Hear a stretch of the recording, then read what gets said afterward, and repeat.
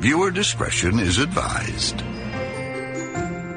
If you don't mind, I will begin at the beginning. It's a new day. Let's get going. 1, 2, 3. Bad boy. 4, 5, 6. VIG.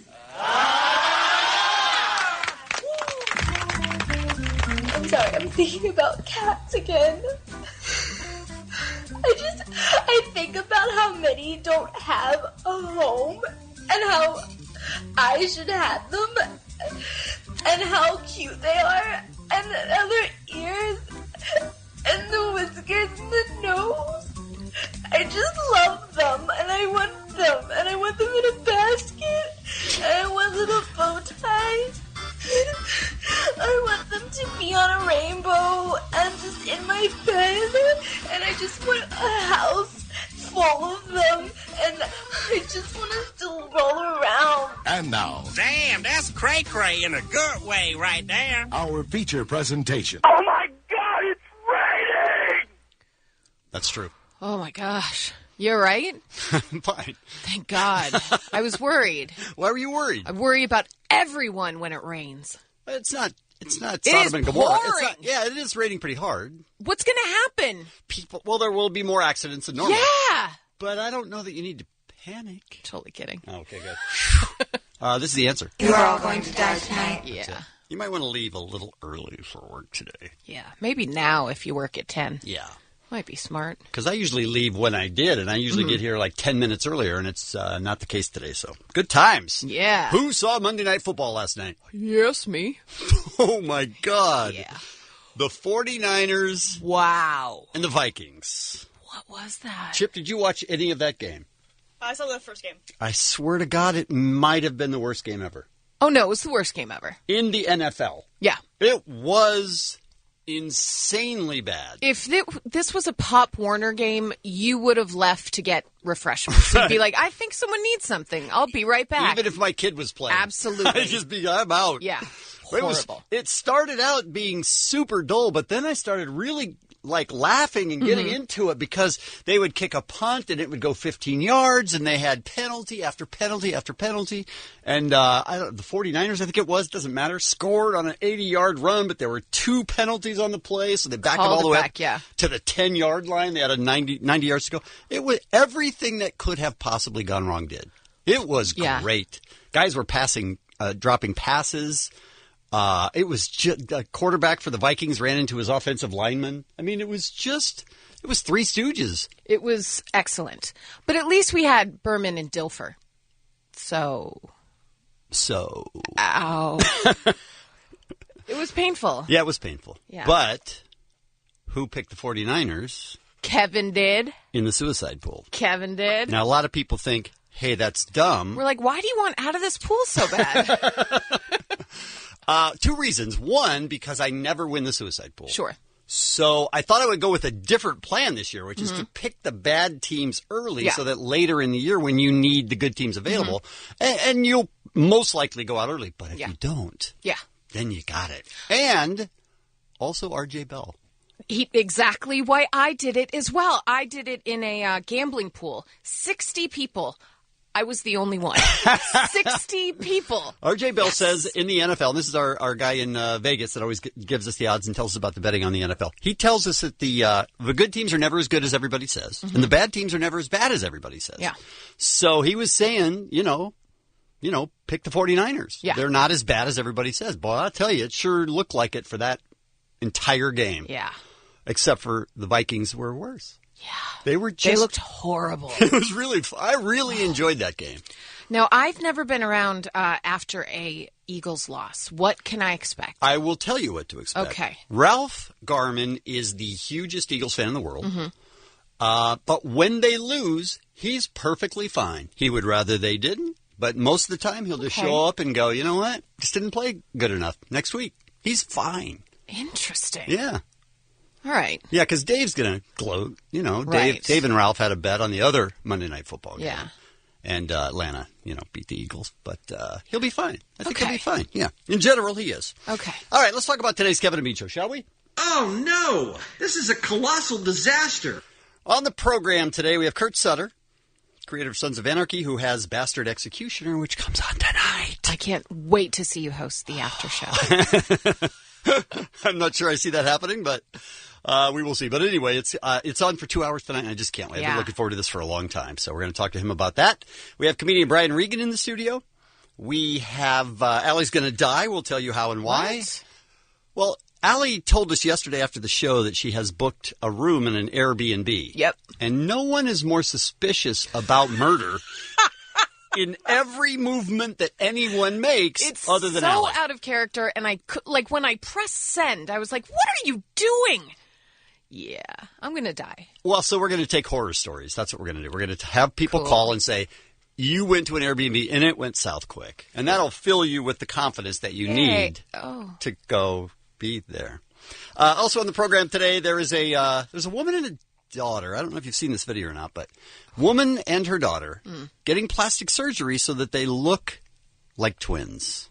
Yeah, they're best friends, Kevin. They look like twins. They're besties. And the daughter is A, stripping, and B, has a sugar daddy. So they can afford more plastic surgery to Correct. look alike. I don't quite understand what the mother's doing with all of this. Like, is she providing any part of it? I don't think so. I think the younger daughter is just doing all the work.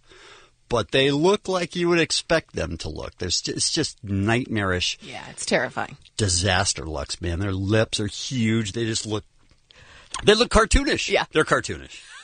I like what they're doing. I think they should keep doing it. Absolutely. Brand new Internet Roundup as well on today's Kevin and Bean Show. We will take a break. We'll come back with the Ralph Showbiz Beat next. 106.7 K-Rock is KROQ. This is the Kevin and Bean Show at 5:55. Ralph Garman is here for our first look at the Showbiz Beat. What's going on? It is Tuesday. That means it's new release day, at least when it comes to DVDs. Of course, music new release day has been moved to Friday.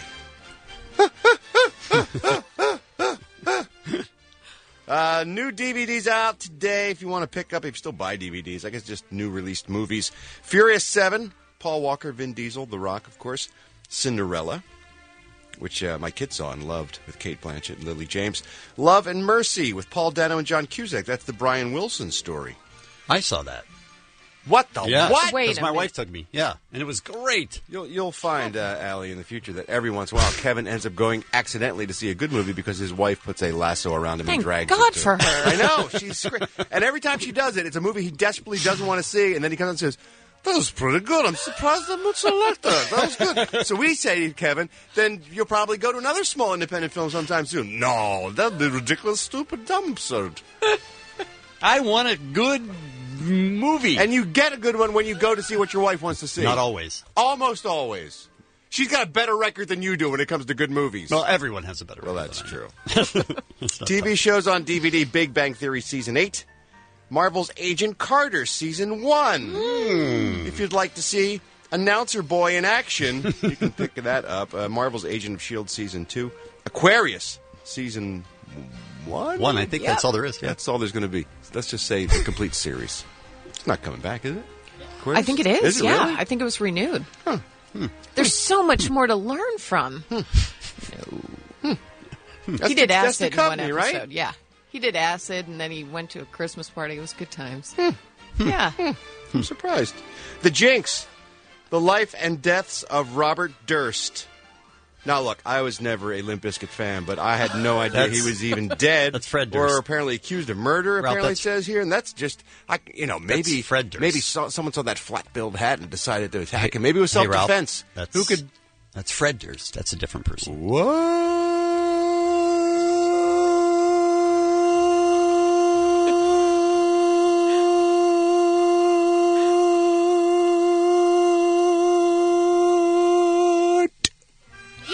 Well done. Oh, thanks, kids. And Empire, Season 1. Empire is available. When does the one-man show of Empire come out? Well, we're gonna try it out. All right. Off Broadway, maybe New Haven, Connecticut, or one of those smaller theater towns. And Sure. Then bring it to the Great White Way. Speaking of televisions and what's been canceled and what hasn't, NBC has announced they are renewing the Carmichael Show for a second season. Excellent. The latest ratings show the sitcom pulled in an average of 4.8 million total viewers. It was the number one comedy in the much sought-after 18 to 49 age group.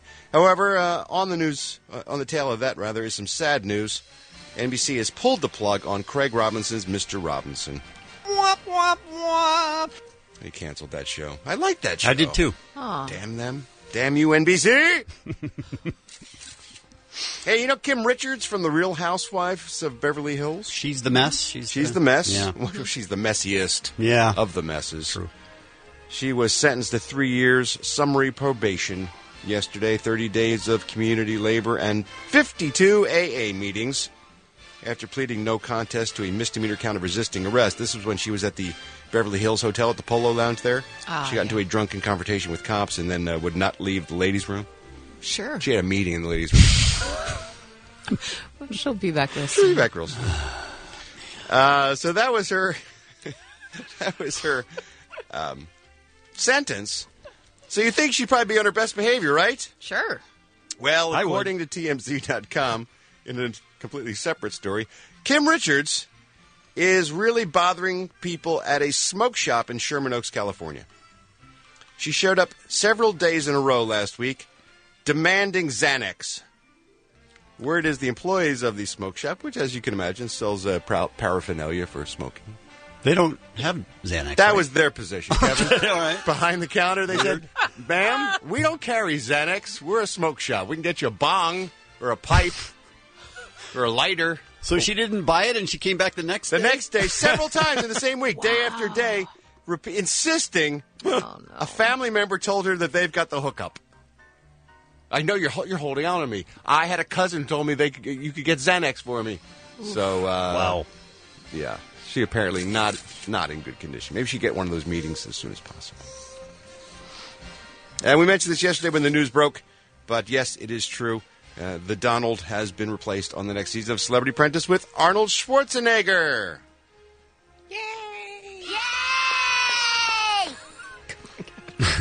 Word is shooting will move from New York City to Los Angeles, as you can imagine. And things will be a lot more fun, say producers, because Arnold is charming. And can attract bigger stars to the show. I didn't think about that aspect of it. That's he probably possible, can pull in some favors and get Harrison Ford selling pizza on the street for charity. I'm sure you he's know? going to get Harrison Oh, Ford. I bet he will. It'd be great. Pizza. Deep dish and thin crust. It'd be great. No money raised because no one knows what Harrison's selling. Today's celebrity birthdays. Tom Hardy. Yes, it is my birthday. Bane, of course, 38 years old today.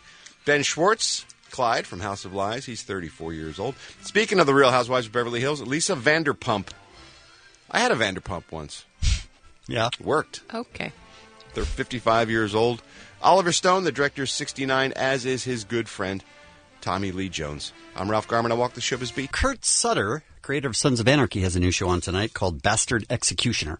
We're going to talk to him about 10 minutes. Excellent. How about that? Comes on FX tonight at 10. Right now, let's talk about a story that Ralph did in his Showbiz yesterday, late in the day. It was announced that Arnold Schwarzenegger is going to be the new host for Celebrity Apprentice. I don't think anyone saw that coming. How does that strike you? I'm actually in. You are? Yeah. There were names being floated around. Magic Johnson was one, a couple other people. But if you think about it, he's pretty good. Businessman, got a lot of friends. Is he a businessman? Sure. Okay. He's got a lot of Hummers. Yeah, is he a businessman? Well, we'll ask him because we have him on the phone. Actually, I don't even know if this is the music anymore. That's right. He could have his own theme. Hey, Arnold. Money, money, money, money. Money. How are you today? I'm strong. You're strong, right? Yeah. And I'm so pumped up, to be doing, the host of The Apprentice now. It's going to be incredible. How'd this come about? Well, Mark Brunette, the producer of the show, he called me up. He said, Arnold, do you want to be, the host of the show when it comes back next year? And I said, that would be incredible. I'm always looking to try new things because I like to stay hungry when it comes to experiences that I do, Stay hungry. Okay, got it. Got it. Is that going to be one of your new catchphrases? Like Trump had "you're fired." Are you going to have your own? Well, when we try to find the new apprentice, the people that don't make it, I think I'm going to say, "You're terminated." Ha! That's hot. Is that a final decision? Yeah, I would be the Terminator. Right. Okay. And on the days where we have to let somebody go, I think that'll be Judgment Day. Terminator 2 Judgment Day. Right. See what you're doing. Yeah. Yeah. Yeah. Well, you're bringing the show to L.A., so that's a whole new look for the show, just city-wise. But do you have any dream Apprentice contestants that you're going to bring in yourself? I'm going to get all the biggest stars, all of my friends, that I've made over the years. I'd love to get, Sly on the show. Would be awesome. Have you already talked to him about it? I haven't yet talked to him. Okay. For some reason, he's not returning my phone calls. I think, to get him, to get Bruce Willis, perhaps, all the Expendables, Jason Statham, get all those guys. Mm-hmm. Do you think any of that's possible? Absolutely. Because, they'll be offered Terminator salvation for their careers when they come back, Yeah. Right. And we'll find out, who can do the best in the boardroom by telling true lies. Wow. And the winners will end up a little, money in their pockets for the charity. So when they walk, they'll jingle all the way with the money in their pockets, like if it's coins, Yeah, got it. But it's, great to be taking over for Donald Trump, since his presidential campaign, is going in such a big way. And now he's the running man for president. Oh, wow. Yeah. This is, yeah. Now, Arnold, you I can... hope, with the blue states and the red states, he doesn't feel red heat in the upcoming election. That's all I'm saying. Is this what we have to look forward to? Luckily, it's hard to make all these puns with all the movies that I've made. Right. But luckily for y'all, I have total recall when it comes to my movies. Yeah. Coming up this morning, we are going to have Brian Regan in the studio. Excellent. Who's awesome. We also have a brand new internet roundup, and Allie's going to die, and we'll explain how and why. I don't love that. Heads up. Okay. Just giving you a heads up, Got because that's who I am and that's what I do. So that's coming up a little bit later on this morning. Right now we have Kurt Sutter, the creator of Sons of Anarchy, who has a new show that debuts tonight on FX. Very excited about that. Kurt, welcome to the Kevin and Bean Show. Hey, boys. How are you, man? Very good. How are you today? I'm pretty well. So how long have you been working on The Bastard Executioner? I started this about 3 months before Sons ended. Oh, wow. Is that can that be a frustrating thing where you're so far ahead of where everybody else is? Is that frustrating? I didn't plan on it. Like I kind of wanted a day off. But, it was one of those things where it just all sort of fell into place, and I loved the idea, and I loved the story, and had great people working with me. So, it all sort of fell into place, and it was slow. Putting a pilot together is just a slow process. So even though I had a writer's room, it was still kind of more exploratory than, okay, this is what we need to do in this episode, in this episode, in this episode. So it was a slower process, but it got a little schizophrenic at points. For people who haven't seen the trailers or anything, give them an idea of who it's about and in what world. It takes place in early 14th century Wales. It's sort of set in this environment of rebellion where the Welsh are sort of pushing back against Edward II after being, sort of crushed and betrayed by his father, Edward I. And it's our hero is an executioner, and he sort of comes to that occupation in a little bit of a circuitous way, and I continue to steal from good people in terms of Shakespeare, and there's I use the mistaken identity device, and a lot of I just keep stealing from really good people, and to sort of bring us into the world, and but it's it's just a fascinating time in history when we are, it's between the Crusades and the Renaissance. So Christianity and Roman Catholicism is just being jammed down people's throats, and we're about a half a generation away from believing trolls lived under the bridge. So, well, you had me at our hero is an executioner. I mean, just lead with that. I like that. I am in.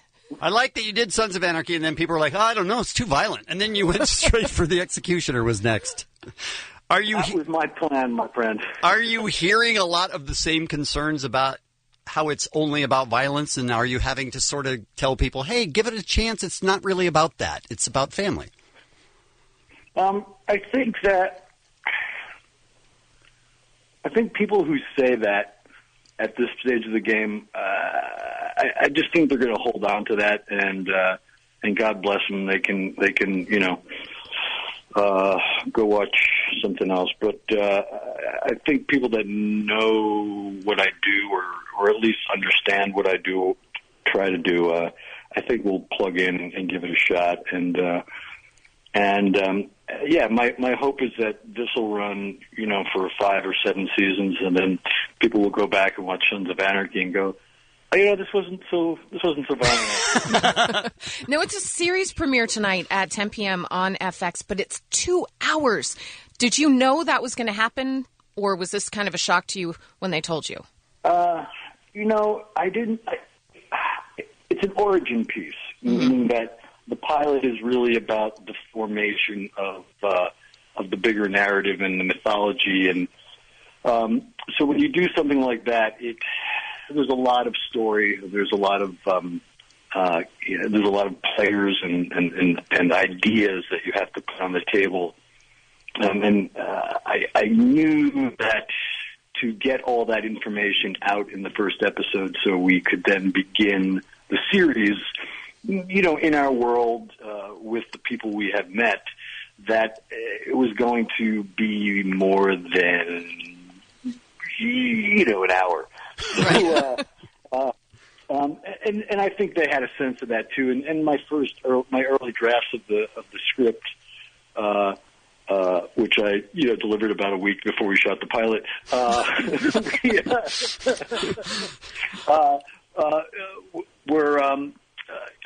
there was I didn't write them to necessarily be 2 hours, but I think there was a sense of the scope of it. And look, I've been at FX pretty much my whole career, and at 20th and Fox 21, and they trust me, and they dig what I do, and so I have a relationship with them where we could sort of, move the pieces in a way that allowed us to do that. And what we ended up doing is, instead of the pilot and 9 episodes, we did the pilot and 8 episodes. So we basically will then take that big premiere and probably at some point, find a separation point so that when we distribute it foreign and everything else, it'll actually be 10 episodes, but so they've been very generous and understanding of what it is I'm trying to do. We're talking to Kurt Sutter about The Bastard Executioner. The series premiere is tonight at 10 on FX. Katie, your wife is in this. Stephen Moyer from True Blood is in this, but I don't recognize the lead. Who's Lee Jones?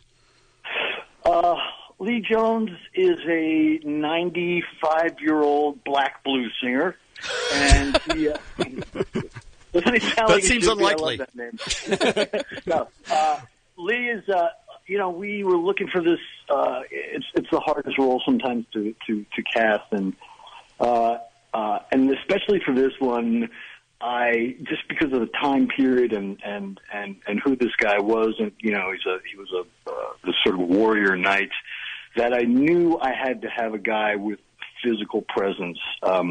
Like a big guy, and I couldn't hire, a little Hollywood actor with a big head. So we really had to expand the search, and then we looked at so many great British actors, and they were just a little too polished, and then we started looking at the Aussies, man, and they just grow them big out there, and they're a little rough. they just reminded me, quite frankly, they remind me of American actors. There's a rawness and a spontaneity about them, and ironically, Lee was going back and forth to L.A. He was coming back here. I think I don't know if he was he was living with his girlfriend at the time. He was back and forth, and so it was ironic that we got this tape from L.A. and London of this Australian guy and Paris Barkley, who directed the pilot and who's my EP. We saw it and we flew him out to London, and he came into the room, and he's a big guy. He's like 6'2", 6'3". He's a swimmer. He's got these huge shoulders, so he's sort of this hulking guy, and he was like physically perfect. And he gets up in the front of the room, and I'm just saying to myself, I'm like, oh, please don't suck, please don't suck. and he did not suck. He was great. Well, from the trailer and pictures alone, I fully support this casting. The choice, yeah. Totally support it. No, he's great because not to keep drawing the comparisons that people do, but he doesn't look anything like Charlie, but he has that quality that Charlie Hunnam had, which was, Charlie was a good-looking guy, but he was a guy. Yeah, he's he a wasn't man. Pretty. You know what I mean? There was no and Lee has that same quality. It's like he's a guy, and he's handsome, but he's not pretty. You believe him. Like when you see him in this pilot, my mandate for this creatively in terms of style was I did not want it to be cinematic. I did not want it to feel like any other period piece on TV. I wanted it to be really immersive. It's a lot of handheld. I really, my sense, I want people to come away from the pilot not only enjoying it, but really feeling like they need to take a shower. And that's something to shoot for right there. But you know what I mean? Just sort of like feeling it, and I had all these fantastic actors. That was, it's hard to say to not only your leading lady and all your actresses, especially when one of them is your wife, to say to them, okay, nobody's wearing makeup. I'm gonna put prosthetics in your mouth that make your teeth look like you haven't brushed them ever. Sweet. And it's all about giving it some sense of realism, and so that you never sort of yanked out of the period. And for the most part, I think we've managed to pull that off. Well, Kurt, as you know, huge fans of Sons of Anarchy. It's been too long since that show went off, and I'm so excited that this show is coming on. It is The Bastard Executioner. The series premiere is tonight at 10 on FX, and we can't wait. And thank you for your time, Kurt. We appreciate it. Thank you. I really love you guys. I appreciate it. Thanks, man. Thank you, man. It is 6:53, and Oh my God, it's raining! so you might want to leave a little earlier than normal for work. Is the drought over yet? There's a lot of that. Ralph is here now with our second look at the Showbiz Beat. Drought my ass. I'm drowning out there. There's no drought. This is all conspiracy, man. It's like the global warming liars, man. Yeah.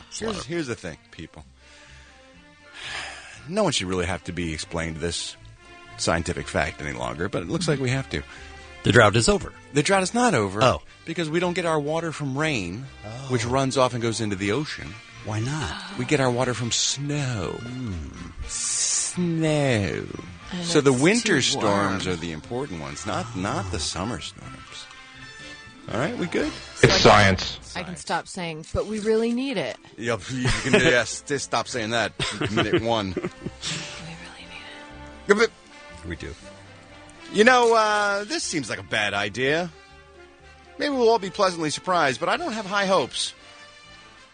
Disney, which for the longest time, and don't get me wrong, I love Disney. Love everything they do. Everything they do is great. Everything they do is great. It's the perfect company. And Disneyland is the happiest place on earth, and I look forward to going back soon. But lately they've had a run of, let's call it a lack of originality when it comes to their output. Seems like largely they've been focusing on taking their animated classics and then remaking them live action. Right. We've seen a spate of these films with Cinderella most recently, but there's been a couple Snow White films, and more to come. Jungle Book is going to be remade. Now they're starting to cannibalize their live action catalog. Okay. Ready for a new Mary Poppins movie? Oh. I don't know if you can improve on Mary Poppins. She's practically perfect. She is. It's in the movie. She's practically perfect. They've announced a brand new Mary Poppins. Now, the good news is it's not going to be a remake. Apparently, it will be a sequel. Okay. But still, how do you out Julie Andrews as Mary Poppins? Which is a movie, by the way, that kids still watch today. It's not like this is some distant memory and nobody remembers this film. This is still a beloved classic that kids watch generation after generation. The film apparently will take place 20 years after the first film and use storylines from the original book series by P.L. Travers. There are more Mary Poppins books to be explored.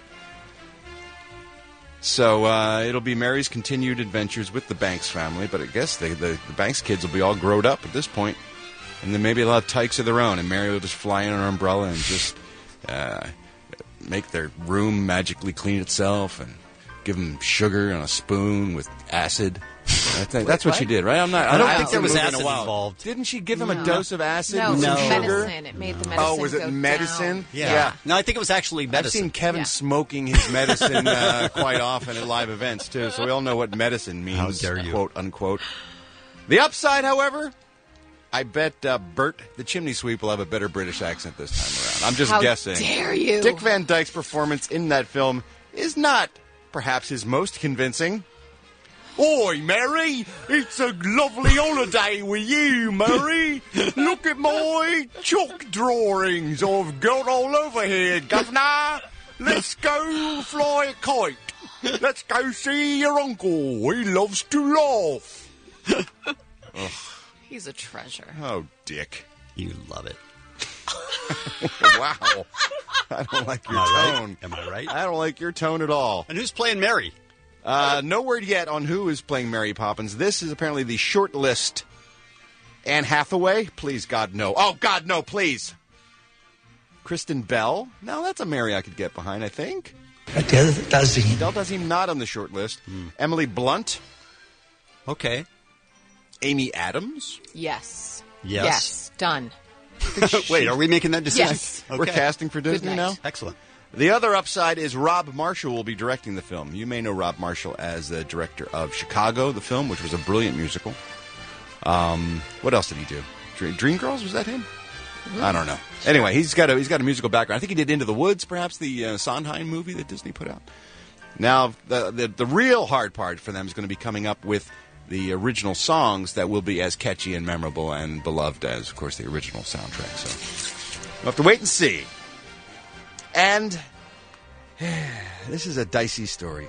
Why? Is a dicey story because dicey meaning we can't trust it, or no, we can trust ugly? it. But it's ugly and it's certainly in bad taste. But at what point do you say, "Well, that's funny," or that's I'll let you be the judge. Okay. Devo singer and bassist Jerry Casale got married on Friday at Michael's Restaurant in Santa Monica, California. Okay. To his fiancée, Krista Knapp. I'm fine with that. Right? Okay. Yeah. We all love love. Uh-huh. Now, do you remember the date, Friday's date? Friday's date was September 11th. That's yeah. right, Mm-hmm. yeah. What would you think of a wedding that had a 9/11 attacks theme? No. And more no. The cake was the Twin Towers with the groom's face on one tower and the bride's face on the other tower. The party favors were box cutters.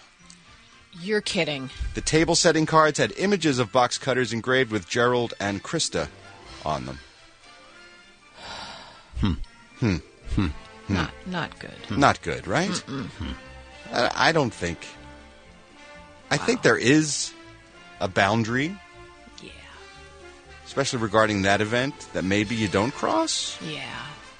And it seems a trivialization, if you will, of that event by having fun with it at your wedding. Now, it's their wedding. Obviously, they can do whatever they want. The couple claims that no one at the reception was offended. They all got the humor that the date was picked randomly. Apparently, they didn't realize the date they had chosen until it got closer and someone pointed it out to them, and then they said we should make a cake. They thought it would be really macabre to Wow. sort of get married on 9/11, and making a joke about it would show that love conquers all, even the worst disasters. And everybody ate the cake, he said. Wow. Well, sure, you're not giving up cake. I don't care what shape it's in, you know. Look, cake is cake. Cake is cake, right? Who's with me on the whole cake thing? Everybody. I'm thinking I'm box saying. cutters. What Yeah. went through your mind when you said, this will be fun? Oh, just a joy to behold. Oof. Today's celebrity birthdays, all these stars born on today, September the 15th. Tommy Lee Jones, 69 years old today. He's always good and everything. Yep. Oliver Stone, director, 69. Lisa Vanderpump. Yeah, that's right. I like to pump her Vander, right? Who's with me? I don't know. No. You ever watch that Vanderpump Rules, that spin-off show with her running a restaurant? Or Couldn't whatever? be less interesting. It's a nightmare. It's a disaster. He's 55. Tom Hardy, very talented actor. He is 38. Can't wait to see that new movie, Legacy, that he's in. Legend that he's in. I don't think I've seen Legend. It's it. about the Cray brothers, a pair of identical twin gangsters in London in the 60s. They're twins? Real guys. Would you say they're cray-cray?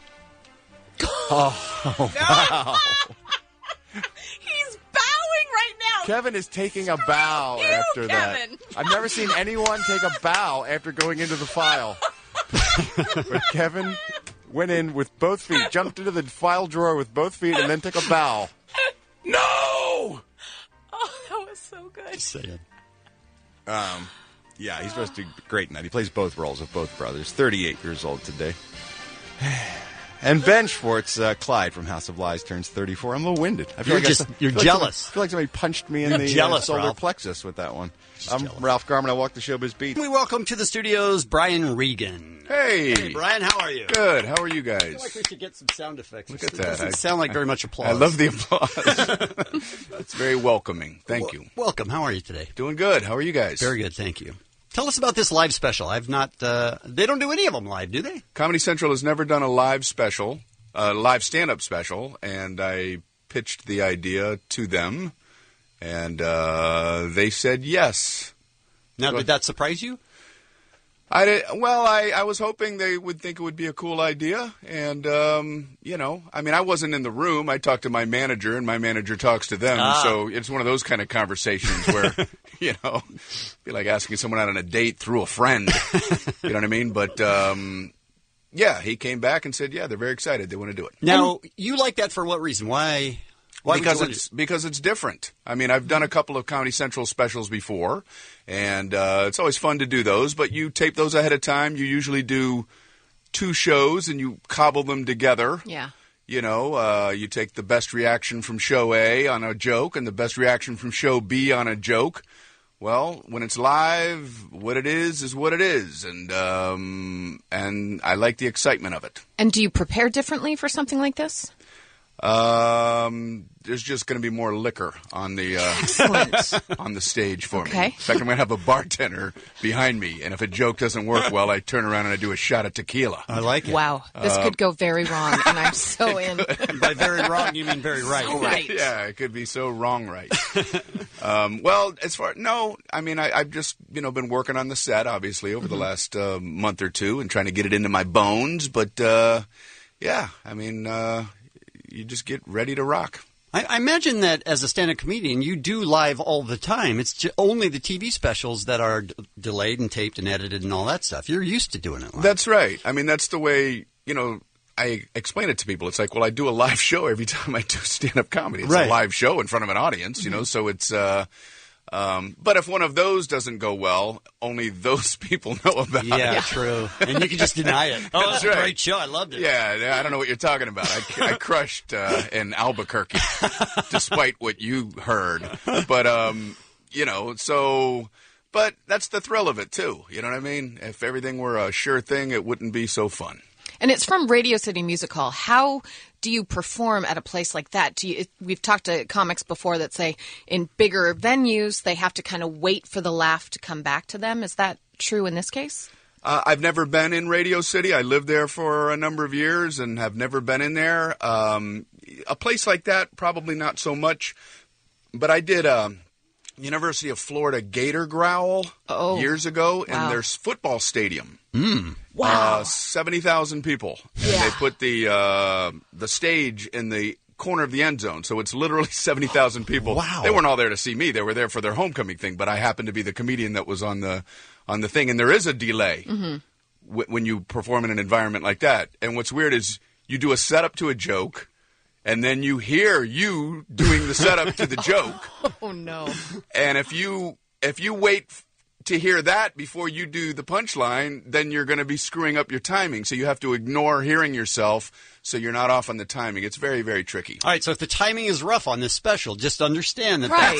I was just trying to help you. I was just putting it out there. No, it should, hopefully it'll be okay. Now, you were here in February, and you just wouldn't stop talking about Krispy Kreme. Yeah. That was odd. The Krispy Kreme people got in touch with me from that last experience. Because you talked about hanging out in the parking lots and stuffing your face. I remember that. I think that's hyperbole. I don't think it was quite that far. Okay. No, but I like a donut every now and then.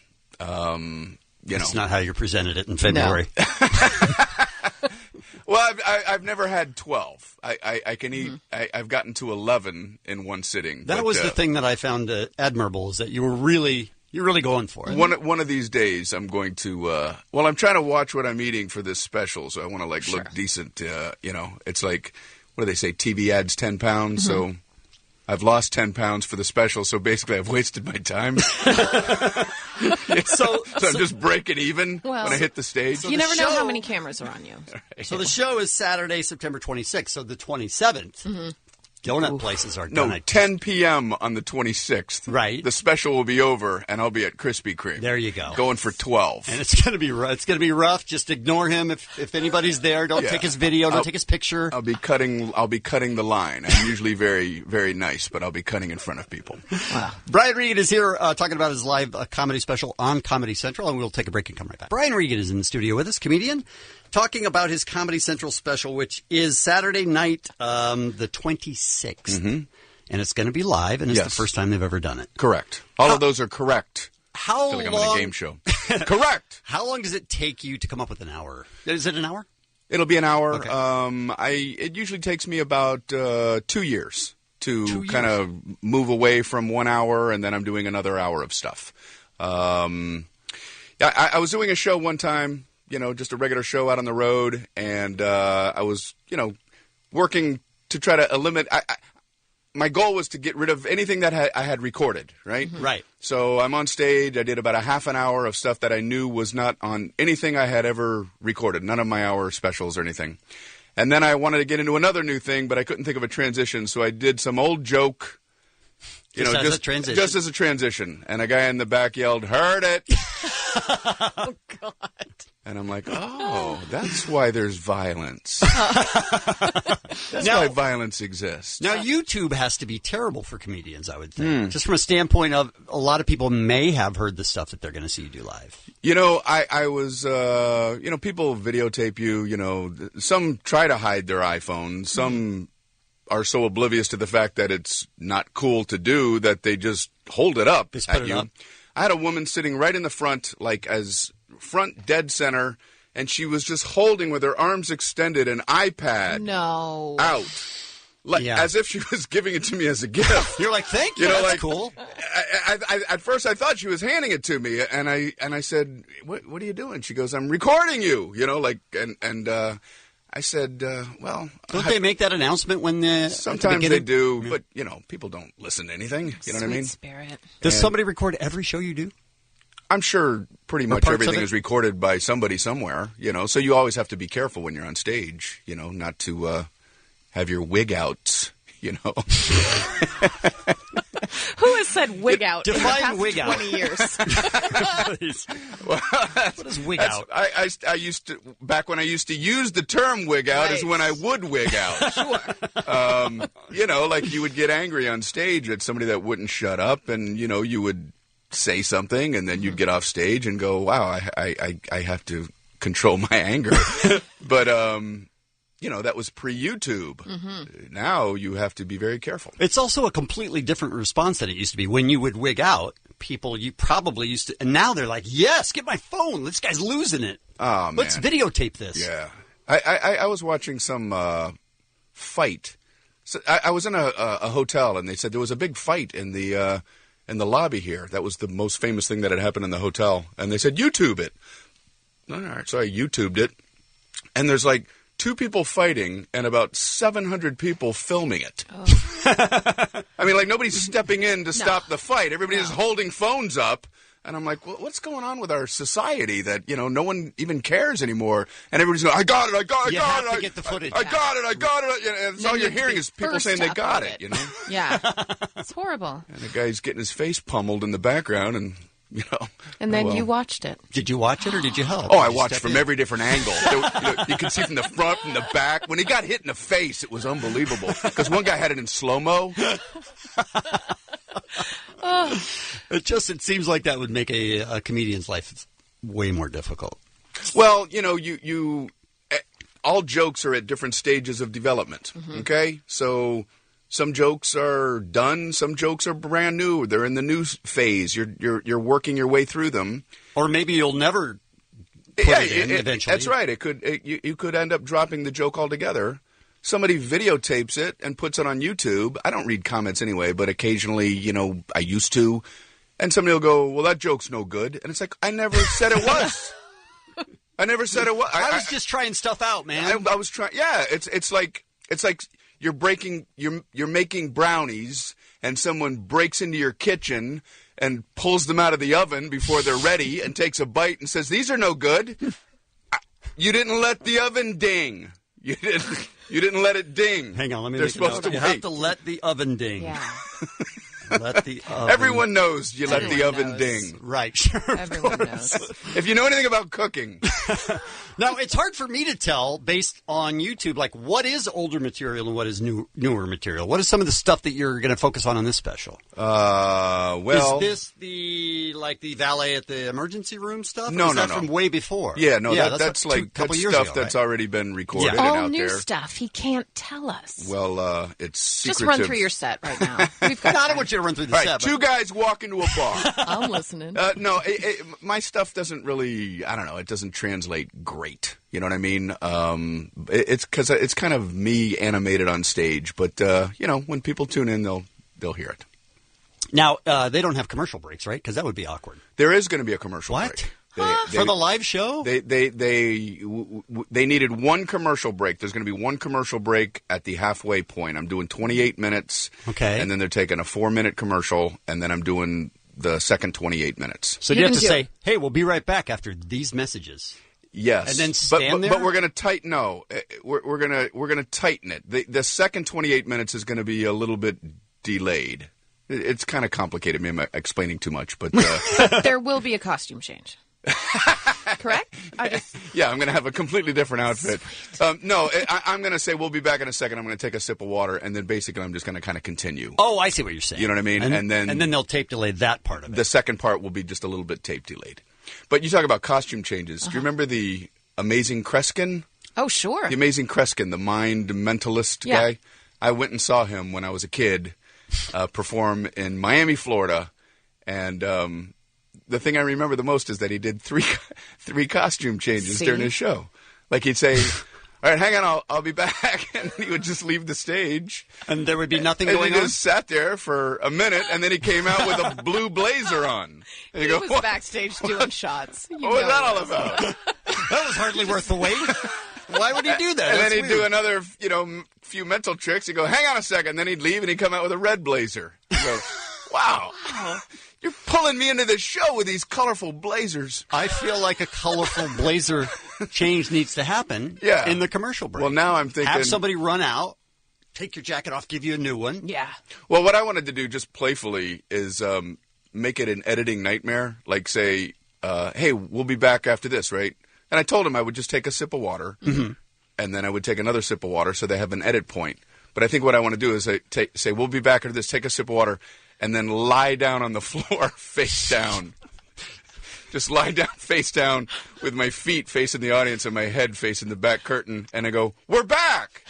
and then just let the guys in the editing room figure out how to handle that. It's a little challenge for the guys in the editing room. What's he doing? He's laying down. I don't know how to match this. I don't. It's the water sip, and then we're seeing the soles of his shoes. Please do that. I know you said that to be funny, but please do that. Well, now I'm much more tempted. Yes, please do it. Okay. Great. Brian Regan is here. You can follow him on Twitter at Brian Regan Comic. And the show is Saturday, September 26th at 9 p.m. That's both East Coast and West Coast from Radio City Music Hall. That's pretty fantastic. Thank you very much. I appreciate the good words. Thanks for stopping by. We appreciate it. Thank you. See you soon. We have this message for you. Oh, my God, it's raining! Dangerous conditions out on the road, so take it easy, folks. Especially just because you have an SUV doesn't mean you can go 70 miles per hour. Started off with a lot of rain in through L.A. County. Now we're starting to see at least the heavier rain move into Orange County. People are driving way too fast. I don't think people were prepared for this. Maybe they didn't believe the forecast. But this morning on the freeways when I was coming in, it was really nasty. And here's another example of what this is all about. Westbound 210 transition to the westbound 210. This morning's late summer storm is causing... It's strange that they transitions into itself, but okay. Sure. So drive a little slower, I think is what we're saying, because it's rain-ageddon. It's rain-ageddon. Our man on the street, Doug Kriegel. Sweet. Good morning, Doug. Good morning, Kevin and Vito. We're very good. How are you today? It's pouring rain. We're all going to die. It sounds like it's raining. Doug, I read that before 6 o'clock, we got more rain than we've had in the whole calendar year in downtown LA. It's the worst possible rainstorm in the history of mankind. Young children are being washed away from their parents. Are you positive about that last thing? Because I am absolutely positively sort of sure. Okay. Now, where are you exactly? I am outside. Outside, okay. And do you have an umbrella? It is moisture-geddon. Right, moisture-geddon. I don't have a sounder for that, though. I have rain-ageddon. It's rain-ageddon. This life-snuffing storm is being called many things, including dropocalypse. Dropocalypse? Yes. Do you have any tips for us? How can we get through this storm? How can we basically survive it, I guess? It's impossible to survive. Really? This is Rainzilla. This is Waterpalooza. Right. The only recommendation I can give to you is if you are outside, try to get somewhere that is less outside and more inside.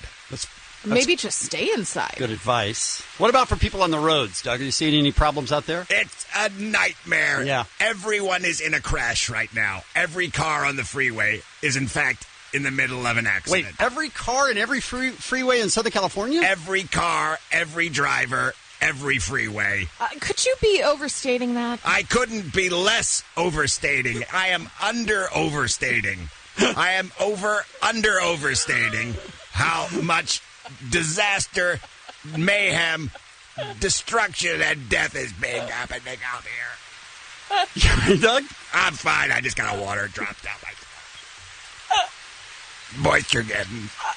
It's rain-ageddon. I'll carry you home tonight. I don't know that I've ever seen anyone air piano before. Piano like a bastard. That's strange. Yeah. 7:52, got a brand new Internet Roundup on the way right now. Ralph is here for a look at the Showbiz Beat. TV programming note, I want to give you the heads up because I know many of our listeners will love to be able to catch the premiere, the official premiere of Labor Games. Labor Games is back tonight with brand new episodes. Labor Games. I'm having a baby. Okay, but would you like to play a game show first? Nope. Labor Games. Yep. With our friend Lisa Arch. We had the host of Labor Games in when it was coming out. Tonight is the official premiere at 8 p.m. on TLC. 2 back-to-back episodes. You can see women who are about to push people out of their vaginas compete for lovely prizes. It's beautiful the way you describe it. Yeah. Thank you. Well, very nice. that's nothing. I'm sensitive. Mm-hmm. They're going to put a person. They're going to release a person from their body. Right. It's but a first, baby, they're going to answer some questions. A baby's a person. I'll have you know. Very true. Very true. But you make it sound gross. But it is. It's kind of magical. A person comes out of their Yeah, hoo-ha. it's true. It's true. Sometimes not the hoo-ha. It's a but freaking miracle. Yeah, it is. At the butt? Does that happen? I'd like further clarification on that as well. Does it wrong hole sometimes? Sometimes C-section. It's not taken out of the hoo-ha. Out of the butt. Look, you're the one that confused everybody with your nonsense. Hey, in music news, Joe Jonas has a new band. That's right. All right. Just when you were mourning the loss of the Jonas Brothers. Were we doing that? Yes, we Okay. all were. We were all weeping over the breaking up of the Jonas Brothers. Now Joe has stepped out, and he's got his own band. DNCE. DNCE. That's dance without the A, yo. Where'd the A go? They took it out. Because A. That makes it interesting. Is for later. I don't know what that means. But they've got a brand new single. It was released yesterday. It's craptastic. It's a little tune called Cake by the Ocean. I'm not kidding you. That's the name of the song. Cake Cake by the Ocean. By the Ocean. Ready? Which sounds like a lonely afternoon for Allie. I love it. It's a perfect weekend for her. Right? But apparently That's great. it is supposed to be the new dance sensation. Here is DNC. E. All the letters but A. Here's Dance Without an A with Cake by the Ocean.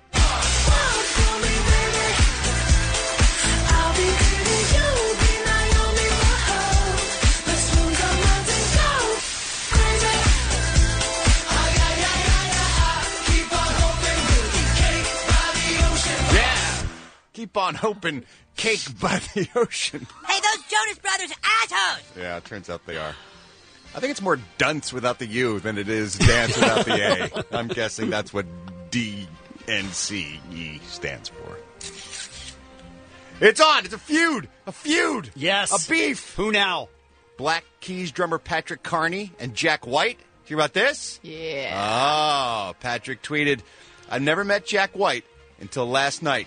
He came to a bar in New York City. I go to with a lot of friends, and he tried to fight me. Not the best drummer, but a passionate one. But anyway, Jack White, year-old bully, tried to fight a 35-year-old nerd. Jack White is basically Billy Corgan's dumbass Zero T-shirt in human form. Oh, wow. No, you didn't. Does anybody else have a problem with Jack Deciphering White that? doing that? Even Jack got into a bar fight. He's been in bar fights before. Huh. He once beat up Von Bondi's singer Jason Stolsteimer. So anyway, Jack then tells Entertainment Weekly, nobody tried to fight you, Patrick. Nobody touched you or bullied you. You were asked a question you couldn't answer, so you walked away. So quit whining to the internet and speak face-to-face like a human being. End of story. Ooh, no you didn't. Oh, shit, here we go! It's on! Race war! Race war's on, everybody! I don't believe it's going down! It's going down! I think they're both, Race war. they're both white guys. I think the Black Keys are black in name only. I think it's just two white guys. Then, yesterday morning, Patrick responded with this tweet. Talk to Jack for an hour. He's cool. All good. Don't settle the beef so quick. From one musician to another, you have my respect, Patrick Carney. Oh, shit, here we go! It's on! That's not on at all. It's not on at all. That's a letdown. Oh. Come on. Oh, nerd rockers are the worst beefers. If this was rap, somebody would be shot by now. You guys are failures on every level. This is why the kids don't respect this music. That's why it's not popular. No one's getting shot. Is that why? Yes. I'm not positive that's That's right. exactly why. Okay, all right. Wimps. Right? Here's how you do it. Here's how you do it. This Emmy winner was arguing with his friend, his roommate, over how many Oscars he'd win someday. Andre Bouth, actor and producer, who had won a daytime Emmy for his work on the online soap opera The Bay. Ooh, what a body of work. The online soap opera? Yes. Okay. I didn't know they gave out daytime Emmys for online soap operas, Same. but apparently they do. He was arguing with his roommate Clayton Hames in Studio City about how many Oscars he would win one day. He said, I would win he said, I will win 5 Oscars one day. and his roommate, Clayton, and his fellow roommate started to laugh at him. Of course. He didn't find that funny at all. Uh-oh. So he stabbed his roommate. Now that's a beef. That's how you handle it, Patrick Carney. Not, we talked it out. Stab somebody, like this guy did. I'm not sure that we want this guy to be held Bay. up. He's from the Bay. Anyway, he is now wanted for attempted murder and assault with a deadly weapon. Wow. So if you see the producer actor from the Bay, I can't believe you're watching the Bay. Yeah, that's bad on you. Yeah. Today's celebrity birthdays. Tommy Lee Jones is 69 years old today, as is Oliver Stone. Lisa Vanderpump from Real Housewives of Beverly Hills, 55 years old today. Tom Hardy's 38. And Ben Schwartz. May the Schwartz be with you, as they say in Spaceballs. Clyde from the House of Lies, 34 years old today. I'm Ralph Garman. I walk the Showbiz beat. Time for a brand new Internet Roundup. Wake up, and watch the Internet Roundup. Yeah. Scared me. Were you sure what was Jeff happening? like pointing to other stuff. I didn't know what was going on. This is, you go to kevinandb.com or krec.com, and we have all of the best videos up from the last, week or so, Dave? Yeah. The first video that we have highlights from is Hell's Club, the new mashup. Now, tell me about this. Okay, this guy put together this great, elaborate club scene where every villain and hero that happened to be in a club all at the same time. So you got the Jedis, you got Hellraiser, you got Terminator, those type of villains. Every single Boogie Nights. Oh, there's Matrix, so many. And Miami it's so Vice. great. All of these movies are mixed into what looks like it's one scene. One scene, yeah. It's really Long well done. Well, I don't know you, so I don't owe you. Sasso does. My place now, new rules. Everybody pays. It is genius, and that doesn't Carlito right there. That doesn't do it justice, but it is just really well done. It's amazing. My best fly trap eats my tongue. Now, why? Who knows? But have you ever had a Venus flytrap? I never have, no. They are awesome because obviously, they let a fly land on them and they eat it. And then they close, They right? close, yeah, and they don't open up for another day or so, so if they miss and they die. But So they this guy close really hard. This guy literally puts his tongue in there to see what kind of damage it would do, and he makes a noise that I don't think human beings have ever made before.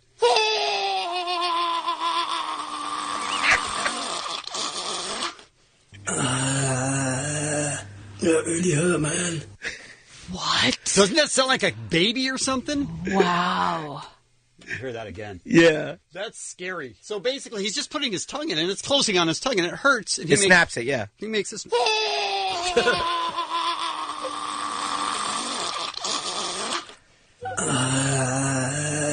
really hurt, man.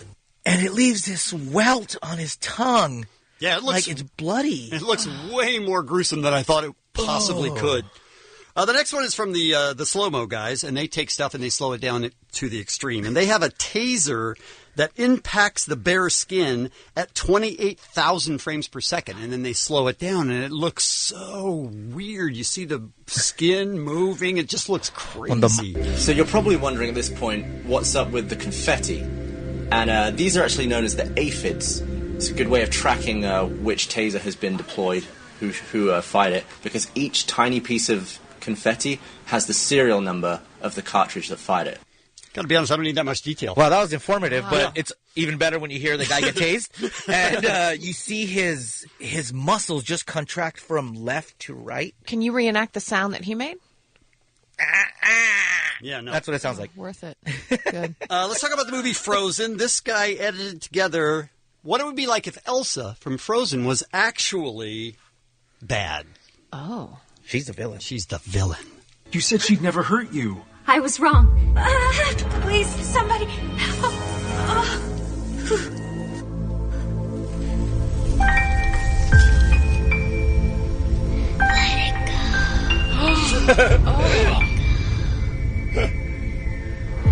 Princess Anna is dead. She was killed by Queen Elsa. Her own sister. It's pretty good. That's creepy. It's pretty well done. Justin and Jill got married. Aww. And instead of having to answer questions from everybody at the wedding, how did you first meet, how did it go, they recorded a video and put it up. It is called Justin and Jill's Drunk History. Oh, we're showing up to the Magic Castle. I'm with my friend Alana. She's Australian. And so I was like, Alana. And she's like, what? Mate? And I'm like, I'm a little nervous because, like, it's been a while since I've had a crush on anybody. It's been years since I've had, like, a real crush on somebody. Talk me through it. And she's like, mate, just drink more. And I'm like, Alana, you always know just what to do.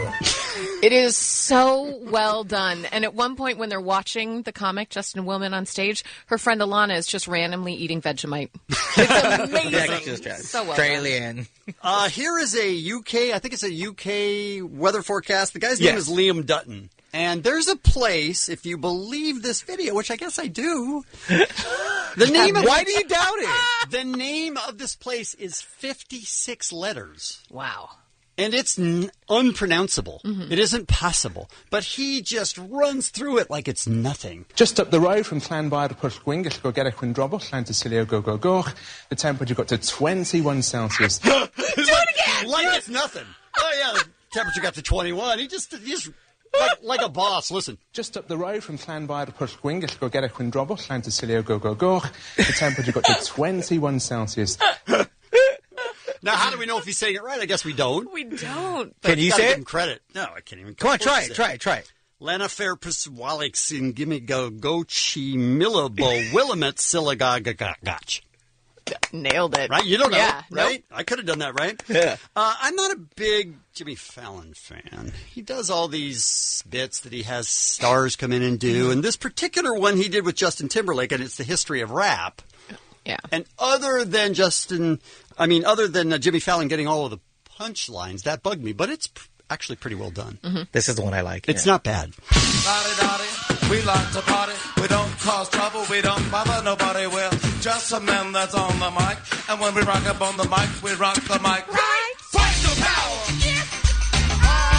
Fight the power. Let me hear you say. Fight the power. Yes. We gotta fight the powers that be. Oh, see, because Fallon was getting crazy. He was doing that song, and then Justin had to stop him.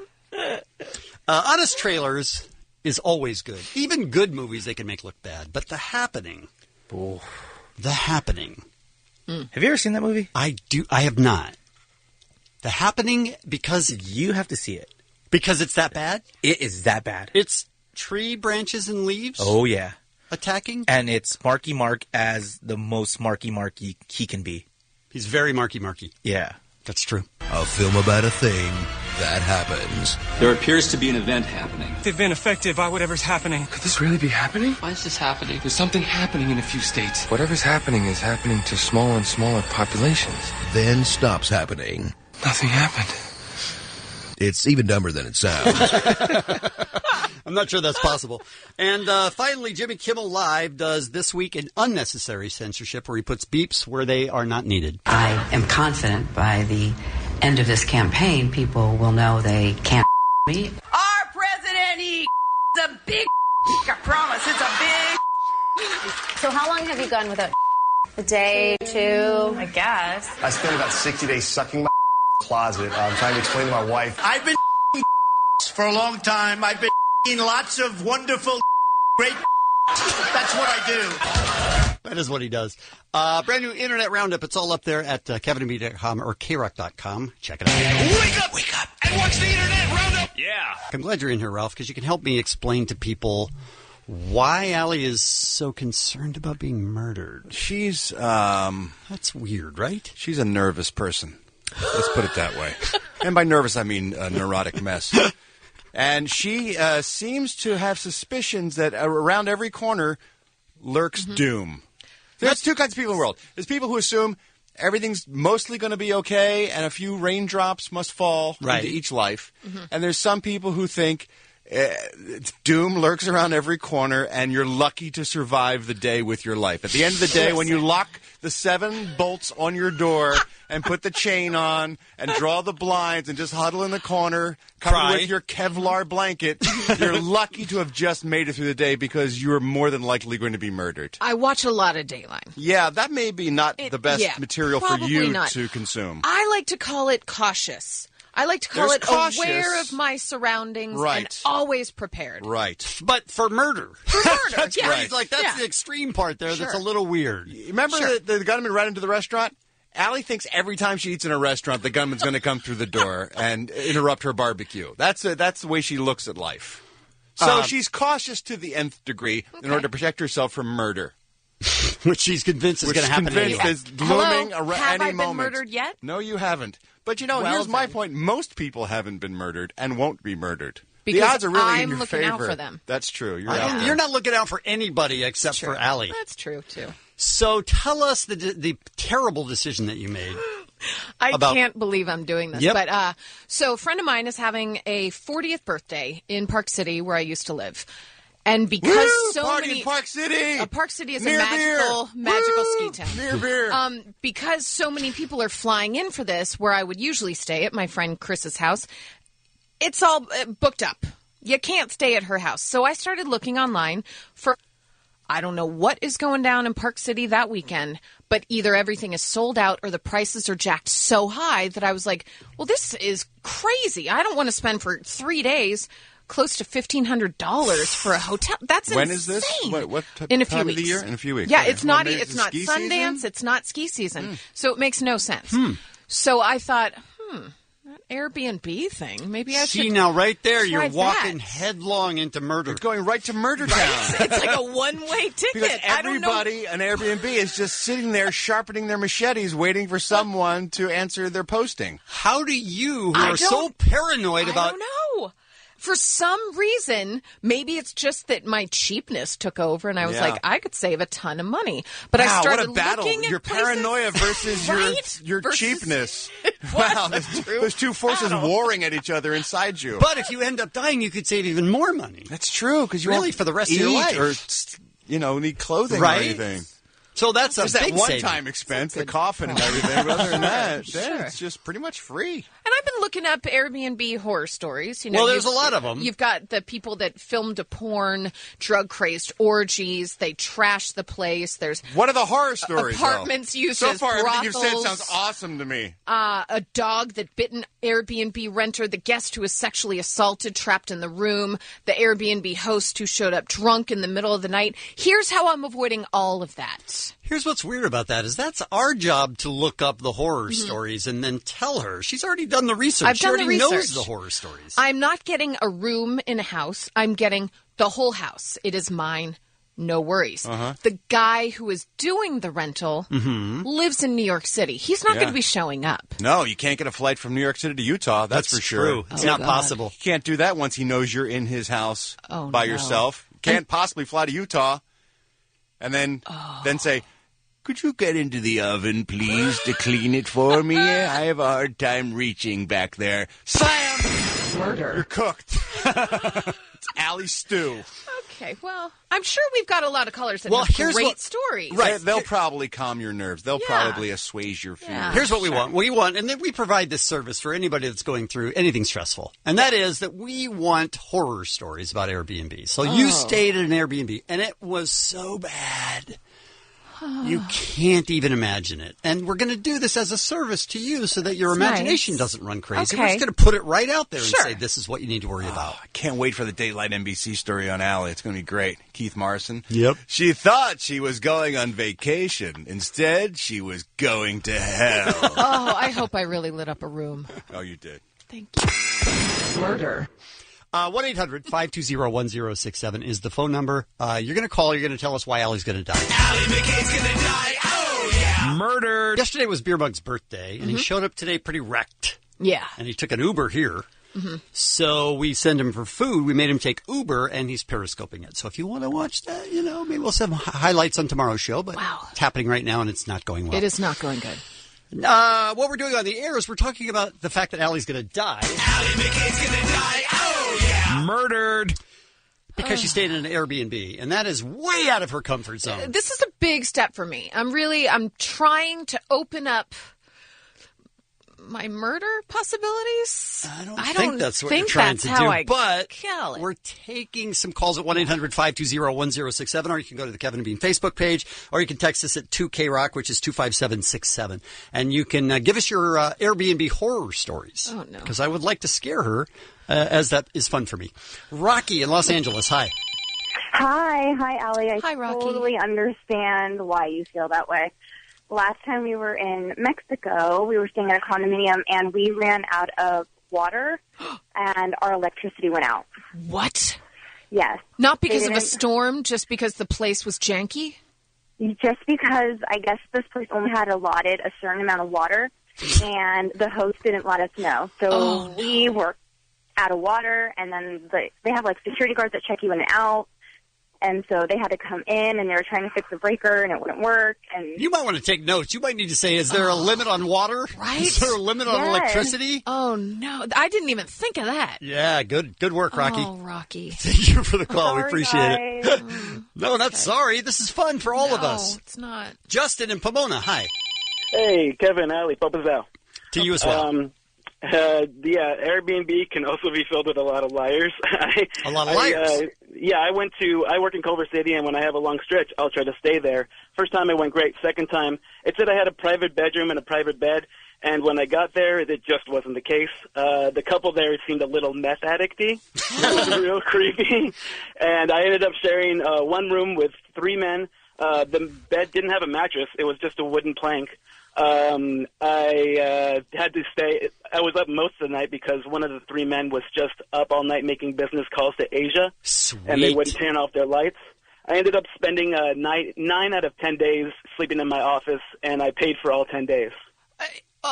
Is there any recourse for that? How do you... I mean, you can try to dispute it, but then they can redispute it, and you have to go through all the paperwork. And at that point, I should have realized I got what I paid for, so I chalked it up to bad experience. I think you just have to just say, all right, I'm okay with... Allie McKay's gonna die. Oh, yeah. Murdered. Thank you, Justin, for the call. All right, let's see. Let's go to Sean in Los Angeles. Hi there.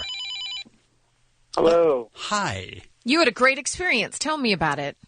Well, funny enough, we rented a house in Park City, my family. Park City, good. About a year ago. Cool. Yes. And the owner was from New York. And okay. They had a house liaison who was like our contact. Sure. And my wife wakes me up at like 2 o'clock in the morning. She's like, someone's in the jacuzzi. What? And I go out there, and the house liaison is like wasted in the jacuzzi. And my wife, who goes with me, says, hey, what's up? And he goes, come on in, the water's great. So she did. And now I'm divorced. And now you're divorced. No, I was just kidding. Are you kidding? No, I'm kidding about that. Okay. No, literally, the guy was like, and I was like, what the hell are you doing? He's like, oh, sorry, I thought you guys were gone already. And wow. What about whoever's taking care of the place, Allie? I didn't think about that. He was probably nude, wasn't he, Sean? He totally was. You kidding me? Yep. Wow. This is not going well. Good times. Thank you for the call. Let's go to Lindsay as we discuss. Allie McKay's gonna die. Oh, yeah. Murdered. Hi, Lindsay. Hi. So, 3 friends and I were going to what we thought was Santa Barbara. We ended up in a house down a really remote road where there was supposed to be a landline because there was no cell reception. The landline was broken.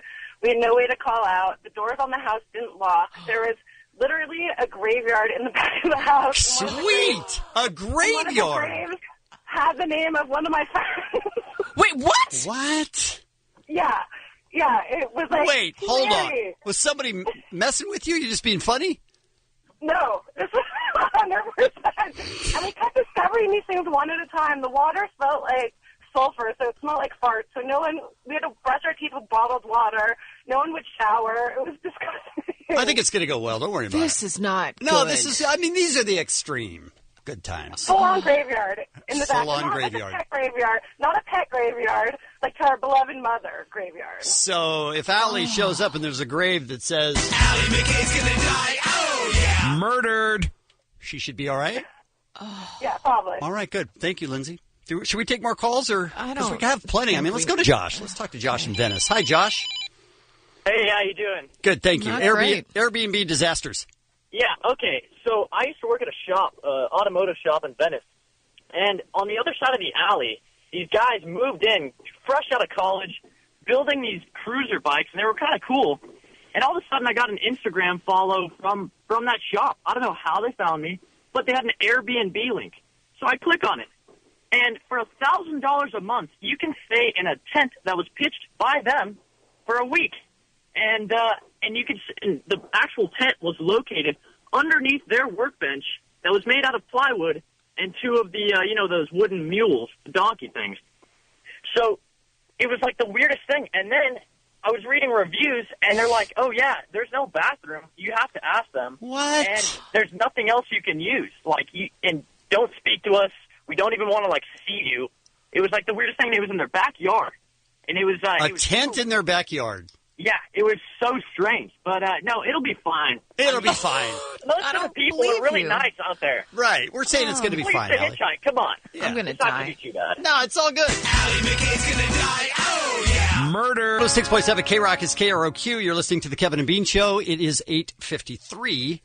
Beer Mug is back. I don't know if you saw any of the Periscope there, Ralph. Yeah, I think maybe the next break we should do is not what we'd planned, but maybe do a new break at the top of the hour about Beer Mug's adventure. Okay. We don't have the audio yet from it, but we certainly could. I think the story in and of itself Okay, is all right. wildly I'm down with that. tragic to the point. I'm gobsmacked, as the Brits say, regarding his behavior as a human being. I think he's doing good work, I and he think needs to keep it up. I think he's just he may be the missing link between man and animal. That's what I'm guessing now. Dude, this is a new level for the Mugs. This is a mess. All right, we'll do that. I'm good with that. We can Decisions weren't made in the best of ways last night or this morning. we can jettison what we had planned and talk about mugs. I think this is we have to call an audible here and just really pursue this storyline because it's great. It's not because it's the best thing you've ever seen. He's a grown ass man. Yeah. Chronologically, yeah, sure. By all accounts, yeah. He's doing things people do, right? For the most part, he is mimicking human behavior, right? But I mean, monkeys can do that, right? Better. Periscope, nope. Monkeys would not behave the way he does. That's true.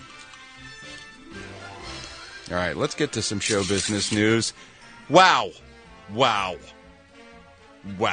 I know we sometimes mock the celebrities and their penchant, if you will, as the French say, for horrible baby names, for naming their offspring hideous things. They do bring it when it comes to baby names.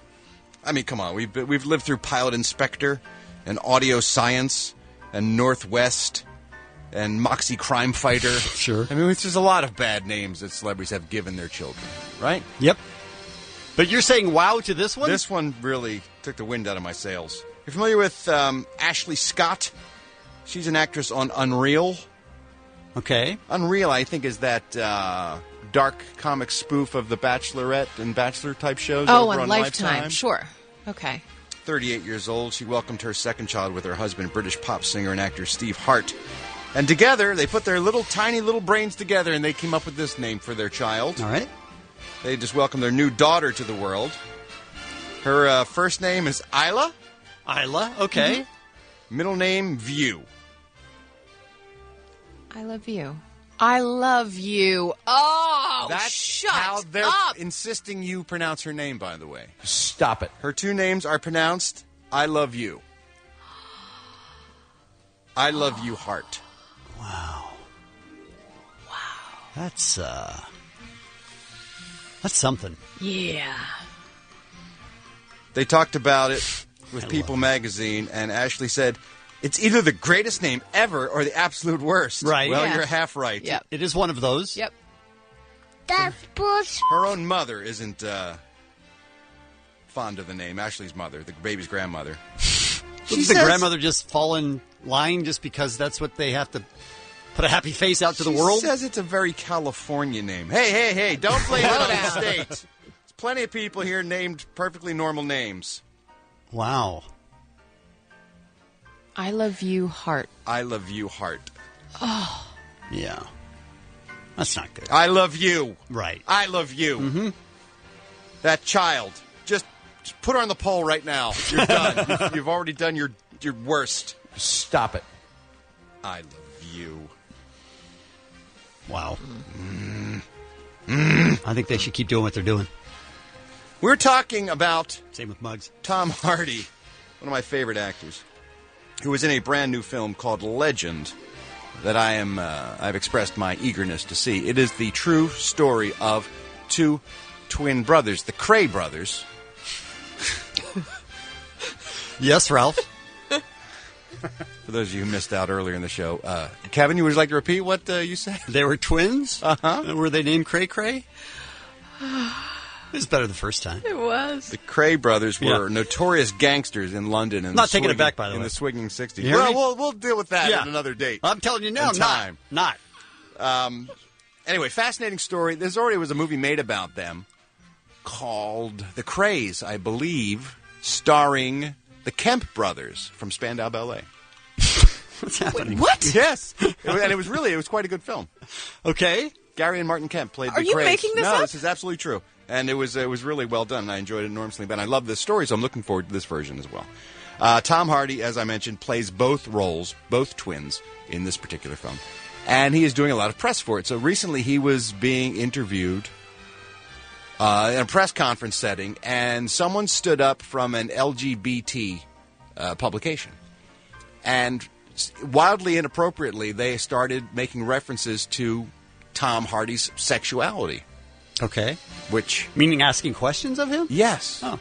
Because one of the Cray brothers in real life and in the movie is very open homosexual. Okay. And his other brother is a very tough, macho, sort of straight dude. So there's an element of that plays in the story. Okay. However, asking Tom Hardy about his own sexuality in the middle of a press conference is rude at best and irrelevant at worst, or vice versa.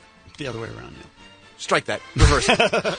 So, Tom Hardy's the coolest cat in the world. Listen to how he handled this really probing, inappropriate personal question from this reporter. I'm Graham Coleman from Daily Extra, and we're an LGBT news organization. And our question is for Tom Hardy. In the film, your character Ronnie is very open about his sexuality, but given interviews you've done in the past, your own sexuality seems a bit more ambiguous. Do you find it hard for celebrities to talk to media about their sexuality? What on earth are you on about? I was referring to an interview given to Attitude magazine a few years ago. But what is your question? I was wondering if you find it difficult for celebrities to talk about their sexuality. I don't find it difficult for celebrities to talk about their sexuality. Are you asking me about my sexuality? Sure. Why? Why? Thank you. Okay. Oh, boom! Drop the mic, Tom Hardy. Bane's all up in your grill. LBGTQPILMNOQP guy. I thought that was so well handled. You know, it's not for your business. He's there to talk about his movie. Yeah. And the guy was too sort of just weak and slimy about it. You know, it's like, do you think celebrities can't talk about their sexuality? Yeah, okay, sure. What about you? The guy's just, are you gay? Because I really love you. That's what he wanted to say. Well, probably, yeah. And Tom Hardy didn't have to answer and didn't, but just shut him down. I was pretty impressed by his handling of that situation. I'm out of time. I was going to talk about Mary Poppins, but we'll get that another Showbiz Beat. Let's talk about today's celebrity birthdays. As I mentioned, it is Tom Hardy's birthday. Happy birthday, Tom. Let's talk about your sexuality, Tom. Let's not. 38 years old today. Ben Schwartz. Clyde from House of Lies. He's 34 years old. Lisa Vanderpump. Sounds dirty. She's one of the Real Housewives of Beverly Hills. She's 55. Oliver Stone turns 69 years old today, as does actor Tommy Lee Jones. I'm Ralph Garman. I'll walk the Showbiz Beat. Look, it's still going. Oh, my Lord. I'm sorry, but that's all the time we have for today's show. Look, it's good to hear again. But that goes on for another, Oasis. 7 minutes. Yes. Wow. It's the Kevin and B. John K. Rock. It's 10 minutes after 9. We have important matters to get to. We cannot wait any longer. Beer mug. Yeah. You're a mess. I know. Had a As birthday human yesterday. being. I know, Ralph. You don't know. I'm bad. If you knew, you wouldn't do what you do. Why? What happened? I mean, how was I that bad? Let's go back and talk about how you celebrated your birthday. Okay. All right. When did you go out? Went out second half of the second Monday Night Football game last night. Okay. And second half of the second Monday Night Football game. I don't know what time That's it around was. 8:30. Do you have a clock? Do you have some sort I think of it was time-telling I think device? It was like 8:30. Okay. And proceeded to go to my local watering hole, and people were there in full force, and proceeded to buy me birthday shot after birthday shot after birthday shot after But birthday you, shot. knowing that you had to work today, you're like, well, I got to sort of cut myself off here, guys. I'm having a great time, and thank you for the shots, but... I have no self-control when it comes to that.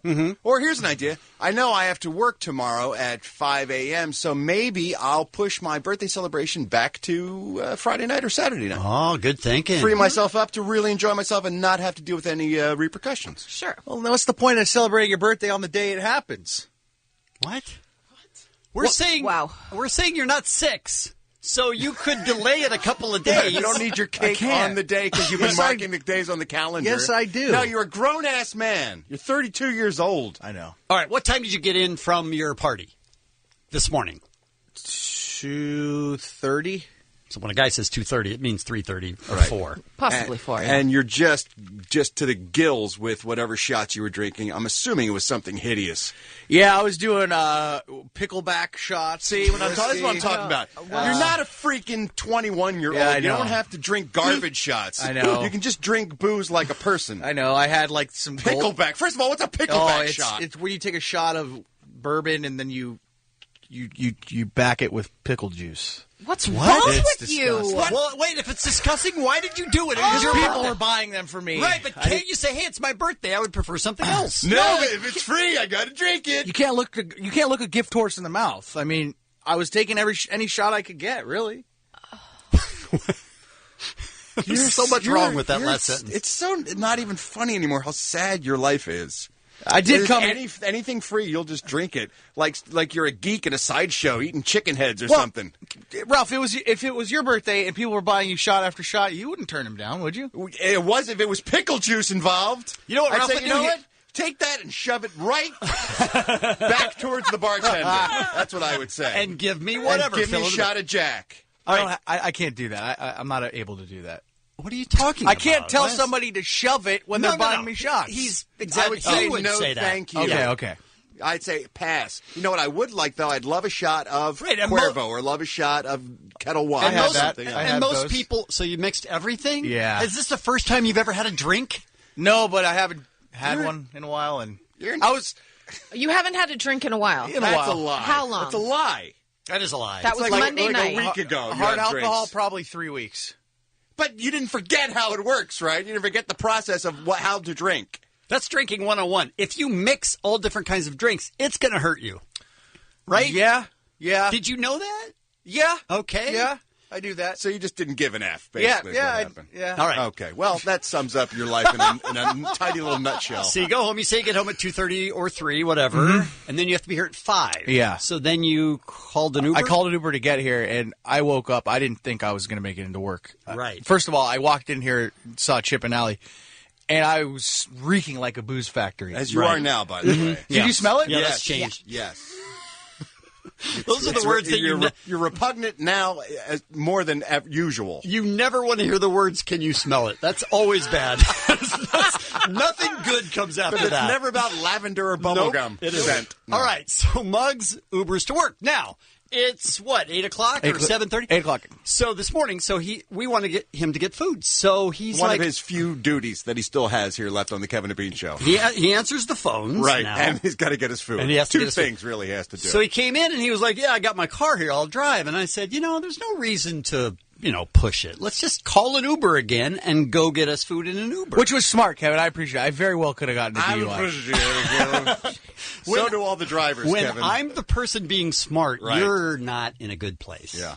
Okay, so we say periscope it. So we get an Uber for him to run to Taco Bell. Yes. That Uber driver must have been pleased as punch, too. At what was the rate? It was 3.2 times the normal rate. 3.2 Because of the times. rain, I guess, the Ubers are in high demand. Yeah, right? it's for Uber Plus or Uber X. Okay. Yeah. So he shows up in the Uber. You get in. You start periscoping it, and you go to Taco Bell. Right. And probably about 5 minutes into the ride, I had to tell him to pull over because Vomcano was a brewing, and it brewed. Now, okay. Well, let me tell you why. I wasn't feeling well. When you've already told us Why you're going to throw up after drinking all night? Hold, please. Well, hold on. Okay. Kevin? You were going to drive.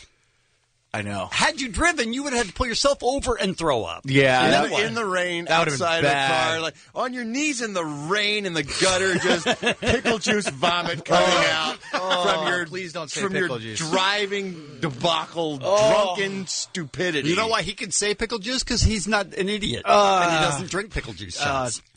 So you pull the Uber over and throw up. Yeah, I tell while Ivan periscoping. Ivan pulled over for me Okay. while periscoping, and I threw up. But Okay.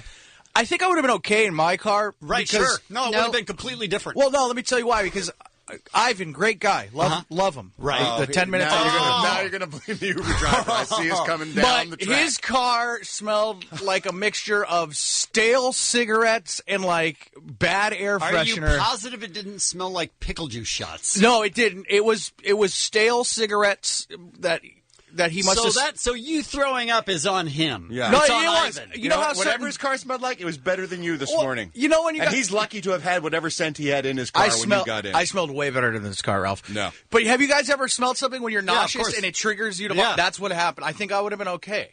I would have been fine. How many times did you throw up?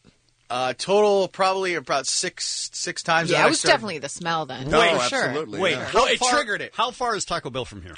Probably about 1.3 So you miles. went 1.3 miles and you threw up 6 times. Yeah, And you think you would have been fine if you drove. 3 times on the way there.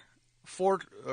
Yep, that's I good can't- math. Keep That's going. good math. Keep 3 going. times on the way All right, back. So 7. 3, 4. You could see it 6, all on the yeah, Periscope. 6. I saved the Periscope. I blasted it out to the world. I'm slurring my words, aren't I? By the way, that Periscope makes me miss Bean's Periscope. How dare you, Chip? Well, I mean, there's literally 9/10 of the screen is black. It's Well, just, see, I didn't it's know that. darkened. I was- And then you can just see a tiny little slip where you can see maybe part of his face. Wait a minute, you're telling me Beer Mug did not execute this well? It's probably a good thing. I'm shocked. It was my first day doing Periscope. Right. I literally downloaded it to do this food run. Right. In the Uber. Mm-hmm. So I'll have to work on the Periscope. I know, you have to point the camera at what you want people to see. It's crazy. It's so high tech. Well, I didn't know there was a black line. Anyway, that's beside the point. I threw up a lot. Probably not the best Periscope. Probably not the best way to come into work today. Yeah, really. Yeah. So I mean, we've all come in a little worse for wear. A little worse for wear. And occasionally, if we're in Vegas or something, maybe a little drunk. Yeah. Well, see, you guys know that I'm turning a new leaf, right? We can I'm tell. Putting pot. Yeah. So I Okay, think hold, that's hold, please. So you're saying that we know that you're changing your life? Yes. That you're giving up pot. Giving up pot, cutting back on the booze intake. Sure. As of yesterday. Well, the more you replace booze with pickle juice, I guess you're just cutting it down on there. You got to stop saying. Would you like a pickle juice No. and bourbon shot right now with a raw egg in it? No, Pickle juice. Just a raw egg, some pickle juice, a little tomato juice, and just a hair in it, and some gravy. All right, Ralph, I need your ruling on this because when I was sending him for food, I said, "Take Uber, I'll pay for it." What if we didn't pay for it? How's he going to learn his lesson, Kevin, if you pay for it? That's my point. And you have to compensate his bad decision. Are you serious, Kevin? I think this will be a way. This lesson may stick with you a little bit if it took you a little out of pocket. Can I get at least half of the fare? Nope. Happy birthday. God damn it. 106.7 K-Rock is KROQ. It's the Kevin and Bean Show at 9:42. Ralph Garman is here for a final look at the Showbiz beat for today. Last Showbiz, I talked about the fact that we may have a new winner in the Celebrity Bad Baby Name Derby. Mm-hmm. Ashley Scott. Lovely and talented actress. I remember her from Birds of Prey. Remember Birds of Prey? I don't. It was a show on the, I want to say CW? Birds of Prey. Maybe Fox back in the day. It was one of the early comic book shows. Never really took hold, but it was a story of Black Canary and Huntress and Oracle all working together. Yeah, I don't remember Barbara that Gordon. It was a goodie. She is now on a show called Unreal. She and her husband just welcomed their second child into the world, a daughter named Isla. Isla? View Hart. I love you. Say it faster. I love you. I love you. I love you. I love you. Oh, you. Yeah. Mm-hmm. Right? That happened. So listener Orlando wrote in, I wish Kevin Bacon would have named his kid Christopher Peter Bacon. Chris P. Bacon. That'd be awesome. Kevin, you have no imagination, Kevin Bacon. If you had any nads at all, you would have named your kid Chris P. Bacon. Chris P. Bacon. I like it. I do too. A little programming note, don't forget tonight on TLC at 8 o'clock p.m., our favorite game show, Labor Games, returns. That's right, Labor Games. That's the game where women on the verge of motherhood, just I don't know how many centimeters they are dilated, but they're ready to go. Right. They're ready to push. And that's when they wheel a game show into their room and start playing for diapers and stuff. And they say, can you hold that? Can you put your knees together for it? We have a show to do, lady. And they bring the big board out and they ask them questions and they give them prizes. It's the best thing ever. Labor Games is on tonight. 2 episodes back to back at 8 p.m. Our friend Lisa Arch is the host of that, so I want to give you a heads up. I think it's a great idea. Unlike Joe Jonas getting a new band, that's not a great idea. It's not ideal. His new band is DNCE. That's dance without the A. I don't get it. But that's what it is. Seems weird. It's better when you say it like this. That's dance without the A. But not much better. No, not much better. They just released their first single. It's a catchy little tune. Talk about something we all love. Cake by the ocean. You know how you love to eat some cake by the ocean? You know, you drive way out there to the beach and get yourself a nice cake and just start digging into your cake by the ocean? That sounds terrible. It does sound Sand awful. everywhere? Sand in your cake. That doesn't sound good. A nightmare. Much like the song is. Here's their single.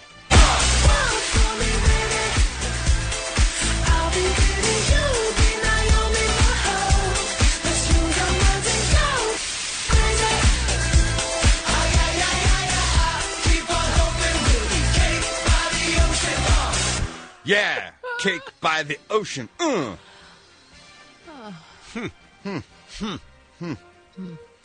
Allie, you may have some competition. For my cake by the ocean? No. Oh. For your claim to be world's biggest Star Wars fan. Oh. Who? Let's do this. This is going to surprise you, I think. Really? Janelle Monáe claims Really? that she's the world's biggest Star Wars fan. Oh, Roland is screaming right now somewhere Wow. listening to his radio. That's quite a bold prediction, knowing how many people are crazy for that. Maybe it has something to do that she's just been named the face of CoverGirl's new Star Wars makeup line. Okay, all right, listen. Disney, I have nothing against you making a buck. Little BB-8 toys, the lightsabers, action figures, I get it. But you don't need to get into this Star Wars makeup line. We don't need Darth Vader's smoky black eyeshadow or whatever you're trying to sell us. Stormtrooper lip gloss. We don't need any of that. This is going to be a steady stream of stuff between now and when the movie comes out, right? Yes. Yeah. She said, throughout all of my work, I've had a strong science fiction element. What? Really? Yeah, the new Star Wars CoverGirl collection will be on sale later this month, so you can get your Jar Jar Binks Rouge sometime at a Walmart near you. I hope that's a thing. So, me too. Misa no like pale cheeks. Says Jar Jar. This is one of the commercials I'm looking forward to. We talked about how Arnold Schwarzenegger has taken over the reins of Celebrity Apprentice from Donald. Of course, Donald being Trump. Donald said yesterday that Americans are rejecting the false portrayals of him in the news. You know, as like an arrogant butthead. They're rejecting that. They know better. The public is not a big believer in the press, which tells you the public is very, very smart. Yes, Donald, your supporters are just the smartest people we know. But only your supporters. When I got to the top of the polls, he said, I was getting articles that were unbelievable, that had nothing to do with the truth. He said, they don't really want to hear the truth regarding the media. No, we don't. Let me tell you, I'm a really smart guy. He is. And he's very rich. It's one of the good things about him. True. He's very, very rich. Part of the beauty of me is that I'm very rich. Looks like the season opener of South Park, which premieres tomorrow night, will feature a shot at Caitlyn Jenner. Well, They're consistent. Yes. Various sources showed a picture from the upcoming 19th season premiere with Butters, Stan, Kyle, and Jimmy looking on in mild distress as a bruised and broken Eric Cartman recovers in a hospital bed. Oh, no. Oh, no. It's like Eric may have gone through the transition. Oh, Cartman. Yeah. Comedy Central noted on a Twitter feed that the boys expressed their utmost respect for Caitlyn Jenner. So, we'll have to wait and see what that brings. Those guys are always pushing the envelope. God bless them. Yes, they are. And this is interesting television. The A&E Network says they will be doing a 1-hour special called Cosby, The Women Speak, this Thursday at 9 p.m. The special will reportedly give the women who have accused Bill Cosby of sexual assault a chance to make their grievances public. And this includes interviews with more than a dozen of the women, including actress Louisa Moritz, publicist Joan Tarshish, and model Beverly Johnson. I'm glad they're going even more public with this. Maybe if the public hears their stories, it'll even lessen the amount of people who somehow still believe that this is all some giant conspiracy. It's hard for me to imagine that anybody still really believes that. Yeah. Conspiracy. Damon Wayans, please pick up a white courtesy phone. Damon Wayans to the white courtesy phone. Today's celebrity birthdays. Ben Schwartz from House of Lies is 34 years old today. Actor Tom Hardy turns 38. Lisa Vanderpump, Real Housewife of Beverly Hills, is 55. That sounds like a fictional name, doesn't it? Sure does. The Vanderpumps. Oliver Stone, 69. Actor Tommy Lee Jones celebrates his 69th birthday. Remember The Fugitive? How good was he in The Fugitive? He was really good. I didn't kill her. I don't care. Great line. I'm Ralph Garman. I walk the Showbiz Beat. Thank you, Ralph. Tomorrow morning, an all-new Kevin and Bean show. We've got your tickets for Danny Elfman, Halloween at the Hollywood Bowl, which, by the way, the pre-sale goes on here in 10 minutes. Oh, yeah. 10 o'clock, the pre-sale. The K-Rock password is K-Rock Nightmare, and you can buy those before they go on sale to the public Friday at noon. I thought our show was the K-Rock Nightmare. How can they use that? How can they use that as a password? It's just our thing. I think they use it pretty much for everything. Oh, all right. So that is tomorrow morning. We'll give you some tickets for that. We also have Petros Papadakis talking about college football. USC and UCLA look good. And comedian Jay Moore in studio. About you gotta put it in perspective. Okay, for me, first of all, dopeness is what I like the most. Dopeness. People who want to make things as dope as possible. If you don't mind, I will begin at the beginning. It's a new day. Let's get going. 1, 2, 3. Bad boy! 4, 5, 6. VIG!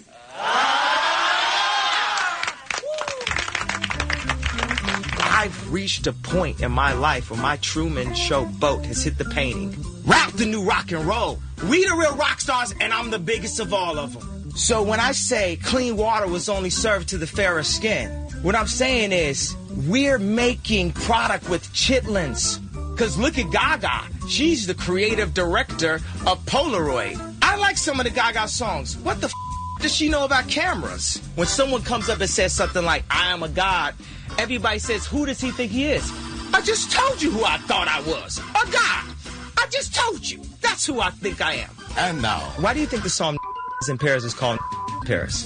Because is in Paris. Our feature presentation. Can I vote for him now, or do I have to wait? No, you gotta wait till 2020. Yeah, he's not running yet. You got to Donald Trump first. Okay. And then he's impeached, and then Sarah Palin takes over because she'll be vice president. Okay. And then we have her, and then her term ends, and then it's Kanye West. So it's really the golden age of America.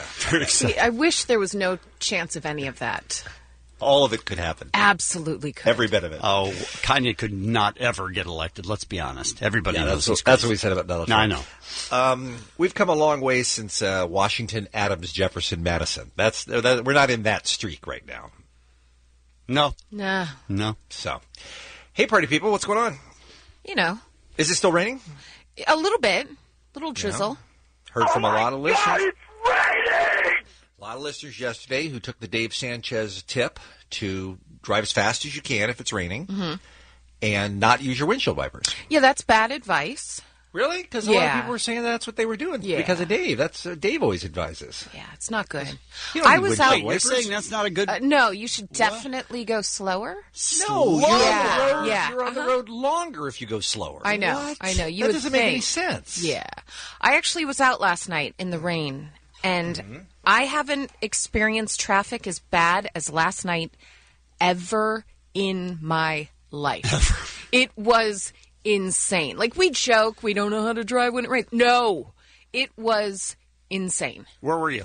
I was in the L.A. area, Uh-huh. but I had to go 6 miles. Were you on the freeway? 3 hours. 3 hours. No. Yeah. On the I thought freeway you or were. no? I saw you tweet that, and Yeah. I thought you were exaggerating. No, hour and a half there, hour and a half back. Unreal. 6 miles, though. Well, 6 miles there, 6 back. Yeah. I'd say 12 so 12. total. But really my nice. God. No, it was That's rough. insanity. Did you think of pulling over and just walking the 6 miles? I thought of pulling over and sleeping. Not kidding. I'm like, if I just go to bed now, it'll be fine. Yeah, sure. Yeah, it was cuckoo. That's rough. I'm not trying to laugh because Seattle and Los Angeles are not the same cities. Mhm. And you have a lot more people than we do. Sure. But we've had 22 inches of rain since December. Why are you bragging? I'm not bragging. I'm just saying, and I've never heard of a traffic jam like that. Yeah, we're not good. We are not good. Yeah, I mean, that it's also not a city that's large enough to support a traffic jam like that. Well, I mean, we have over 1 million people. I mean, there are a lot of people here, but it's just, I think Allie's right that a lot of it is people freaking the F out. I believe she said cuckoo. and a lot of it is roads that are just not designed for water to roll off of them. Mm-hmm. Right. Because nowhere they just, for it to go. Yeah, people go, why should we build in that feature? It doesn't rain very much. And then when it does, boom. Boom. Well, I partly ask about the rain because I want to make you feel better today, Allie, about your travel experience last night. Thank you. Here is a group of vacationers returning from the Dominican Republic on their way back to New York City. This happened Monday this week. So it's about a 4-hour flight, by the way, from Dominican Republic to New York City. Delta Flight 944 with 159 passengers on board, heading to JFK Airport, scheduled to arrive around 6:15 on Monday night. Well, first there was a diversion. The plane did make it all the way to New York City in about 4 hours, but it had to circle overhead because there was heavy traffic at the airport and bad weather. So the pilot announced they were going to have to divert the flight to Manchester, New Hampshire, because they were running out of fuel. Oh, no. You ever done that where you get to a place and can't land because they don't have a gate for you or for whatever reason? You know, they're trying to stagger the arrivals at the airport or something I've like had that. it delayed for that reason. Yeah, I've been circling until That's things what I'm talking changed, about, circling. but not Right. actually going to a whole nother city in another Yes. state. They circled so long that the pilot was afraid they were going to run out of gas, so they took them to Manchester, New Hampshire. And then guess what happened, Kevin? What happened, Allie? They landed in New Hampshire. Right. But there was no gate because there were so many other planes. So then what did they do if there was no gate? They sat on the tarmac They for sat on hours. the tarmac for hours while the appropriate personnel drove down from Portland, Maine, because they have customs agents up there. So they said, all right, let's take that. I don't know why they just didn't land in Portland, Maine. Right. So they drive down to Portland, Maine to process all the passengers, and then Delta put up the passengers in a hotel on Monday night. The next morning they get up to fly to New York, but there was severe wind and turbulence, and on the way to New York, the pilot decided to divert the flight to Boston. No! Oh my God! Don't you give up then at that point? Rent a car. Give Come up. on. Just go back home wherever you're from. Just Yeah, give they're up. from New York is where they're from. They're trying to that go doesn't home help. after vacation. A passenger on the flight that morning said it was really bad. I'd never experienced turbulence like that. I thought the plane was going to break in half. The pilot described it as a blender. There were lots of people getting sick, several people needing oxygen. So the plane landed in Boston. Wow. There were 159 people on the plane originally when it left from the Dominican Republic, and only 90 of the original passengers were on the final flight to JFK. The rest of them did exactly what you said, Kevin, which is hell no. Some bought Amtrak tickets, some rented cars, anything they could do to avoid getting on another plane after the experience they'd been through for the last 2 days. So it was supposed to be a 4-hour flight. The passengers finally arrived at JFK more than 30 hours after they took over from the Dominican Republic. Wow. That's not fun. So that, at least, you had 90 minutes there, 90 minutes back, and food in between, Allie. I'm It could have good. been a lot worse, right? Could have been a lot worse. So good times. All right, let's talk about today's Kevin and Bean Show, shall we? This is every day? I didn't know. I thought the Daily Show was a euphemism for once a week. I can't. I'm not. I wouldn't want to do this every day. We're going to talk sports with Jim Rome. Yeah, we are. Like we do on Thursdays. We also have Dr. Drew on Thursdays. We have Would You Like to Take That Back on the program today. And You All Suck. Just going to say that up front. Oh. Really? You all suck. What about you? I also suck today. Oh, rare Kevin appearance. So that's going to happen. We're also going to talk about Apple versus the FBI. This is a strange... It's getting big. This is a big story, yeah. Where the FBI wants to, crack the phone, and Apple's saying nope. Yeah. What's your take, Kevin? My take, and I haven't really looked into it much, but I feel like there's maybe... Well, you're a kid and you don't watch the news. Right. I feel like maybe if there's strict regulation, it scares me that this is going to happen, right? It scares me that they could just get in into... terms of your privacy. Right. This could be a big problem. But like other situations that are really extreme, I would think maybe there would be a court you could go to, and then they would rule if it's important enough for national security and that kind of stuff. So there would be... Well, they've already done that. They already went to Apple with a warrant and said you have to break into the phone. And Apple's not saying doing no. that. And Apple's going to take it all the way to the Supreme Court if they have to. Which won't be in session for another couple of years until they get another person, or do they actually keep going? The Supreme Court? They keep going. Yeah. Yeah, I don't know. It's weird. It's a weird story. But we have Ashley Escada on from CNET to explain it to us and help us get through it. We also have a brand new Internet Roundup. We're going to tell you about some California pot nuns. Yep. All right. And Bean's got some strange rules for Twitter. So we're going to have to go through those as well. And we've got your Cure tickets today as well. We'll take a break. We'll come back with the Showbiz Beat next. Foo Fighters on the world-famous K-Rock 106.7 KROQ. It is the Kevin and Bean Show at 5:53. Anyway, you're listening to the Rodney Show. I got a band called Punch Kick. And I got a couple other things. Fighters. But can't wait to play this one. Brand new from Iggy Pop. He performed it on Stephen Colbert's show last couple of weeks ago. Pretty amazing. Brand new from Iggy Pop. And he'll be playing in April over at Roddy? That big theater. Oh, the big one. Get the name of it. But you know where it is. A big place outdoors. Nokia? Not the Bowl. The other one. Anyway, I'll be back after this. All right, we'll look for those Staples details. Center? Thank you, Roddy. I think Maybe he the Greek? The Greek, maybe? Oh, the big one. The big Greek, the huge theater here in Los Angeles, the Greek.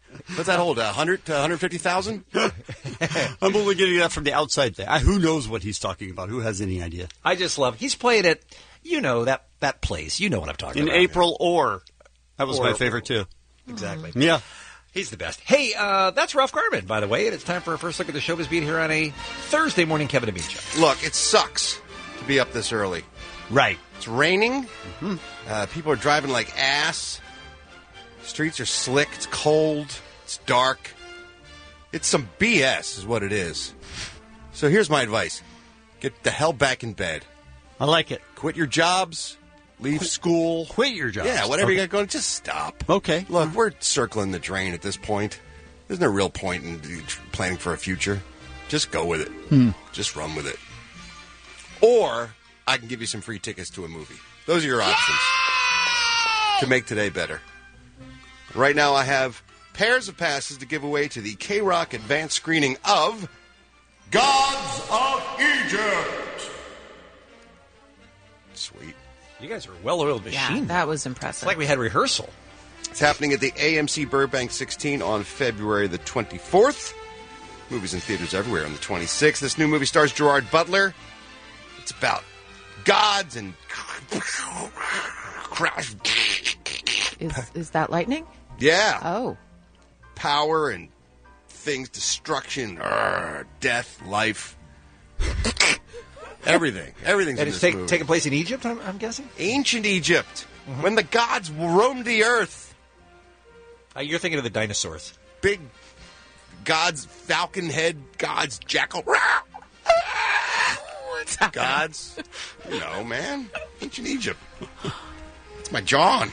Sure. Oh, dear. Ancient Egypt. You want to go see this? Of course you do. Call me, excuse me, call me now, 1-800 520-1067. First 5 callers you get through get a pair of passes to the K-Rock advanced screening of Gods of Egypt.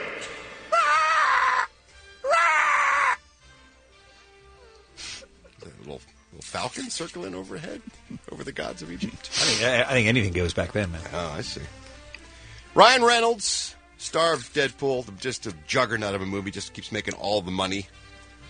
Talked to Ellen DeGeneres yesterday about the fact that, yes, it's true, he does a completely nude fight scene. Which couldn't have been fun for anyone, especially not Ryan. He had to report to work at 1 a.m. to start the makeup process. He needed to be covered from head to toe, if you've seen the film, in makeup that made him look scarred. So they had to do it all over his body. Oh, man. And that makeup, he said, stuck to everything. And he was gooey and sticky, walking around nude. Go on. Fighting. It was not fun. But he told Ellen yesterday that what it comes down to is he's just not above taking his clothes off for money. And that was the bottom line. All right. He did admit he had a little talk with the crew before filming, since he was going to be nude, which could be a potentially embarrassing situation around a bunch of Teamsters. But everyone handled themselves with decorum. And look, it was all worthwhile, because look how much money it's making now. Because How did you people guys want to see his scarred Deadpool wang. How did you guys like that scene? How did I like it? Yeah, I mean, was it worth him going through all of that? Was it a great scene in the movie? The movie front to back was great. Yeah, It was appropriate. It was an appropriate scene. It wasn't showcased in a particular way. It was just part of the storyline, right? Because he's in a hospital, and so he would be nude, and how it just happened that way. Plus penis. Yeah. That's true. So don't get your hopes up, Bean. It's not like they zoom in or focus. Well, no, I wasn't. I was just wondering if IMAX wang. It's just you put a lot of just time scene. into it. I was just wondering if it paid off. That's all. Why don't you go see the movie? How about that? How about that for a solution to your questions? That would be easier on everyone else. We wouldn't have to explain to you frame for frame what the movie was like. You could just go watch it, and then you would know. Right. So what happens immediately before and then right after that scene? And Henry Cavill, while we're talking about superheroes in the movies, he says when it comes to love, age is just a number. Now, you know when someone starts off their conversation with, age is just a number. All right. That means they're dating an octogenarian or a child. Right. And in Henry's case, he is a 32-year-old man who he's dating a 19-year-old actress named Tara King. But you have to remember, age is just a number. Just a number, right? And she's so smart. She is so mature for her age. Yeah. He tells Elle magazine. So, do yourself a favor. Look up Tara King, actress. Say, oh, yeah, I can see why age is just a number now. Sure, now I understand it. Look at her high school graduation photo from last year and see how pretty she is. Yeah. Today's celebrity birthdays. Molly Ringwald. Pretty in Pink, of course. 16 Candles. Sure. An icon. 80s filmmaking. 48 years old today. Jillian Michaels, TV show host, is 42. Dr. Dre, 51 years old today. Actor Matt Dillon is 52. John Travolta, who is so impressive as Robert Shapiro in that O.J. Simpson series. He is seamless acting. Uncanny. It's like it's the real guy. He disappears and Robert Shapiro appears. It is. There's no words to explain. Because his mouth is clenched the whole time? How dare you? Really? Because I thought he's terrible. How horrible. dare you? You people don't know. He's not It's good. pearls before swine. And Yoko Ono, speaking of geniuses, Yoko Ono celebrates her 83rd birthday today. And when it comes to talent, age is just a number. Sure. Right? She's got it in spades. I have it. I don't know if we want to play it this early and drive people off the road. That's true. It's a little cruel. We're sticking around. Next hour, right. we'll make your ears bleed. I'm Ralph Garman. I walk the Showbiz beat.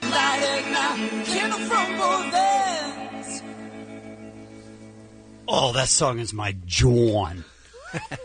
That's my John. You sound like you had a stroke when you say it. That's how you say That's it. my John. It's my John. You have to say it that way. am my John. How did Ralph? How did John get on our radar here in Southern California? I know it's from back home in your hometown of Philadelphia, but how did you bring it to our attention recently? Because I brought it to the peeps. I brought it to the people. Just came up one day. Just came up. I was just talking, and I said, "Oh, that's my John right there." And was like, "What? What does that mean?" Everybody started to lose their minds. So I had to school some suckers. Had to drop some knowledge. Is it catching on in the Garmy? Do you hear John a lot now? Of course. As a result of it? Because it's awesome. Because John is my John. Well, were there a lack of other words in the English language? Did we need a John? Yeah, we did, obviously. Being you're just saying John. But it is all-encompassing. I think that's what confuses people. Did we? Yes, we needed a John because sometimes you got to express yourself, and John is the only thing that works. We are not the only people who have been asking questions. Well, then Creed, of course, there was a big scene in Creed where it came out because they explained she was using it all the time, and Adonis Creed was like, "What are you talking about? What is that?" And so she had to school him. We're just busy schooling suckers. It sounds like it because Philadelphians are the only people who know things. Apparently, right? Thank you. Well, your CBS affiliate in your hometown, Ralph, Channel 3, recently did a piece. They have a nightly series called Good Questions, hosted by a local anchor named Nicole Brewer. And the question of the night was, what is John? And here's what they came up with. If you're from Philly, especially born and raised, you probably know the answer, right? But what is John? It's a good question. Let's find out. John. What does that mean? Means anything you want it to mean. It's like a noun, like a person, place, or a thing. It's a thing. It's a thing. If you live in Philly, chances are you've heard the word John. That's my John. Yeah, that's what I've heard people say. You might even be able to use it in a sentence. It's raining like a John outside. Did you see that John right there? My pockets are full of John. My peeps at CBS Philly know that John. I gotta be honest, I don't feel like people in Philly know what it means. They know exactly what it means. Everything. They say it means everything. How could you have a That guy, pocket by the way, full of John? He used it incorrectly, that guy. That guy was. How could it be raining like John? That guy's the bean of Philadelphia. Like, my pockets are full of John. Yeah, he had no idea. Can it be raining John? Or raining like John? No, or it's whatever not raining John, by the way. I'm thinking of The Bachelor, sorry. John. It can be raining like a John outside for sure. It's raining like a can? John outside. Oh, okay. So I would have thought that. So John is good and bad? Of course. Okay. Allie, isn't that I'm obvious? sorry. That was a dumb question. All right, so now she says we even use it at the news station, and here's an example. Got to throw that Johnski. That's what we were saying, all the kids. Oh, you missed that John. Yo, you got John from the news. Throw that Johnsky? Throw that Johnsky. Does that work? That's Yuki, by the way. It's my boy Yuki. Oh, dear. Talking to Oh, you know that Yuki newscaster? Washington? You know. But I'm saying, did he use it correctly? Yes. So throw that Johnsky. Woo! Is John always a noun, Ralph? Yes. It can be anything we're finding out. It can be anything that's a noun. It can take the place of any noun, but it can't be verb. You can't say, I'm going to go John to the Wawa. You can't do that. What's the Wawa? Nor would you want Wawa. to.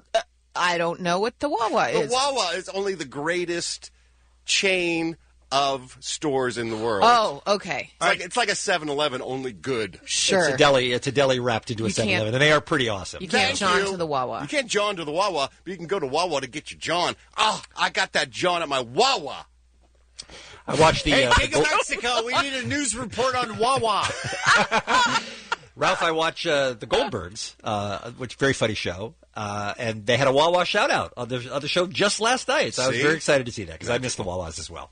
You were very excited that they mentioned a store that's like a 7-Eleven. Wawas are awesome. You know, Bean's affection for 7-Eleven. Wow. And Wawa is it's like 7-Eleven on steroids, the Wawa. It's his John. It's his John. It is Wawa my John. is his John. Now At you're Spot getting Burger in Brewery Town, you can even eat a John. That's my John. What does John mean?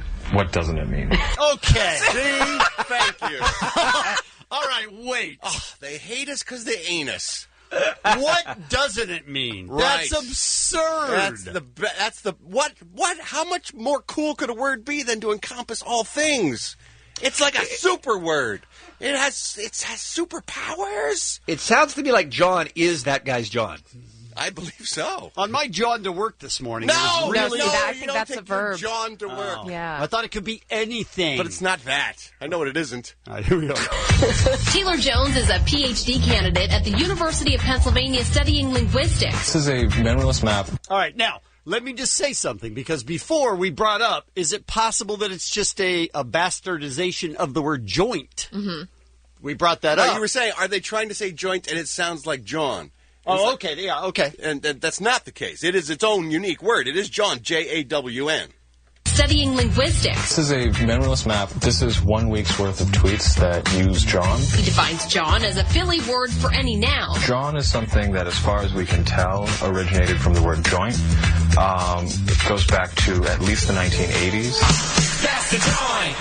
That's when New York City rap group Funky 4+1 released the single That's the Joint, referring to something admirable in hip-hop slang. Is it possible that Philadelphians just can't say joint? No. Oh, you think it's an accent thing? Yes. Like they were going for joint. They're like, joint. Yes.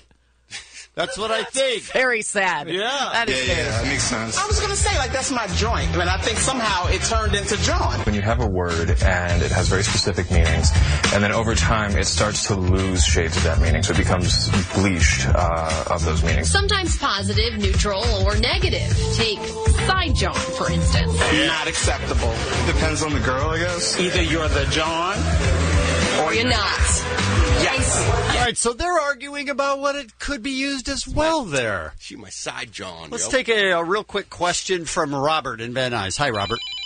Hi, guys. I had a question for Ralph. Is that phrase similar to, that movie Donnie Brasco where they asked Johnny Depp's character about forget about it. And about, how it can pretty much mean anything. You can use it for good and bad?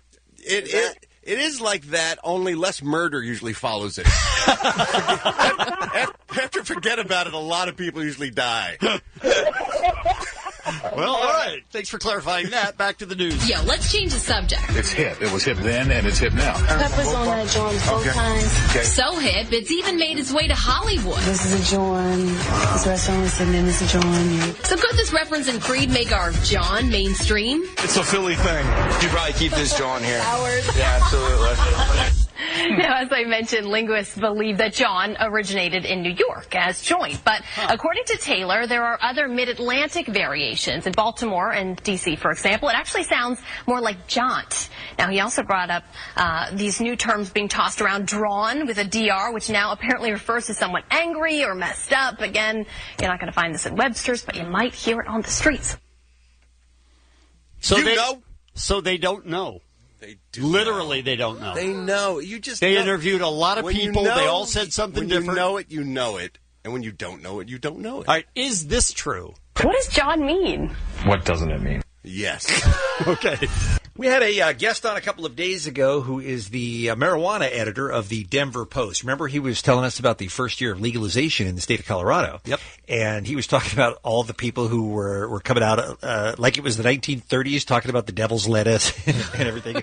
How you're going to smoke a joint, you're going to kill your parents. I mean, it was a very real concern, and most of that did not happen in Colorado. And we're eventually at some point there's going to be legalized weed in California. In the meantime, though, there are people who are figuring out a way to still make a very good living selling pot quasi-legally, including some ladies who are known as the Sisters of the Valley. We're talking about pot-growing nuns. Check this out. We commit our life to cannabis. We commit our lives to the sisterhood. Sister Kate and Sister Darcy aren't the kind of nuns you're thinking. When Congress declared pizza a vegetable, I declared myself a nun. They aren't even Catholic. We live together. We work together. We're a bit socialistic. If you look up what makes a sister, those are the things. Their core belief is in the healing power of CBD, an active cannabinoid found in marijuana plants. They take this weed and put it in crock pots with coconut oil. It hardens into salves and tinctures. Their products don't make you high, but they sure do bring in high profits. $400,000 a year. And it appears these sisters have a monopoly because they're breaking the law. Dude. So so basically a lot of local and state law enforcement officials are not enforcing marijuana laws anymore, but there's always the fear that the federal government is going to get involved where everything is illegal. So we wanted to find out more about these nuns who are growing pot, the Sisters of the Valley, and we have Sister Kate from the group on the phone with us right now on the Kevin and Bean Show. Hi, Sister. Thanks for joining us today. Oh, good morning, my child. How are you? We're good. Thank you. I'm so glad. So to be clear, you call yourselves nuns, but you are not Catholic. No, but a nun needn't be Catholic, my child. A nun is a woman dedicated to a holy cause. And we here at the Sisters of the Valley are indeed dedicated to a holy cause. And it sounds like that holy cause is making you and the other ladies very rich. Well, you know, sister needs a new pair of shoes. So vows of poverty, not your thing. You don't have to be poor to be holy, in our opinion. Okay. So we gather together and we worship at the altar of the cannabinoids. Okay. And that way we share love and happiness with all. Some people can believe in God, and that belief gives them relief. I know for real that pot gives you relief, for real. Okay. Right. So you're a partaker in addition to a manufacturer and a seller. It would be hypocritical of me, my child, not to enjoy in the fruits of the cannabis while trying to teach others to do the same. And if you excuse me, I need to pay a visit to some holy water right now. Okay. Okay. All right. Oh, I see. Oh, God. See? So it is very spiritual for you, sister. Very spiritual. Now, at the end of that report, of course, it said that it was illegal and you're worried, but you also say a little bit later that you're going to expand. Yes. We have more money than we know what to do with. Oh, wow. So we're going to expand the operation. We're looking for some mini mall locations right now. Okay. Maybe open up a restaurant or two, a Kush cafe or two. Okay. All right. Just spread the word, because with cannabis all things are possible. Or at least video games are possible. So you have a successful mail order Etsy business. I can't believe they haven't shut that down. I would think that Etsy would have a problem with what you're selling. Well, the salves and the tinctures that we provide don't make you high. Oh. But the stuff that we sell out of Sister Alice's van surely will get the job done. All right. Well, it this sounds like is the body of Kush. Take, all of you, and smoke it. For this is the Kush of everlasting life, or at least a good 12-hour high. I think a lot of people are going to want to start coming to church if they meet you, Sister Kate. Hallelujah. Drop to your knees, and then get your wallet out, because chronic ain't cheap. Keep listening for your chance to join Chip and our own beer mug at the Honda Center on March 14th to see the Ducks versus the Devils in a K-Rock suite. That's coming up. And at 9 o'clock this morning, we got more tickets for you to go see The Cure at the Hollywood Bowl and be on the standby boarding list to see the band again in Rome. Destination number 4, the K-Rock World Tour 2016. Pretty good stuff. All coming up this morning on K-Rock. Time for the Afro line, 323-520-AFRO. You can call about any topic, leave a message, and we'll play some of them back. Hey, I'm trying to call Big Boy. By any chance, you guys have his number? Big Boy! No, we don't, sir. I'm sorry. This brings back a great memory. Am I on the air? Ashley, I wonder what she's doing now. We were talking about pot, and I believe we were being pretty positive about it. Absolutely. And she could not have been more upset at us. She was fantastic. She schooled us. This is just for you, B. Happy 1/4 wreck to the Edmund Fitzgerald Day. Oh, you know, I haven't been breaking down my year by how many months till Edmund Fitzgerald Day. That's a great idea, sir. Thank you. Oh, that way to sucks. go, Kevin. Oh, my God. Hashtag Wheeler Walker Jr. Never liked country music before. Just heard him on your guys' show. Absolutely hilarious. He's like the Ice Cube of country music. That is a great way to describe him. He is awesome, and you should definitely check out his music if you have not yet. Wheeler Walker Jr. We can't play any of it on the radio, but it'll be fun for you to hear. Hey, can you guys play that Allie moaning thing? I don't think so. You could play it 2 times in a row. Every time you play it, I was never quite finished. Oh. So if you could give me give me 2 times. 2 times, and that's it. Oh, Duchovny all over me. Yeah. Oh, my God. Oh, dear. Oh, now you're talking. Go on. All right, let's hear some more. Oh, the best. What? Yeah. And that's... the fact of lying. You what? Yes, exactly. Oh, dear God. Oh, thank you. Oh, jeez. Once was enough today. I will say it always cracks me up in the middle when you just hear defensive lineman. Defensive lineman. That, for folks who don't know, that was a listener who was a podcast listener who noticed that Allie was having a better time than even she realized she was having. And he just pulled that from like 2 or 3 shows, all of the moaning that she was doing. So she's clearly enjoying this job. This one is for Allie as well, talking about Valentine's Day. Hey, Allie, I just wanted to let you know me and my fiance spent the weekend doing exactly what you probably did for Valentine's Day. Finished every TV show on Netflix and ate an entire cake. But it's not sad, because there's 2 of us. That's really an awful call. Right on, but still pretty hurtful. Speaking of Valentine's Day, how about a song from one of our favorite singers? Oh, I'm so happy tonight on Valentine's, because my wife and my sister are here. Wife and sister. Oh, okay. I'm so happy. Oh, I'm so happy. I had kind of forgotten that the Armenian comedian is still alive. Well, that is bad on you, sir. It's been a while since we've had him on, and it isn't even more shocking as another Valentine's Day has come and gone that his wife is still with him. Yeah, that's not. You can't explain that in any way. Yeah. This is a song about all of us. You know, I could see why Ralph would have a drink named after him, but what about other members of the staff? Maybe not a song. I can imagine the Kevin. That's some vanilla vodka. You got a scoop of strawberry ice cream. Put some crushed Ambien all around the rim of the glass. That's good drinking. Sounds good. That one, you're going to be up all night smearing ice cream on the walls. Or we got the Bean, of course. It's also called the White Norwegian. Got some Kahlua. You got some milk that's just starting to go bad. And you put a scoop of Nestle's Quick in there, stir it up. Oh, you could save money on milk. This drink is so good you'll have to hide it from other members of your family, though. And then finally, I think something for a little chip. I call this the mint chip. You got to get an eyedropper. You put 1 drop of chocolate liqueur, 1 drop of mint liqueur in a thimble. It'll get you so hammered you'll quit your band. Oh, Chip. That was the perfect call. Yeah. That guy was awesome. Thank you, sir. Speaking of awesome guys, this guy calls from time to time. You chuckleheads couldn't remember my Super Bowl commercial. I'll remind you. It was for the Taco Bell Quesalupa. That's right. It's gonna be bigger than everything. Well, everything except Bill Shatner.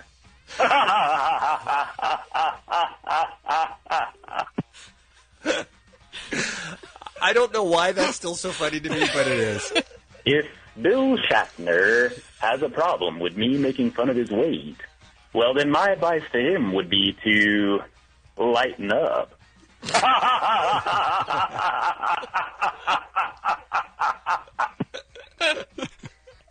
A song about the Wheel of Bad Animal Voices. I can show you a bit, one that I really miss. Tell me, Allie, what did you think of the Wheel of Bad Animal Voices? An old new bit, bringing it back to radio. I know Ralph says no way, but it's ours to say. We will find an old new bit in the wheel. An animal place, a brand new face for you and me.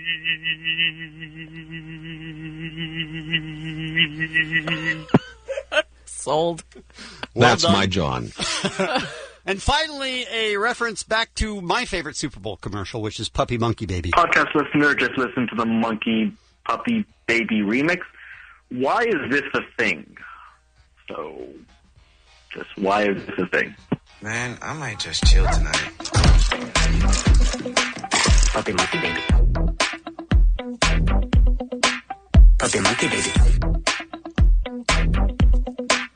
Puppy Monkey Baby. Puppy Monkey Baby. Puppy Monkey Baby. Puppy Monkey Baby. Puppy Monkey Baby. Puppy Monkey Baby. Puppy Monkey Baby. Puppy Monkey Baby. Puppy Monkey Baby. Puppy Baby. Monkey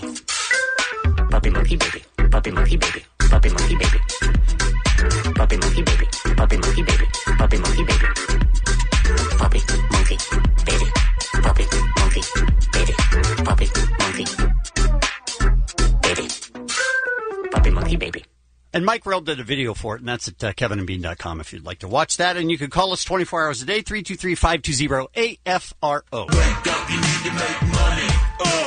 106.7 K-Rock is KROQ. You're listening to the Kevin and Bean Show at 6:53. What's going to happen in the showdown between the Apple Company and the federal government? We'll talk to our friend Ashley Escada from CNET. Fight! Maybe they should settle it in a cage match. Maybe Tim Cook and Obama should just square off. That's a great idea.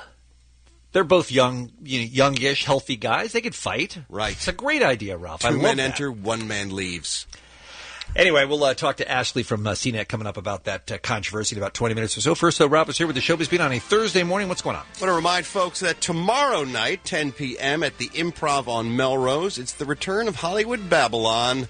My old buddy Kevin Smith and I will be taking the stage and talking about all things showbiz. No. As well as some other fun stuff. And because Deadpool has been such a smash hit, we will obviously be talking a ton about that. But my buddy Rhett Reese, who wrote the film along with his partner Paul Wernick, he's going to be at the show tomorrow night. So we're going to try to drag him up on stage and get some more inside information behind the making of Deadpool. So if you're a fan, you may. Well, that's going to be fun. He was a great interview. He's on great, our show, so, and he said he's going to come out to the show. So we're going to try to twist his arm and get him up on stage for a couple minutes and talk about some behind the scenes stuff. Maybe we'll talk about Ryan Reynolds' Wang. Right? Right. Saw them last night at the True. Oh, did you? Yeah, How were they? Really good. Oh, good. If you'd like to come out and see Hollywood Babylon tomorrow night, go to improv.com, click on the Hollywood Club, and then from that point on, it's easy. It's a piece of cake. No, thank you anyway. I don't want it. That guy's not coming. Kanye West, right, has lost his mind, right? Yeah. Mm-hmm. He's insane. I think so. And, he's $53 million in debt, and he needs Mark Zuckerberg to bail him out so that he can pursue his dreams. Well, same. A guy I'd named like him to bail me out so I can pursue my dreams. A guy named Jeremy Piat isn't going to wait for that. He has started a GoFundMe crowdfunding page that you donate to help Kanye West get out of debt. Who would do that? That's what I'm thinking, and I've read the page, and I can't tell whether this guy is spoofing or not. If it's a gag, if he's putting us on in order to point out how ridiculous Kanye West is, it's not very well written because that's not clear. It reads as if it could be legit. Huh. Are people donating? Yeah, have they raised money?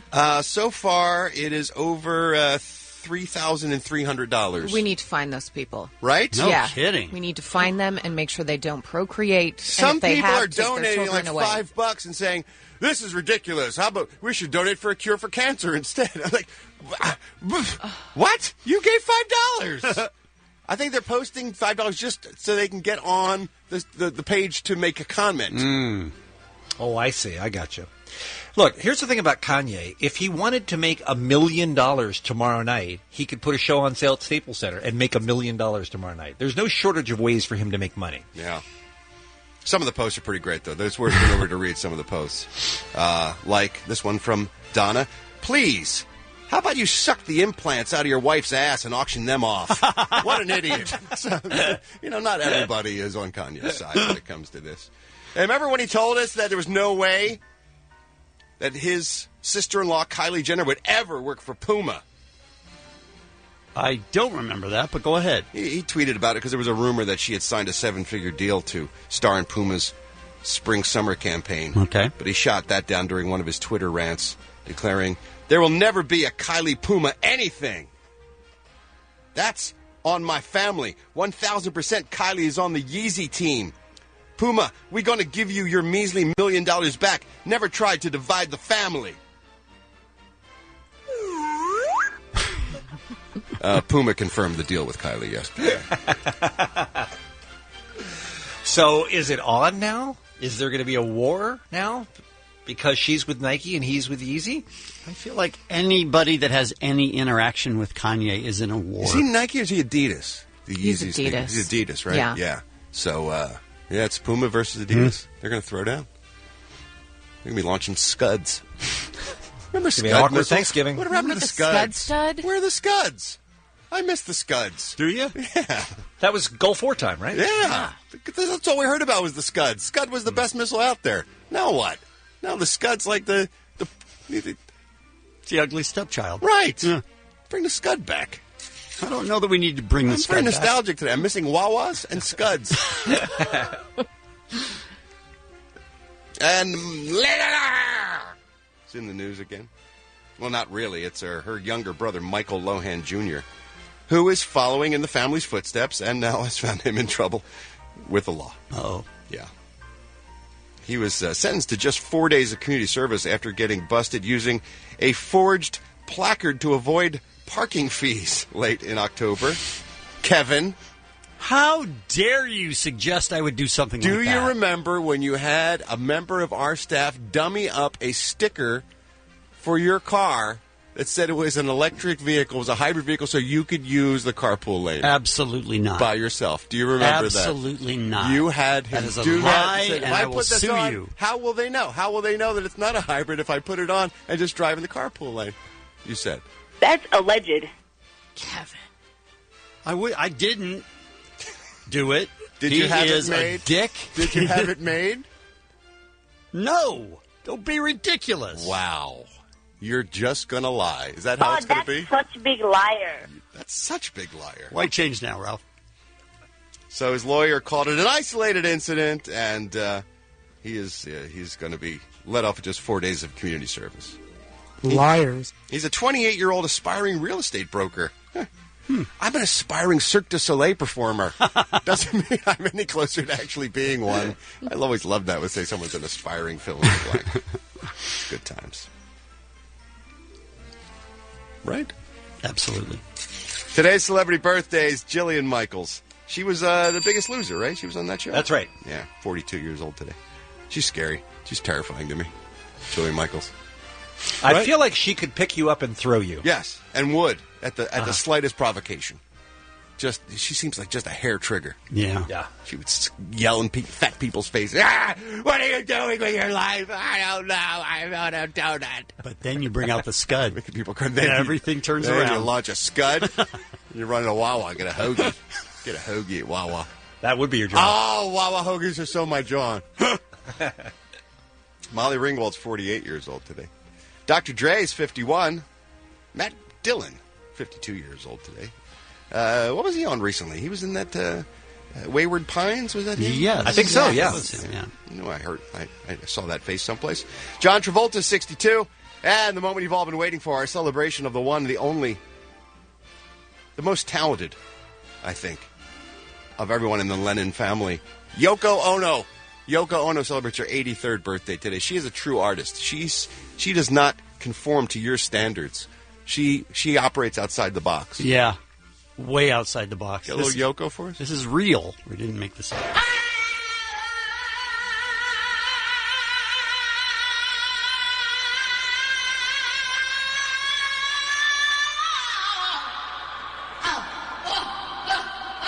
Let me know how much you can take. I'm good. Got another minute.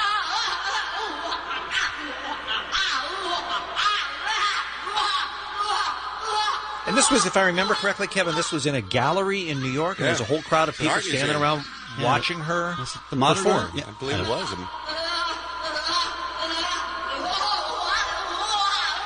What's happening? Does this sound good to her? Does she go, yeah, nailed it?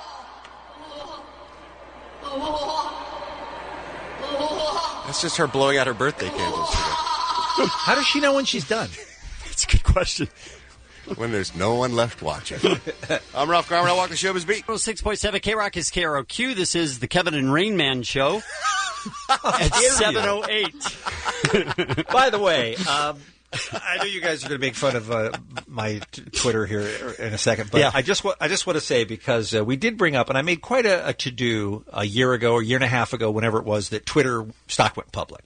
Yeah, you bought a bunch. Yeah, I bought a bunch. I did. That was my big foray. You know, I've had a little bit of money in the stock market, just that I don't know anything about, that they do fancy things with. But this was me. This was the first time I ever picked a stock and said, "Trust me." You guys, I came on. We could find the tape. I came on and said, "You guys, Twitter is it. Yep. It's forever.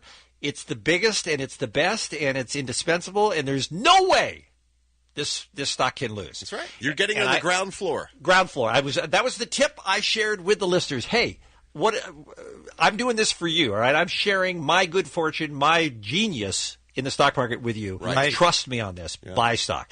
So I got it on day one. The minute it became available to the public, I got it for $45.10. Woo. I just would like to say, $45.10. I bought my stock. I just would like to say, yesterday it hit 17. Yeah. 17. Nice. Okay? That's good, right? Wow. I think it's up to 1780 right now. So it has lost 2/3 of its value since I made that recommendation to the Kevin and Bean listeners to trust me and get in on the Twitter stock. You're like Bobby Axelrod on Billions. You just have an uncanny, I do, right? A radar. So wait till it gets to zero and then sell. so maybe I short it. Maybe I shouldn't have trusted in Twitter quite so much. Yesterday we were talking about Twitter. And I forget how it came up. How did it come up with how many people Bean was following? Because we found out, we said, you should follow this person. He said, no, I can't. Because if I take that person on, if I follow that person, then I have to drop someone else. And that's what we realized. He's got a lot of weird rules. He's got a system. For Twitter. Thank you, Allie. It's just a system. He refuses. He only will follow 100 people on Twitter at any given time. 111 is my number. That's my absolute go-to. Because it was there's 100 three ones, and you love that. Is that a pretty number? Yeah, that's right. I was at 100, and then and then it just there's so many things you got to do, and then I stuck at 111 is where I'm at now, and I'm not going to go above that. So yeah, you're right. If I want to follow somebody, I have to drop somebody. Okay, so what happens if why? What happens if you go to 112? I can't do that. Yeah, I'm but not going maybe to do you that. find somebody else that's awesome. Right. I added somebody a couple of weeks ago and dropped PBS. I no longer follow PBS because I wanted to add somebody else. That's got to hurt. Oh, yeah. It does hurt. But what? Well, if it hurts, then why did you drop them? Because you have to. Because you have to draw a line in the sand. No, you don't. You can follow as many people as you want. There's no line. By You're your drawing logic, a fake line. No, let me give you this analogy. Right. You tell me if this holds up or not. You can have a cat. You can have 2 cats. 3, now you're in trouble. 5, 10, you're a hoarder. I mean, you have to at some point with many things you have to say. There's a cutoff beyond which it's not safe and reasonable. You're saying you can't afford to feed and house all the people you follow on Twitter. And you'd have to kill a cat if you got a new one. Yeah. No, I certainly would do that. So we said, why is that being? He said, well, that's the maximum number of people I can follow and make sure I read all of the tweets that come out from them. I can read every tweet that comes from the people I follow at 111. And Ralph said, that's right. You read them all? You don't miss any? And Bean said, correct. No. Yeah, because I chose those people because I want to hear what they have to say. By the way, I was taking a look at this yesterday. 50 of my 111 are radio related. Publications, blogs, podcasts, on-air personalities. 50 of the 111. But what happens if you miss a tweet? If someone tweets something and you don't read it? I mean, I don't know what would happen. It hasn't happened. What? I assume. I mean, I try to stay current. You know that. So if you're off Twitter for half a day, you will then get on and scroll all the way back to where you saw the last tweet. Yes, I thought everybody did that. What? I thought that was the whole point. Is you don't skip TV shows. You don't just go, I missed that episode. I'll catch up next week. Right, but these aren't TV go back shows. and watch they're it. tweets, and you're fine if you let a few go. No, Kevin, no. That you can't drop a tweet. Because it's a continuing story. Is how I look at it. You are a madman. You really need some help. There's nothing. This wrong is with what it. he does in place of actually living a life. Why wouldn't you want to see? Look, if you're going to go to the trouble of choosing to follow somebody, why wouldn't you want to see what that person has to say? You do. You see it when you're on Twitter and you follow, and then they go off and they tweet other stuff. You don't have to see it, and then you catch what you catch when you catch it. Yeah, you catch what you catch when you catch it. That's true. I heard that. That's very true. Why can't you do that? Because then you miss stuff. So what? So what happens if you miss something? Who cares? The people that you follow are not that interesting. Hey. You could miss one. So if you miss one of PBS's tweets, but you're also following Josh Molina, and he said something funny when you happen to be on Twitter, then you're one tweet to the positive. I like to go back and catch up on the stuff. Look, when I used to subscribe to newspapers, if I went out of town and my newspapers would stack up, I would read them all when I got back because you don't want to have missed a day. I like complete sets of things. Holy I don't like. wow. I don't like. That's deep. You can't just willy nilly pick and choose in this world. No, you can't. Yeah, you know what the fun of Twitter actually is? It's just sort of a catch-all. It's there if you're bored. It's entertainment, right? And then if you go and you miss some tweets, you know what? No big deal. Well, world keeps spinning. It doesn't. That's not how it works for me. See, I was with you on keeping the number on a lower side because then you see the people you want to see. But this has gotten dark, Bean. I'm concerned. That you have this a is cap, a lot. that you literally have figured out 111 because you like the way the number looks. Is the number that you'll follow, and you will not go to 112. I cannot. But look, the beautiful thing about Twitter, and this is why I recommend again that you buy their stock immediately, is that it's personalized. If that's not the way you want to run yours, you don't have to. But it certainly doesn't hurt anybody if this is how I work with mine. But you're acting as if this is the reasonable. This is just the way it has to be done. Why else would you do it any other way? This makes the most sense to me. This is what I recommend to others. Insane. Do you realize that? You should be medicated. But you can do it however you want to do. You can follow 10,000 people and not read any of them if that works for you, Ralph. Well, that's not why you follow someone. You follow someone obviously because you want to be in contact with some of the things they have to say. Yeah. I don't need to know everything that they say, though. And it's not a continuing story. It's a unique one-off thought. It's a series of one-off thoughts. But I'm going to see, sometimes it is, but sometimes it's not. And my fear is that I'm going to miss something. And that's really... What happens if you do? Right. Why is that a fear? That's the weird thing, is that you're afraid of missing something. All of us miss stuff. And you know what? Good. We're good. Fine. Kevin, and because I have 1,000 people that I follow, I catch random things from a bunch of different people from all over the world who all do very interesting things. I'm sure that's true. All right, let's go to Chrissy because you're still missing stuff. I think Chrissy's going to be able to... But I'm gaining so much more from different sources. I think Chrissy's going to set Bean straight. We're not out of time. We'll take one call. You need to be in a home. I think Chrissy's going to set you straight. Hi, Chrissy. Hello? Hi. Hi. I don't think you guys are being very nice. I am totally like Bean. And there's nothing wrong with going back and looking at what other people have posted because that's the whole point, I thought. Right, and right. if I have more than 99, I can't keep that straight. So your number is 99. That's correct. Do you like the way 99 looks? She does. Yeah, you do. You like the way 99 looks. You like that look, don't you? So 100 wouldn't be as pretty. So if you went to 100, that would just, all hell would break loose in your life. It's too hard. How are you It's too hard. Thank you, Chrissy. Oh, Chrissy. I love you. I'm glad you called. It's unfortunate that we cannot follow each other. But I'm glad we're on the same team. Coming up just at 8 o'clock this morning, we'll talk to our good friend Jim Rome about how Manny Pacquiao lost millions of dollars this week. Also, Dr. Drew on the program and more tickets for you to go see The Cure. Hey, let's say hi to our good friend Ashley Escada. She, of course, with CNET's Tomorrow Daily. Hey, Ashley, how are you? Hi, good morning. I so appreciate you coming on because I know how exhausted you are talking about this, especially on social media. You've taken a beating on your stance, but it's such an important story and such an important topic, and you've got a very interesting take on it that we wanted to share it with our listeners. Explain in a nutshell, if you could, what's going on with the United States government versus Apple. Okay, so in a very, very small nutshell, the FBI and the Department of Justice, a judge has ordered Apple to help the FBI unlock the San Bernardino shooter's iPhone 5C. And Apple wrote a letter yesterday and said, no. No. That's basically, no, this is overreach, and we're not going to do it. So this was the guy who shot up that center in San Bernardino that killed all those people. They've had his phone since then, and they haven't been able to open it because they believe that it will lock out, right? It'll erase everything on the iPhone if they try to enter too many passwords to get into it. Right. That's a default security measure that was implemented, I believe, in iOS 9, where if you put in 10 password attempts, it will wipe your phone if they're all incorrect. Okay, so the government goes to Apple with a warrant and says, we need to see what's on this man's phone. Why is Apple saying no?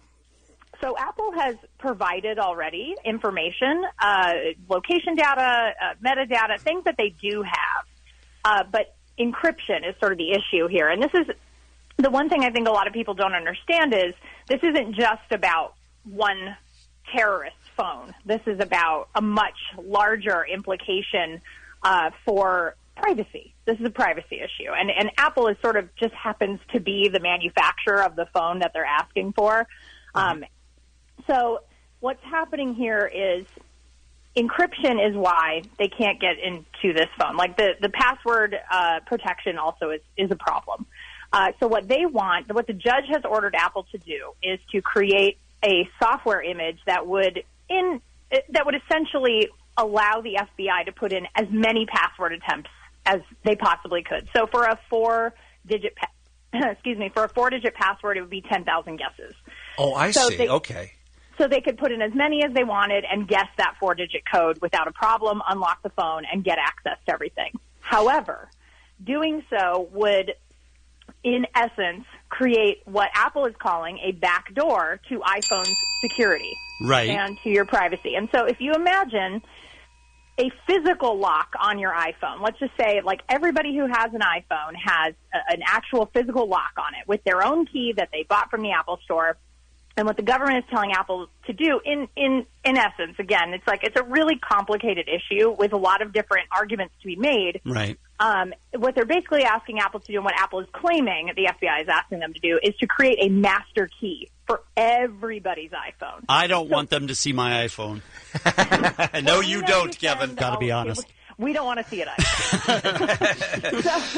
So, in other words, if this backdoor, this fix existed for this phone, then that would basically be an advertisement to hackers and the Chinese all over the world. Hey, now there's a way to get into encrypted phones. Right. Apple has created a way to get into an encrypted phone, which means there's a way.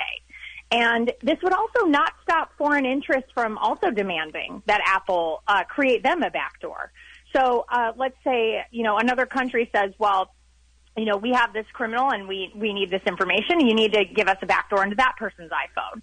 And so it's really a slippery slope, and it also sets a legal precedent. And the thing is the reason the FBI has gone to this judge and asked for a court order is this, again, goes beyond just one person's phone. They want to be able to have a legal precedent set up to be able to do this again in the future. And the thing is the White House has insisted, and so has the FBI, that, it's just for this one phone, and we just want to have it, we just want to decrypt this one device and put a unique signifier on the image, on the software image, so that way it can't be used on other phones. But the thing is what's going to stop the FBI from asking in a couple of years for somebody else? Right, exactly. For the next case. Or to ask law enforcement to turn on the camera on my phone or turn on the microphone on my phone because I'm being investigated. Oh, that's already happening. Yeah, do you guys honestly...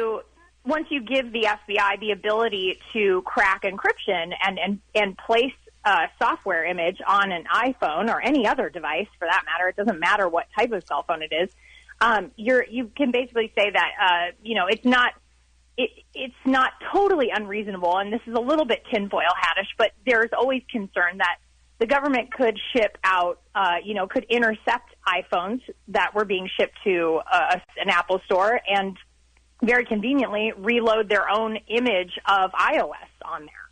And so the thing is it's just because they can crack into it, it's like that's the thing that, people, it is a struggle because obviously with search and seizure and with a warrant, a lot of people argue that you absolutely should not be able to keep things from the government, right. Especially if you're a criminal.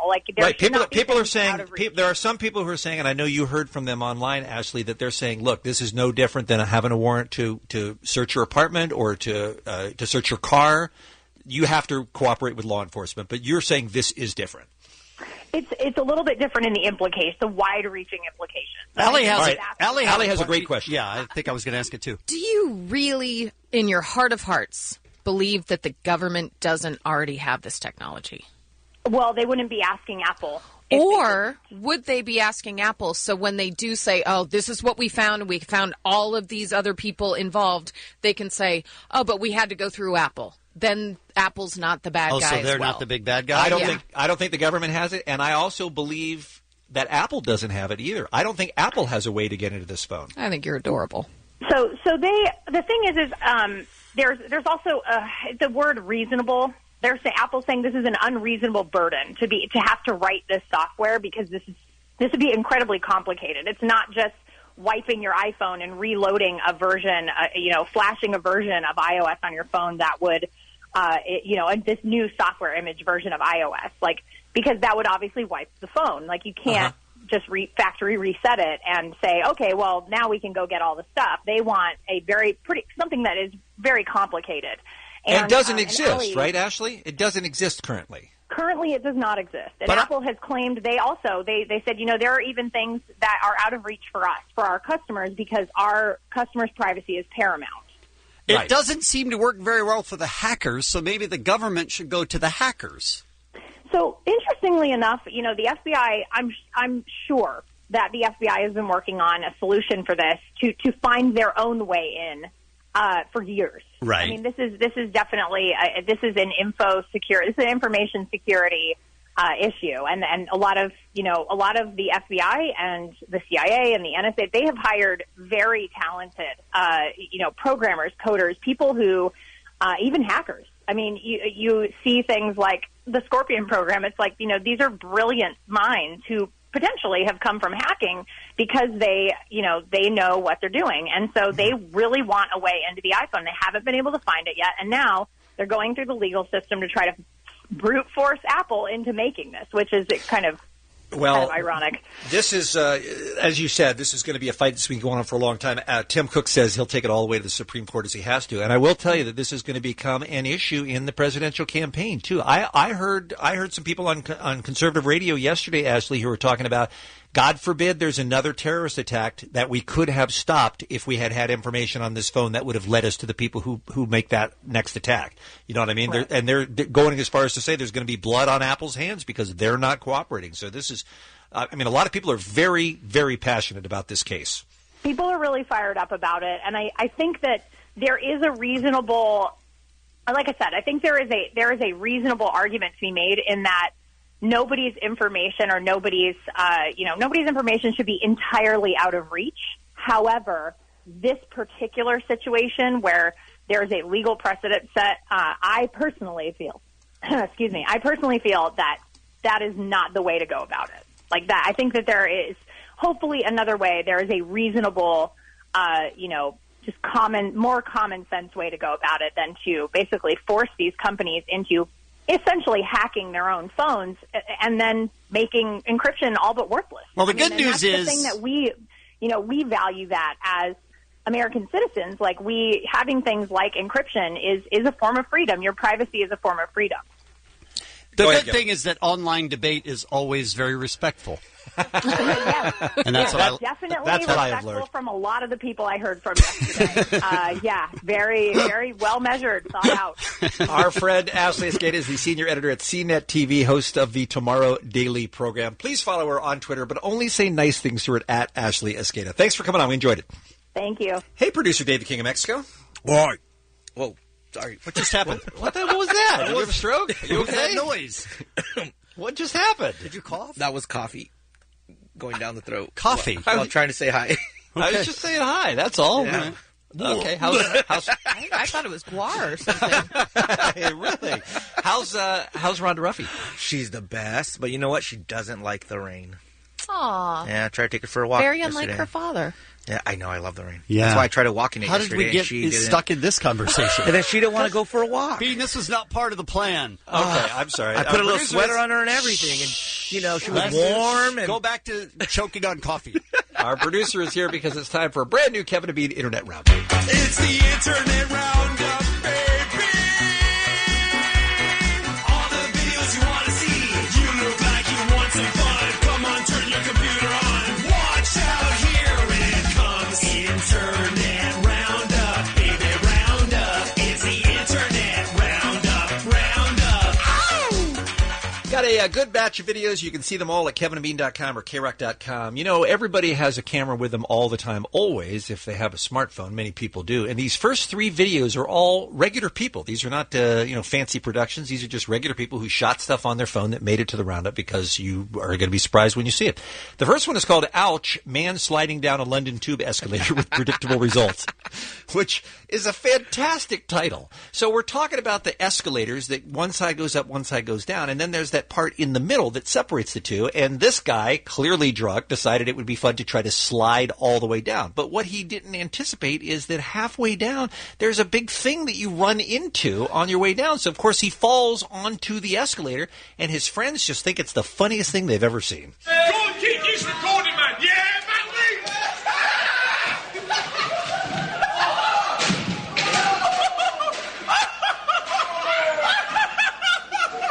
I'm with that guy. That was funny.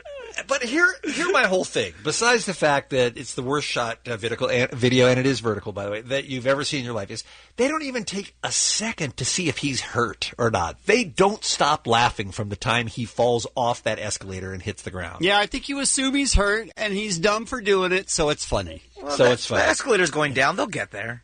Right. Yeah. Here's a lady in her car on her way home from work, and she drives by a woman standing in a tree. Like standing in a tree. In a bikini, right? In a bikini, yeah. So she slows down to see if this woman needs help, and you're not going to believe how quickly this escalated into just garbage. You okay? You fat bitch. You whore. Go and sing. You whore, drug addict bitch. You okay? Right after that. You do not want to ask people if they're okay. No, you How don't. does it go from you okay to F you, you fat bitch? Like, how did it happen like that? I'm guessing that the bikini-clad woman in the tree was on some type of drug or drunk being. All right, that is possible. And the third of a guy with his phone has the worst title of any video in the Roundup this week because it's called Did Not See That Coming, Tornado, South Florida. And when you watch the video, you'll see that he did see it coming and drove directly into it while he narrated. Hey, that's a swell there, boy. That's a swell. Oh, I'm in a hurricane, dude. I was just in a hurricane, dude. Or a tornado. Awesome. One of the two, but It was a tornado, sure. He just drove right into it. I mean, and he's driving as fast as he can, and it's raining so hard you can barely see out of his windshield. So at least he's narrating while he's shooting video and driving toward a tornado. So he's making a lot of good choices. Tornadoes are the scariest natural disasters, right? I think they are. I don't know. I think they are. Because you get warning, so you can be safe. Not him. I'm just saying, like Not earthquakes, you have no idea.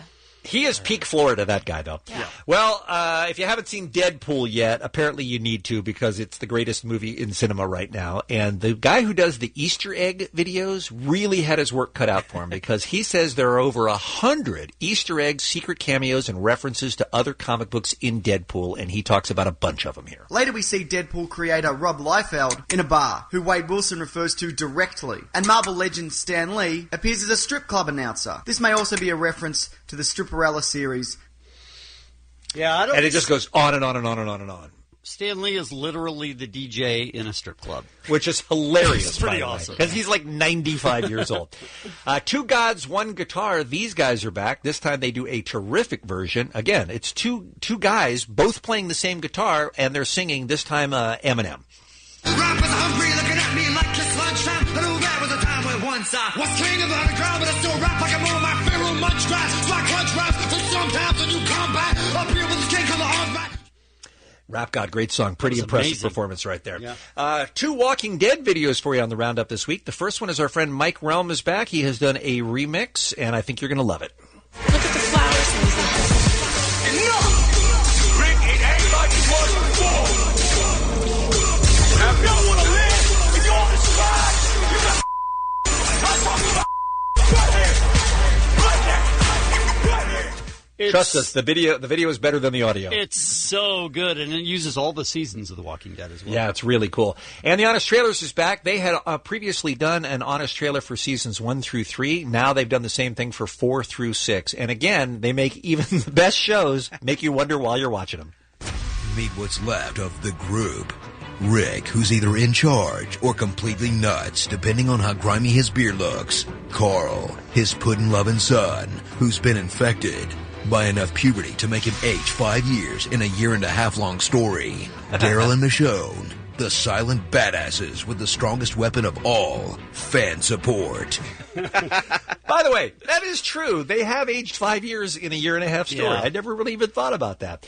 Saturday Night Live did a great sketch, one of the best of the year this past weekend, when they were talking about Beyonce's new video for her awesome new song, Formation. And a lot of white people who were totally down with Beyonce when she's singing things like Single Girls, all of a sudden they realize, oh my God, she's like doing Black Panther salutes. What happened? We not understand that Beyonce is black? Beyonce is black. What about Single Ladies? She was black in that. What about Jumpin' Jumpin'? She was black in that too. What about the Pink Panther movie? Okay, yeah, she was white in that.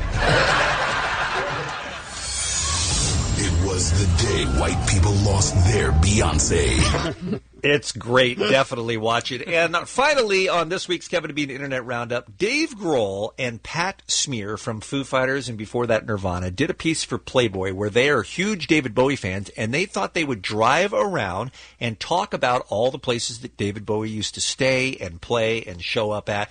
It's kind of a personal rock history tour, and they had a little friend named Rodney Bingenheimer along with them. Rodney, what ruined the Sunset Strip scene? Charles Manson. No, in the 90s. No. I asked you this once and you had an answer. Yeah, what was it? Parking. Parking killed rock and roll. What saved rock and roll? I like the Manson Uber. It's a very funny video, and Dave tells a great story about his interaction with David Bowie over the years, and Pat Smear's got some great stories about the Nirvana Unplugged taping that they did on MTV where they performed the Bowie cover. I mean, it's a really cool video. You should check that out. In fact, check out all the videos right now at KROC.com or KevinandBean.com. It's a brand new Kevin and Bean Internet Roundup. It's the Internet Roundup. 6.7 KROC is KROQ. You are listening to the Kevin and Bean Show at 7:57. Hey, Ralph Garman, what you talking about? I'm talking about pop music. Talk about pop music. Sure. Anything else? No. Okay. Just want to make sure I got into the file. Oh, you're in the file. Oh, yeah, we have Would You Like to Take That Back coming up. Don't worry about that. Kendrick Lamar Uh-huh. did some tunes on the Grammy Awards. Did you like those? Songs? He was unbelievable. I'm glad he you was enjoyed head and them. shoulders above any other performer on the I'm broadcast. glad you enjoyed them. Then you will sure love his new album. When you buy his new album, To Pimp a Butterfly, you'll enjoy the fact that none of those songs are on there. Wait, he did 2 songs from that record on the Grammys. No. Well, he did. I He did thought Blacker the Berry and All Right, and then he did a new song at the end. It was kind of like a medley of those 3 together in the performance. Although the one at the end was the longest. I Right, think. that was the new one, right? He said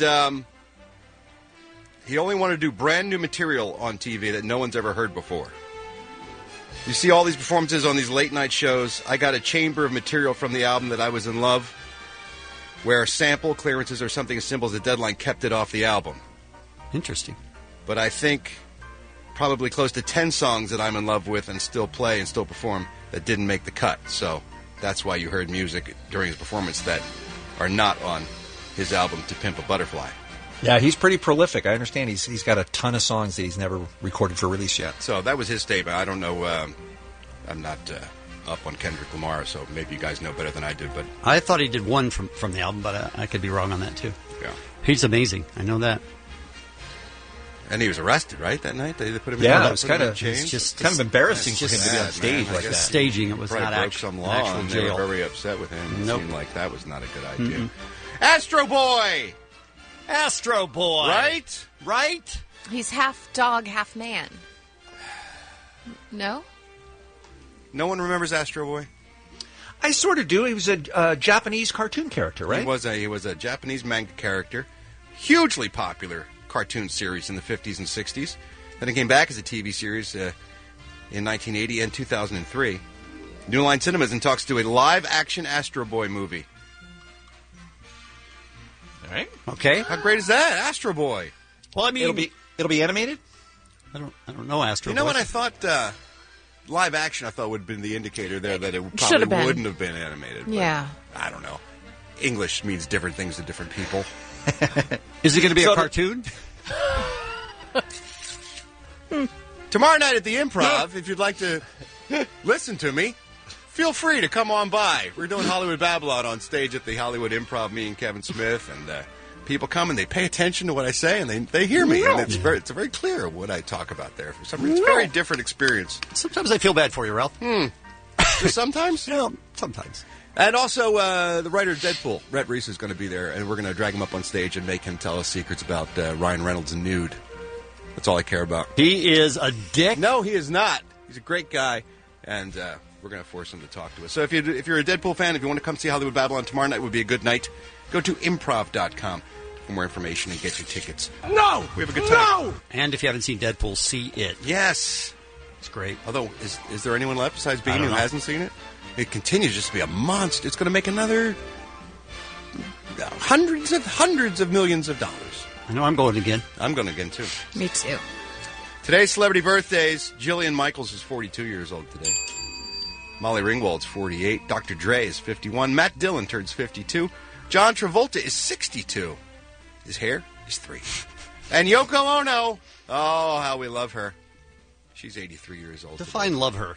She's an artist. She speaks to the creative spirit in all of us. And she gives us permission to be ourselves. Okay. I'm just kidding. She's horrible. I'm Ralph Garman. I walk the Showbiz beat. I'm just saying I would pay $9.99 a month to listen to Jim Rome off the air. If that show I just heard, Jim, were available for purchase, I would be listening to it every week, my friend. Guys, I'll tell you what. If somebody would give us $9.99 a month and there's enough people to do it, I will give you that show every single day offline. Right. Because as you guys know, the show on air is good, and the show that's off air that runs simultaneously is always much better. Yep. Yes, very entertaining, particularly today. 9 to noon, AM 980, The Beast is where you can hear Jim Rome on the radio. We got a lot of great stuff to talk about in sports, including, I thought, an unbelievable interview that Ronda Rousey did. She sat down on the Ellen Show a couple of days ago, and she was extremely vulnerable. It was kind of the first time I've seen her on television. I've read about her in print, but the first time on TV I've seen her explaining those moments after she lost that fight to Holly Holm. Let's listen to a little clip. Honestly, like my thought, I was like in the medical room, and I was like down in the corner. I was sitting in the corner, and I was like, what am I anymore if I'm not this? And I was literally sitting there and like thinking about killing myself. And that exact second, I'm like, I'm nothing. I'm like, what do I do anymore? And no one gives a about me anymore without this. And then, to be honest, I looked up and I saw my man, Travis, was standing there, and I was looking up at him, and I was just like, I need to have his babies. I need to stay alive. I'm glad she pulled out of it, but Jim, wasn't that frightening to think that a suicidal thought went through her head that night? You know, first of all, guys, thanks for bringing some sound to it.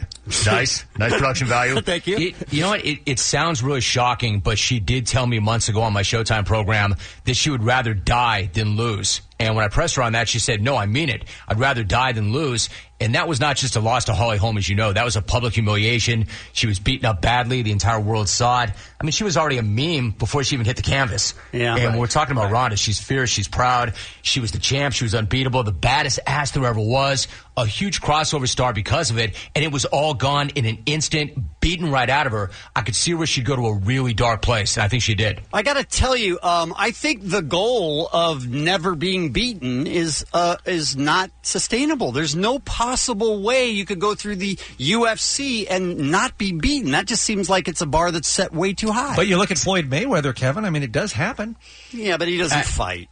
I think it's different, though. I agree. I think that in MMA is different than boxing. I mean, Floyd's an amazing boxer, but in MMA, there are so many good fighters and so many disciplines, different disciplines. Everybody gets beat. I can almost guarantee it. Everybody will get beat, except Ronda. We thought she was the one that wouldn't. I mean, she was not only the biggest name in that sport. I mean, they were talking about, should she fight guys? Could she beat Mayweather? Yeah. I mean, not only could she not lose, nobody could hang with her for 30 seconds. And here's the thing. While she's trying to build herself back up emotionally and physically, it's not like Holly Holm right now is hanging out slamming Mai Tais. So if that's where Ronda went after that happened once, where does she go if it happens again? Yeah. That does seem like the rematch is a lot more dangerous, even than the first fight.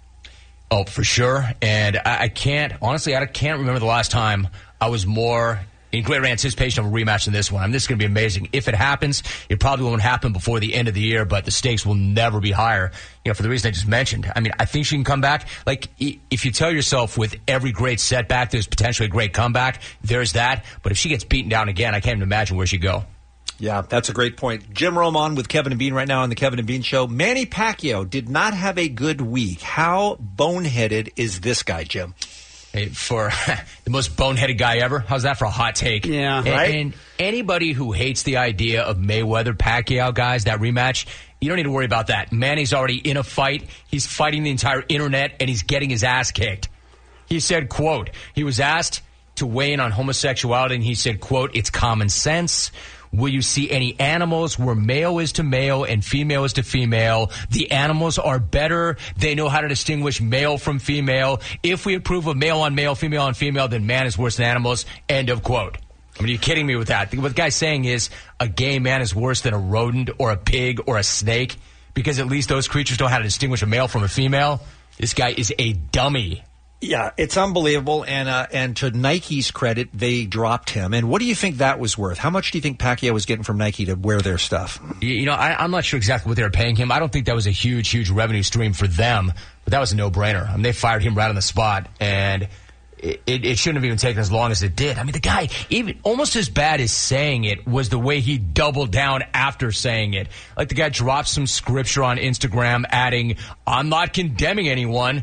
And then he went right out of the hate speech for dummies handbook, telling the LA Times, yeah, well, I have a cousin who's gay, and I have friends who are gay. I mean, seriously, has that I have a friend defense ever worked ever on any level? No. Beat it, Manny. Nobody wants to see you fight, and even fewer people want to hear you speak. Hit the bricks.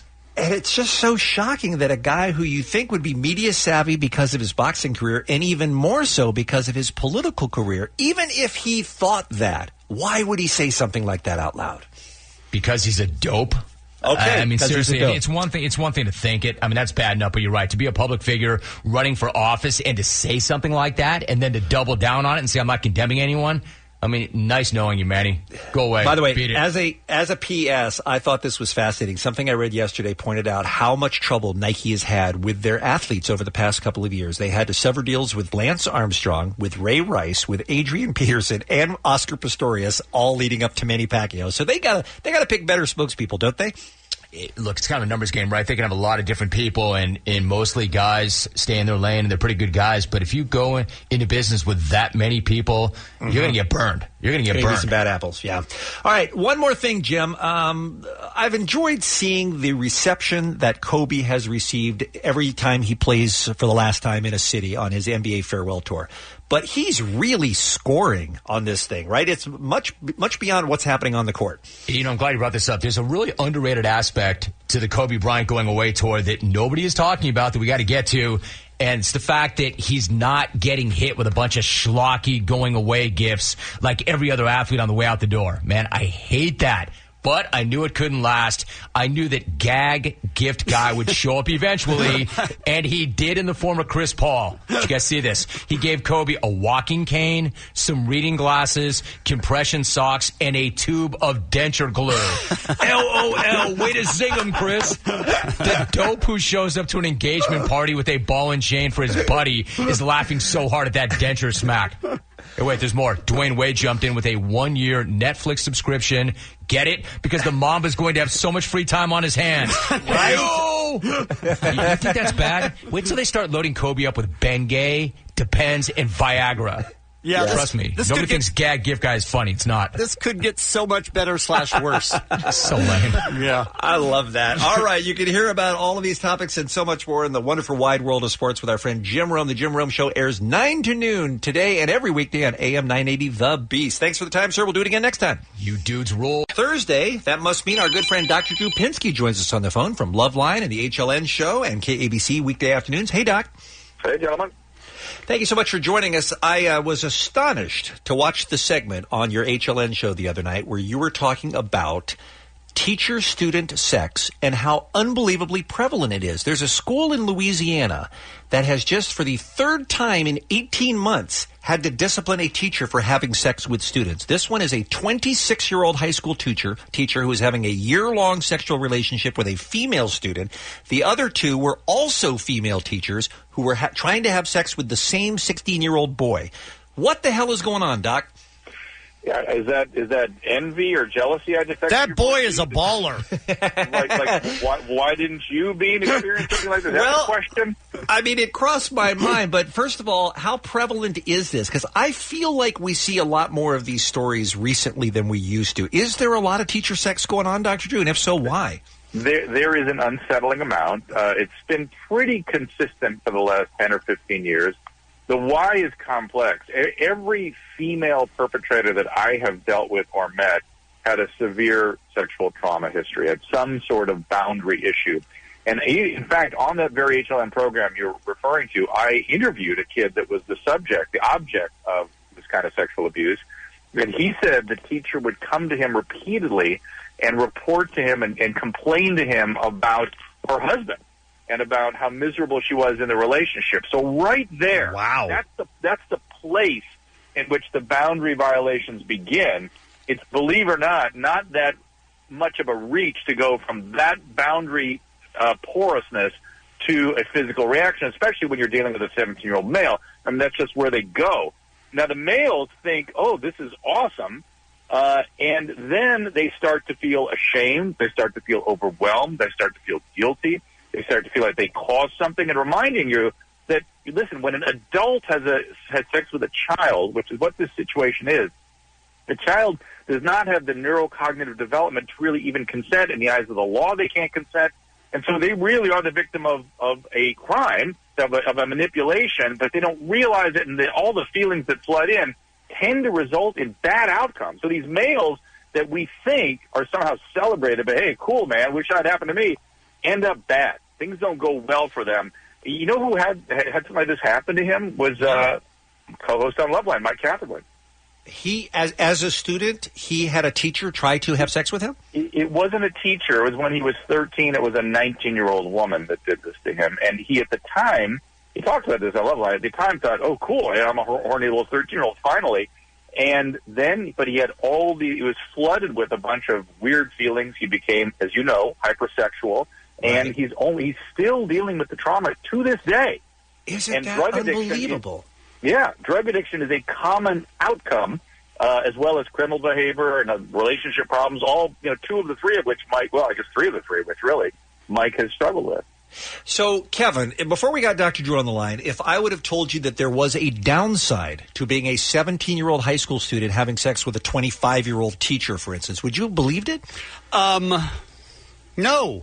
Because I don't think I would. I am have. so surprised to hear you say how commonly there are terrible side effects as a result of that. Because I would think the only damage would be you peak in your life too early. Jesus. Like, where do you go from there? It's probably not as problematic as to the young women, and we sort of intuitively know that the males taking advantage of women are doing something worse to those women, and they probably are. But we shouldn't in any way diminish the impact or diminish our understanding of the impact on the young males. It's profound. I mean, it is. Listen, that Mary Kay Letourneau down in Florida that married that kid, I've talked to people that have talked to that kid. He is a mess. He feels. Is he really? Because they are still married. They had a bunch of kids, and they're still married all these years later, right? I understand he's been doing the right thing, and he is sort of, stepping up, but he is not well emotionally, from what I've been told. And so listen, we don't minimize this. This is a profound thing. A 16, 17-year-old brain is not equipped to manage those kinds of boundary problems. And in fact, the other piece of this is, I believe that the perpetrators target kids that are kind of vulnerable, and so they already are kids that need to be the boundaries need to be specifically maintained for, because they got boundary issues themselves. So the adults need to model good boundaries so those kids successfully get into adulthood in an effective and healthy way.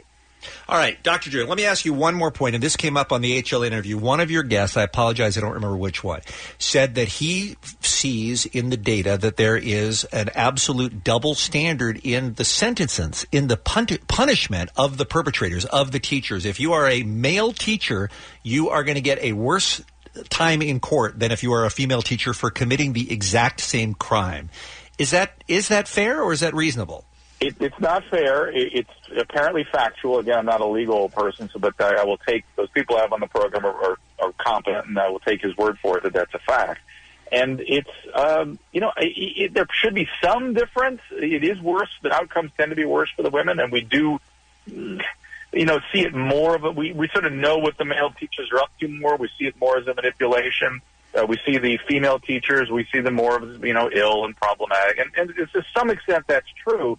They are not well, but there still needs to be consequences. The bottom line with all these sorts of behaviors is whether it's you're killing somebody driving drunk or you're perpetrating on a student, get help before you hurt somebody. Once you've hurt somebody, it's time for the legal system to bring down the axe. Sorry. Okay.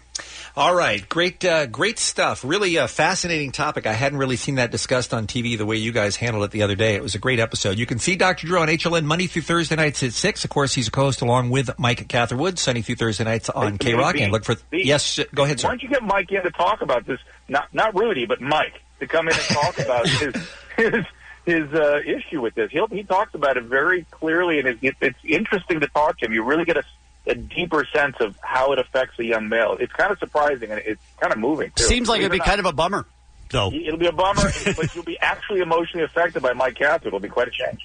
We did wonder why he was so honked up, so thank you for at least giving us some insight into that. We appreciate that, Doc. Have a great week. All right, bye. Put those away, Ralph. Nobody needs to see Everybody them. wants Put some. them away. Everybody wants That's some. sexual harassment. Stop. Everybody wants some.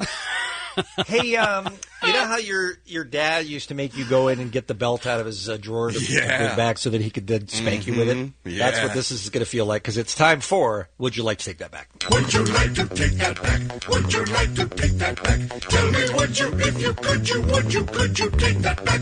Would you like to take that back? Would you like to take that back? Tell me, would you, if you could you take that back? This is our chance for a do-over. Perhaps we said something on the show that maybe if we had the opportunity to do it over again, we would say, you know what, I won't say that. And we get the chance to take it back. And I understand it's a good batch today, Kevin. Well, first up is Bean. Hard to imagine, hard to believe. I can't even fathom. Ralph is talking during the Showbiz about a problem he had. I had a rain accident yesterday. Oh, no. You ever have a rain accident? I don't know what that means exactly. Did you get in a car accident because of rain? It sounded bad. What? It car accident. I'm not sure. I got an accident with the rain. The rain and I had a collision. No. I collided with the rain. Are you suing? I am suing. I'm currently... The rain? I'm suing the rain. I'm suing So you're going God. to blame it on the rain? Damn it. So now you can't stand the rain? Stop! Boy, that just brought the whole conversation to a stop, didn't it? Would you like to take that back? Yes, it did, Bean. It did bring the conversation to a stop. Sure did kill the momentum. So what's the question? The question Would you like to take that back? Look, Would you like to take that back? I enjoy a good Milli Vanilli reference when I can get one, and the new edition one as well. But I don't feel like the audience enjoyed it that much that time. I feel like... Wow, Bean, our little boy is growing up. He's factoring in other people's opinions. I felt like it was not warmly received, and upon reflection, I believe, yes, I will take those remarks back. I think I will.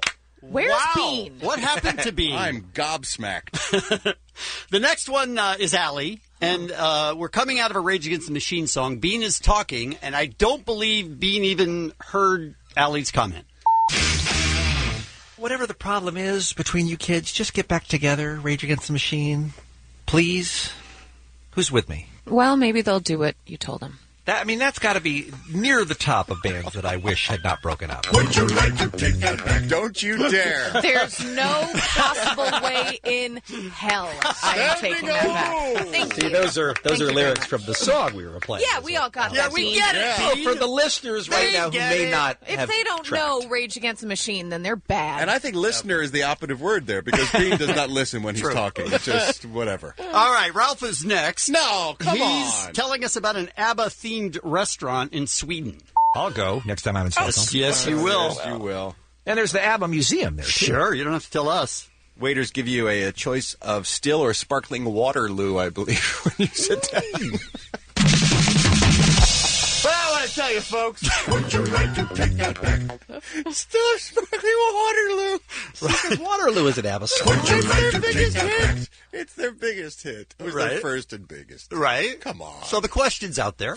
No. No. No. All right, next is me, Kevin. My standard is that I will take all things back because I make a lot of mistakes. But this is us talking about the Find My iPhone feature. I have a friend's parent who has to be 75. Had the Find My iPhone, and it was in Compton. Drove to Compton to a house, knocked on the door by himself. And the parents open it, and they get super angry at their kids for stealing the phone. It worked out perfectly. We're so sorry. We apologize. It was really sort of a beautiful ending. I don't think that's common. So thank God it ended that way for him. Does he live in Compton? I don't know where he lives. Wow. You Wow. awful. I'm not going to take it back. I'm going to tell you right now, I'm not going to take it back. Really God damn it. Would you like to take that back? Nope. Suck it. He did tell us. He did tell us he wasn't going to take it back. I told you at the time. Yeah. So no. Oh, good for you. No, I will not. Right. Stop flipping me off. Hope you're happy with yourself. All right, the last one is very long, and it's all of us. What? This is Ralph, Allie, Bean, and me. Wow. Oh, wow. Yeah, all in one. Would you like to take that back? Is there a point with which, though, you? Oh, I'm sorry. I needed to set this up. Bean asked me. Would you like to take that back? Yes. Bean asked me how I felt about the Eagles because we were talking about Glenn Frey, I think, and would I listen to the Eagles in the car if it came on the radio? Is there a point with which, though, that you wouldn't be able to deal with it? I mean, could you take it to the limit? or would you?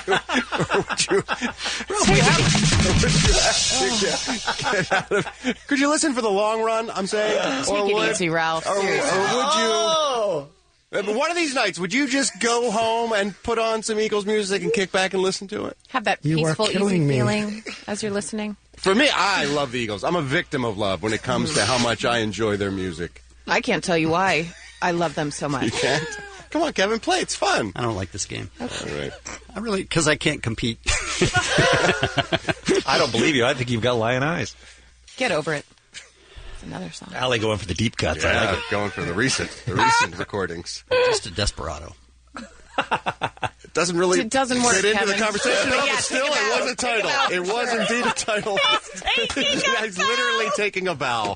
I was wrong. I can play this game. Yeah, and well, too. He crushed that one. Would you like to take that back? All right, so I think we need to go around the room. Whoa. I believe Ralph started it. I believe I did. So, Ralph. Would you like to take that back? No, I think I worked those in all pretty smoothly. All I think. right, I won't Allie? take that back. Nope.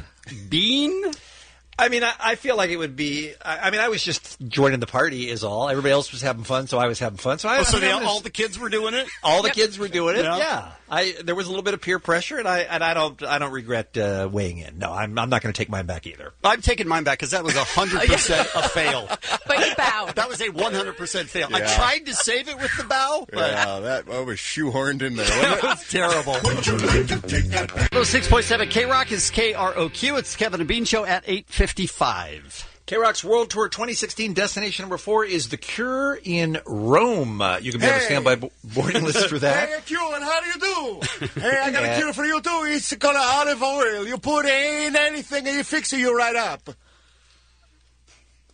You can win tickets to see them at the Hollywood Bowl and be qualified for the standby boarding list by calling right now if you're a Cure fan, 1-800-520-1067. You will have to earn them.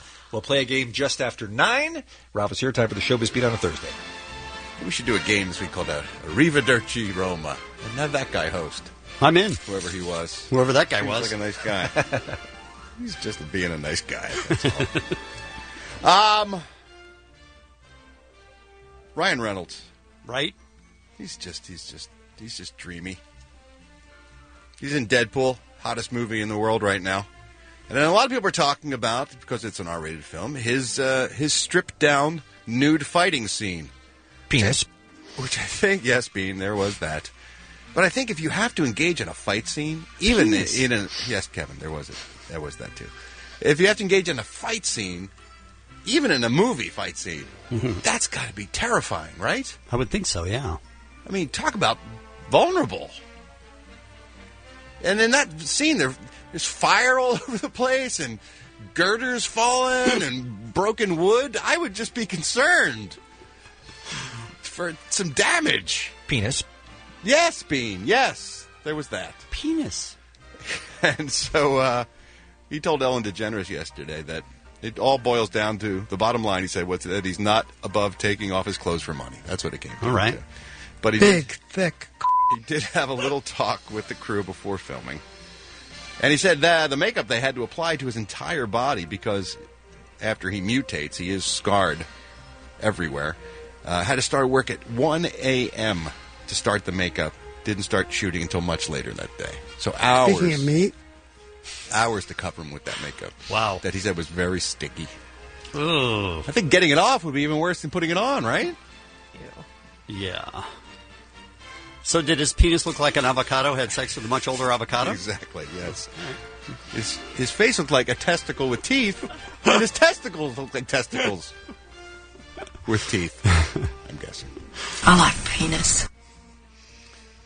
Sorry I brought that up. Same. This sounds like a funny idea for a TV series. HBO has announced they are going to have a brand new comedy called Barry, starring Bill Hader. He'll play an ex-Marine and low-rent hitman who gets assigned to kill someone in Los Angeles, but when he gets there, he finds a new home amongst LA's acting community and decides to become an actor instead of a murderer. That's a funny idea. Sounds like it might be good. It's almost I like love Get Bill Shorty. Hader. Remember Get Shorty with John Travolta, where he's Right. a mobster and he kind of falls into the movie business? Henry Winkler will play his acting coach on the series. All right. So already I'm laughing. Yeah. Speaking of Winkler, did you see him as Edmure Koch in that Funny or Die video with Johnny Depp as Donald Trump? I did not, It's no. a very funny scene. You should check that out. I told Bean on the last Children's Hospital he did invent the jetpack, which is Bean's dreams. He's so great. He really is. Winkler is he's been great for so long. Mm-hmm. And still, everyone says just the nicest guy in show business. Yep. Couldn't be cooler. Fandango. They're blowing up.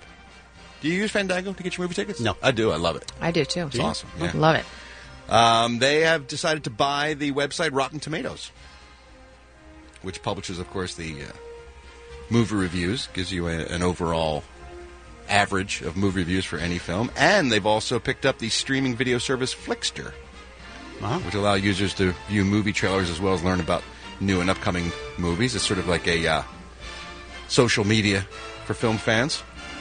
So they're going to make Fandango an all-in-one movie destination. That's their plan. Fandango had 1 billion visits to the website last year. Wow. So obviously they're doing something right. So that's going to be a massive website for them. It's pretty cool. Tomorrow night, 10 p.m., Kevin Smith and I are doing Hollywood Babylon at the Improv on Melrose. Love to have you come out and join us.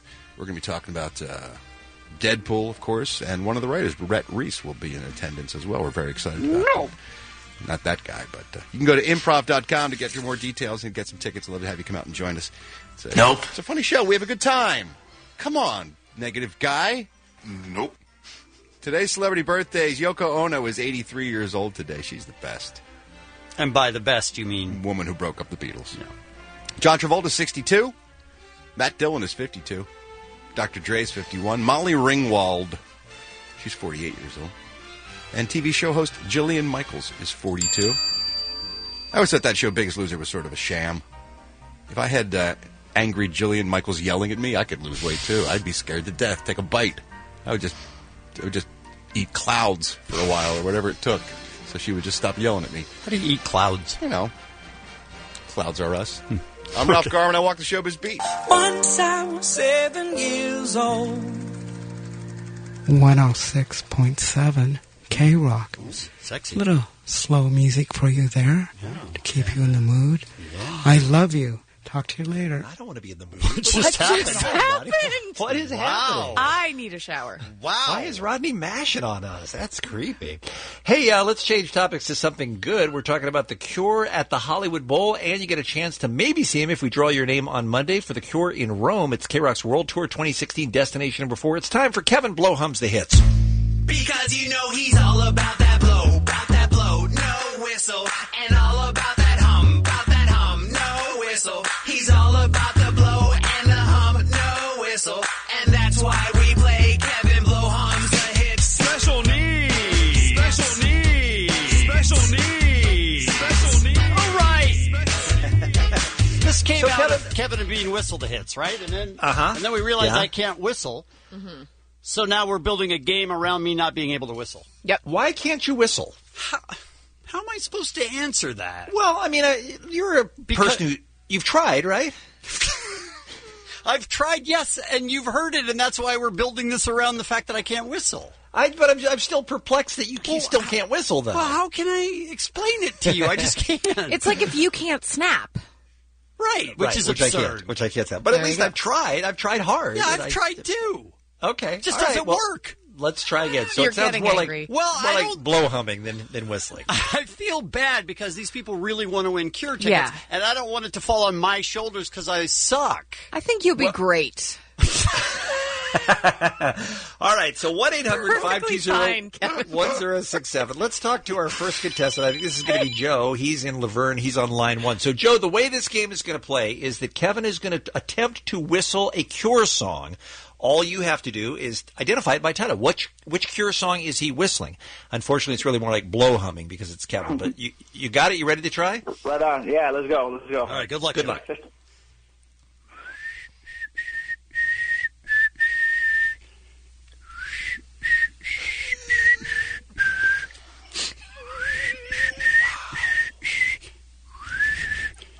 So much worse than I imagined. Joe, I'm so sorry, buddy, but that's all you get. I feel like that was pretty good. What Cure song was that? Just Like Heaven? I'm sorry, no. Sorry, that was Love Song. Now, it might help if you can get a little closer to the microphone, Kevin. He was up on top of it. Really? That's cute and all, but... Because we could barely hear the noise that was Right, from that but around. you know that's why we picked this game. All right, who's next? Next is another Joe in Long Beach. Hi, Joe. Hi, guys. How are you? Not great. Well, we're blow humming the hits. You ready to give it a try? I hope he does better than the last one. Same. Okay, hold on. Okay, hold, time out. All right.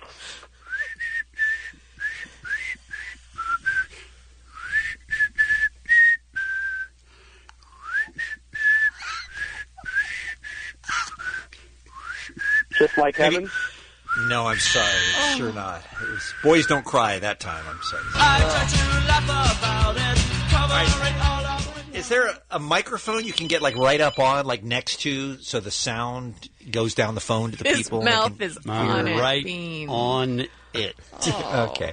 Maybe a volume control. You can, I like, wish I up, could. something like that. All right, who's next? Crystal, hi. Hey, good morning. What do you think so far, Crystal? Oh, man. I got my work cut out for myself. Right? You Ellie, do. help me out here. I feel good about it, Crystal. This is Kevin's attempt to whistle. We're playing Kevin Blow Hums the Hits for Cure tickets for the Hollywood Bowl. Listen up. What song is Kevin doing for you here? Okay.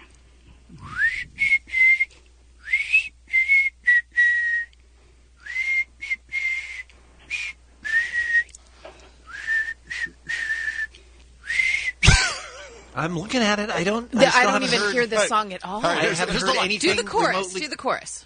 Well, I have to do the part of the song that we have the clip for. Okay. Okay, I'm going to do it again.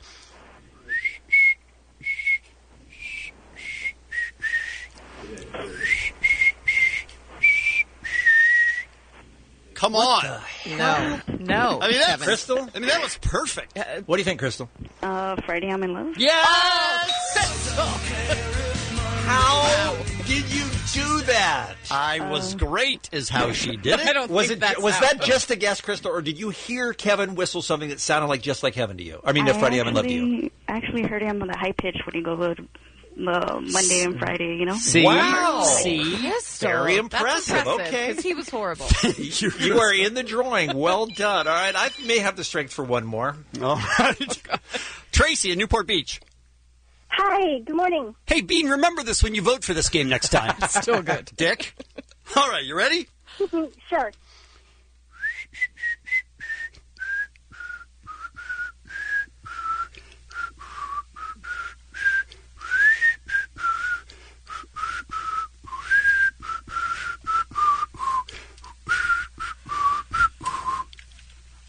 I've heard enough. This sounds familiar. Yeah? See, I can't whistle either, so maybe All right. What song? Take a guess if you don't know. Pictures of You? I'm sorry, no. No, it's just like...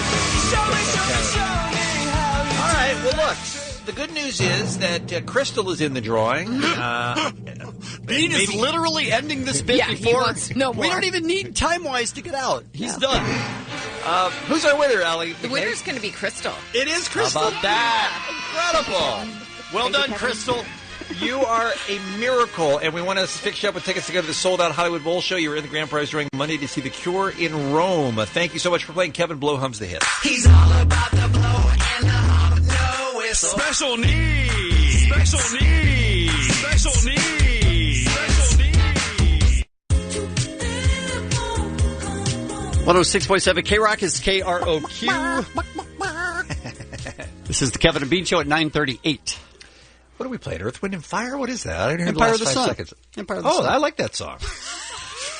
It's got that beat, though. It's got that September beat to it, doesn't it? Sort of You does. just hear the very end of it?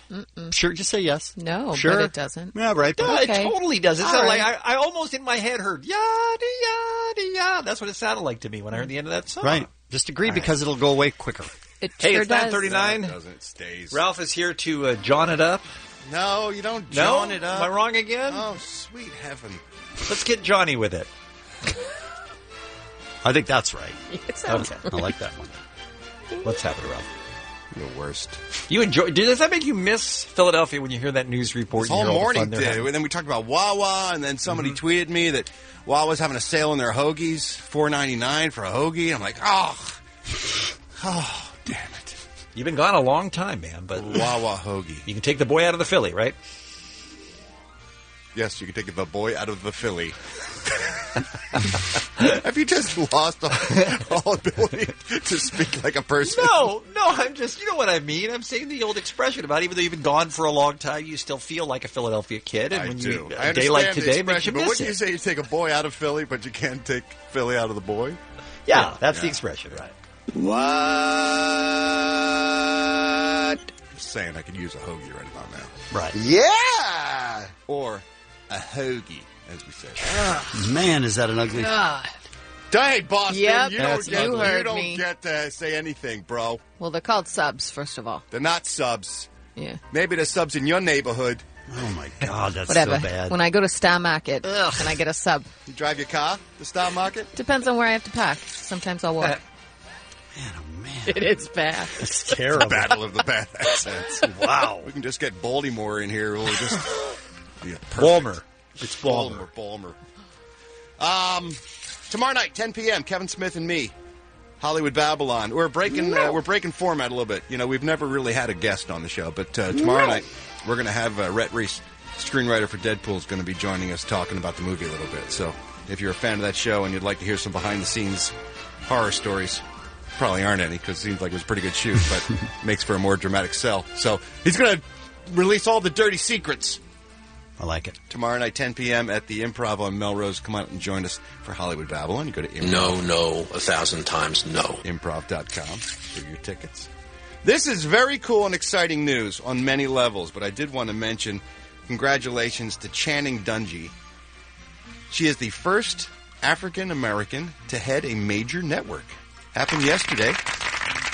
She was named the president of ABC Entertainment. I was surprised very it cool. wasn't Shonda Rhimes, by the way, who got that job. I don't think she's got time to run a network. She's too busy running 47 TV programs. And Channing is the one that developed Shonda's shows. She is she? Yeah, She she's was amazing. overseeing a lot of their best work in the drama department. Scandal, How to Get Away with Murder, Once Upon a Time was also her show. American Crime. Came out of Warner Brothers originally. She was working over there in the film department, developing films over there. A graduate of UCLA School of Theater, Film, and Television. She's been with ABC since 2004. But it's exciting that an African-American is finally the president of a major network. So that is good news. The other good news is Channing Dungey is the sister of our very own beloved Marin Dungey. Oh, no kidding. Yeah. So, how about that? We'll keep it in the family. I was talking to Marin this morning, and I said, well, so when is your new ABC series starting? She said, right? She said, we should pitch something together. So Marin came up with an idea, a new cop show, Ebony and Ivory, starring me and Marin. Watch that all day. But here's the twist. My name is Jack Ebony. Right. And Oh, snap. she's like Dana Ivory.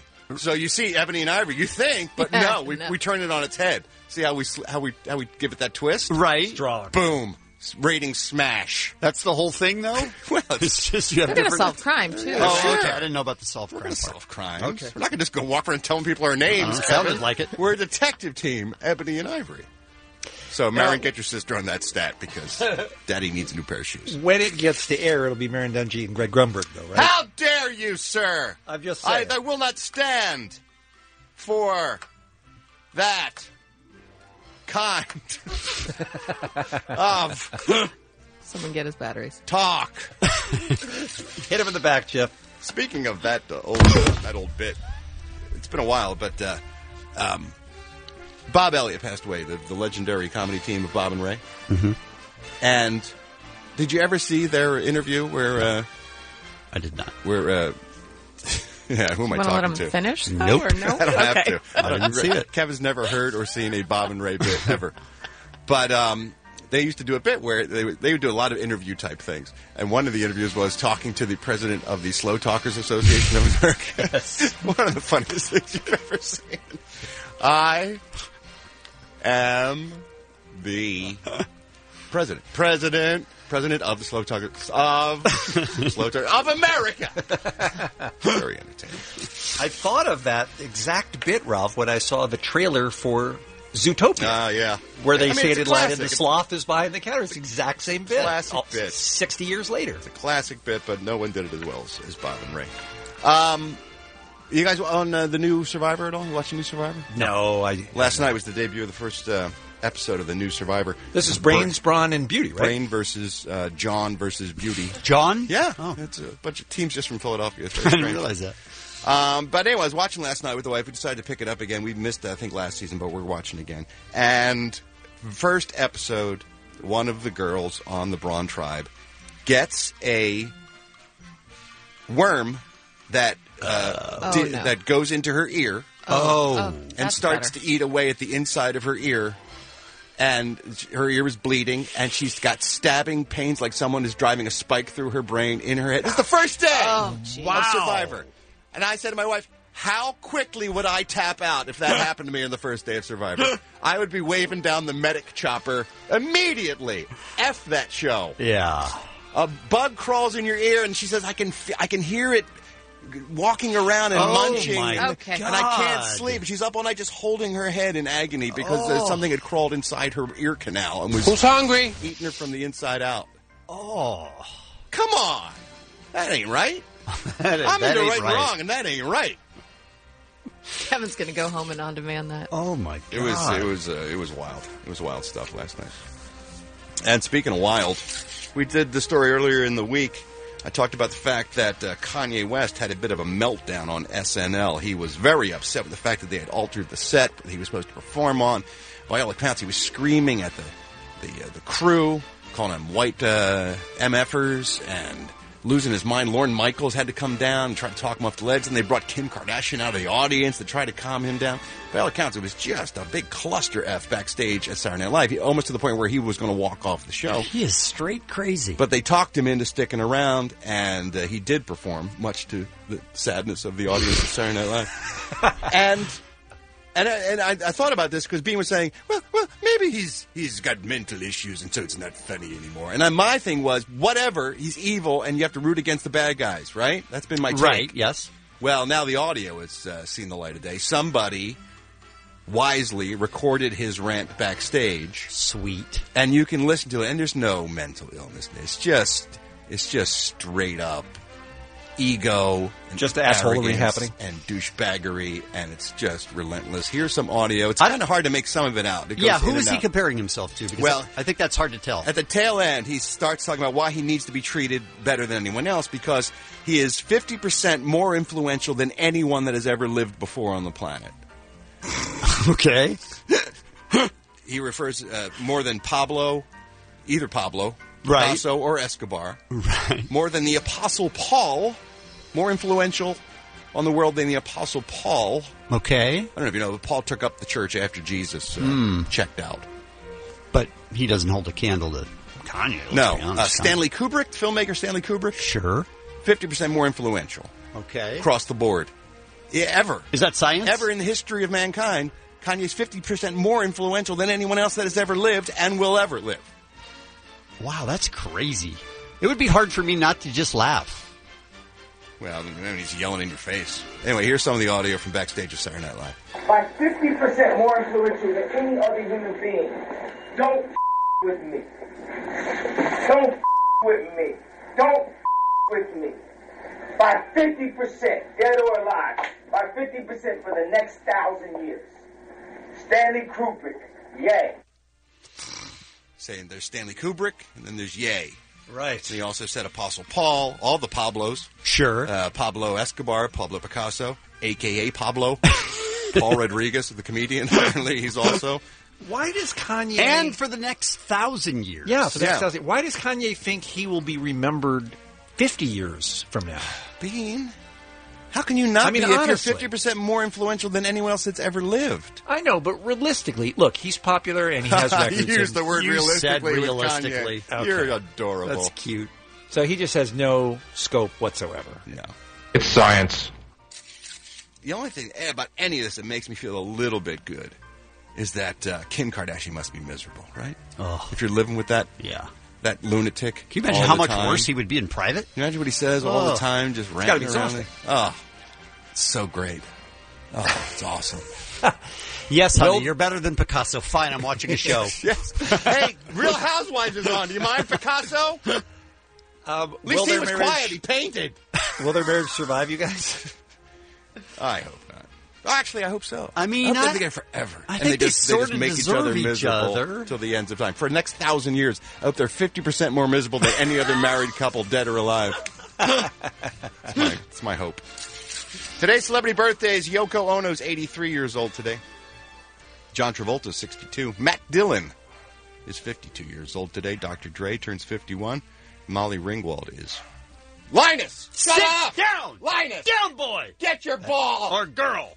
That is Linus. Dr. Dre is 51 years old today. Molly Ringwald turns 48. And TV show host Jillian Michaels, formerly from the Big Butt. Big Brother. The biggest loser. The Big Butt? 42 years old today. What's your big butt? Ha! I'm Ralph Garman. I walk the Showbiz Beat. Thank you, Ralph. Tomorrow morning on All New Kevin and Bean Show, we have Steve Zissek from Togetherness. We also he's so good, and that show is so good. He's so good, and that show is so good, says Bean. Everyone loves the Ziz. Bean makes us guess on tomorrow's show. There was a couple that had sex on a Ferris wheel in Las Vegas, so can you beat that? We'll take your calls tomorrow morning, and because it's Friday, we got the movie. About.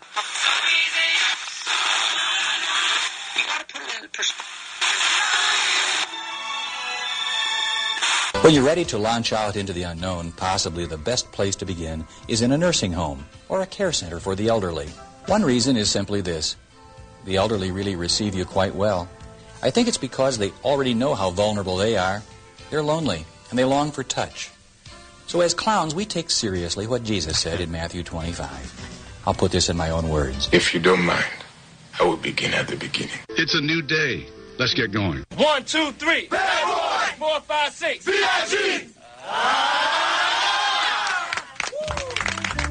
I like sticking out my tongue a lot and stuff like that, and like dancing with teddy bears and stuff like that. And yeah, it's pretty cool. God damn it! Sometimes I just love to chill and watch TV. Yeah. You know, like that. Like I get so excited. Does anybody else like get excited just to get in bed and get warm and fuzzy with your blankie? Yeah. I loathe you in ways that are unquantifiable. And now, Hey man, where are you going? You're missing the best part. our feature presentation. Morning, everybody. It is a brand new Kevin and Bean Show. It's Wednesday, and it's the 9th of July. Lisa, did you watch the World Cup yesterday? I heard about the World Cup yesterday. I did not watch it. This is a semifinal, which means there's only 4 teams left. And Brazil is the host. Yeah. And has been expecting to win the World Cup since it was announced they were going to be the host. They've won it more than any other country 5 times. So they're playing Germany, and it gets to be about 10 minutes in, and Germany scores. And everybody in the stadium was just completely bombed. And I was there at a Brazil game when I went. Those people, their very lives depend on their team winning. It's crazy to see people in the crowd sobbing uncontrollably. Oh my God! Really? Yeah. And that was just a tight, a close game. So Germany scores, And then a couple minutes later, Germany scores. So now it's 2-0. And then Brazil tried to mount a comeback, and then Germany scored. So now it's 3-0. First half. So then Brazil tries to, get their defense together and everybody get organized, and then Germany scored. Oh, God. People must be gouging their eyes out at this point. And, of course, this is a sport that Ralph always complains about, and sometimes rightfully so, that it's 0-0, 1-0. Right. Not enough goals. So about 18 minutes later, Germany scores. Oh, God. They scored 5 goals in about 18 minutes. What the hell happened? I don't know. It just looked like Brazil was so excited to win the World Cup that once they realized that they were getting destroyed, they fell apart. Oh, Nobody man. was playing defense. Nobody was doing anything. Ended up 7-1. Is that a record? Yes, it's all kinds of records, especially when you talk about the semifinals of the World Cup. Yeah. You have 4 teams left. Most of the time, all 4 of those teams are great.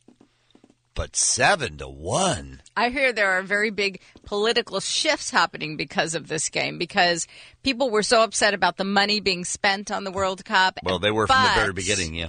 But the idea that they could win might have let all of that die down, but now it's just Might have helped a little bit. A little bit. Having been there, those stadiums are amazing, and they are 5 feet from the slums. So I can see why they would be a little bit upset. And then they're just going to be empty. Yeah, so now they just get to look at that giant monolith that just nobody's using anymore. Oh, my gosh. But 7-1. So are they out? Oh, yeah. That's it. It's a semifinal. So, all right.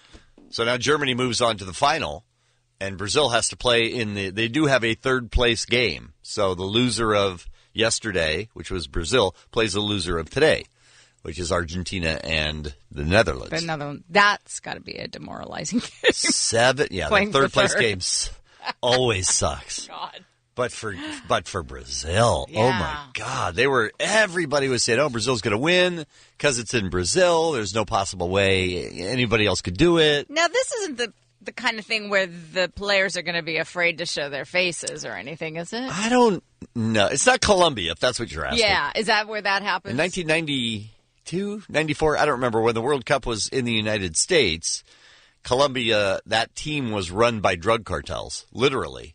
And a guy scored an own goal. So he was trying to play defense, and he scored on his own team and died, got killed. Yeah, I do remember that. Yeah. I don't think that's passion. I don't think that's the way Brazil is, but man, if it was ever going to happen, 7-1.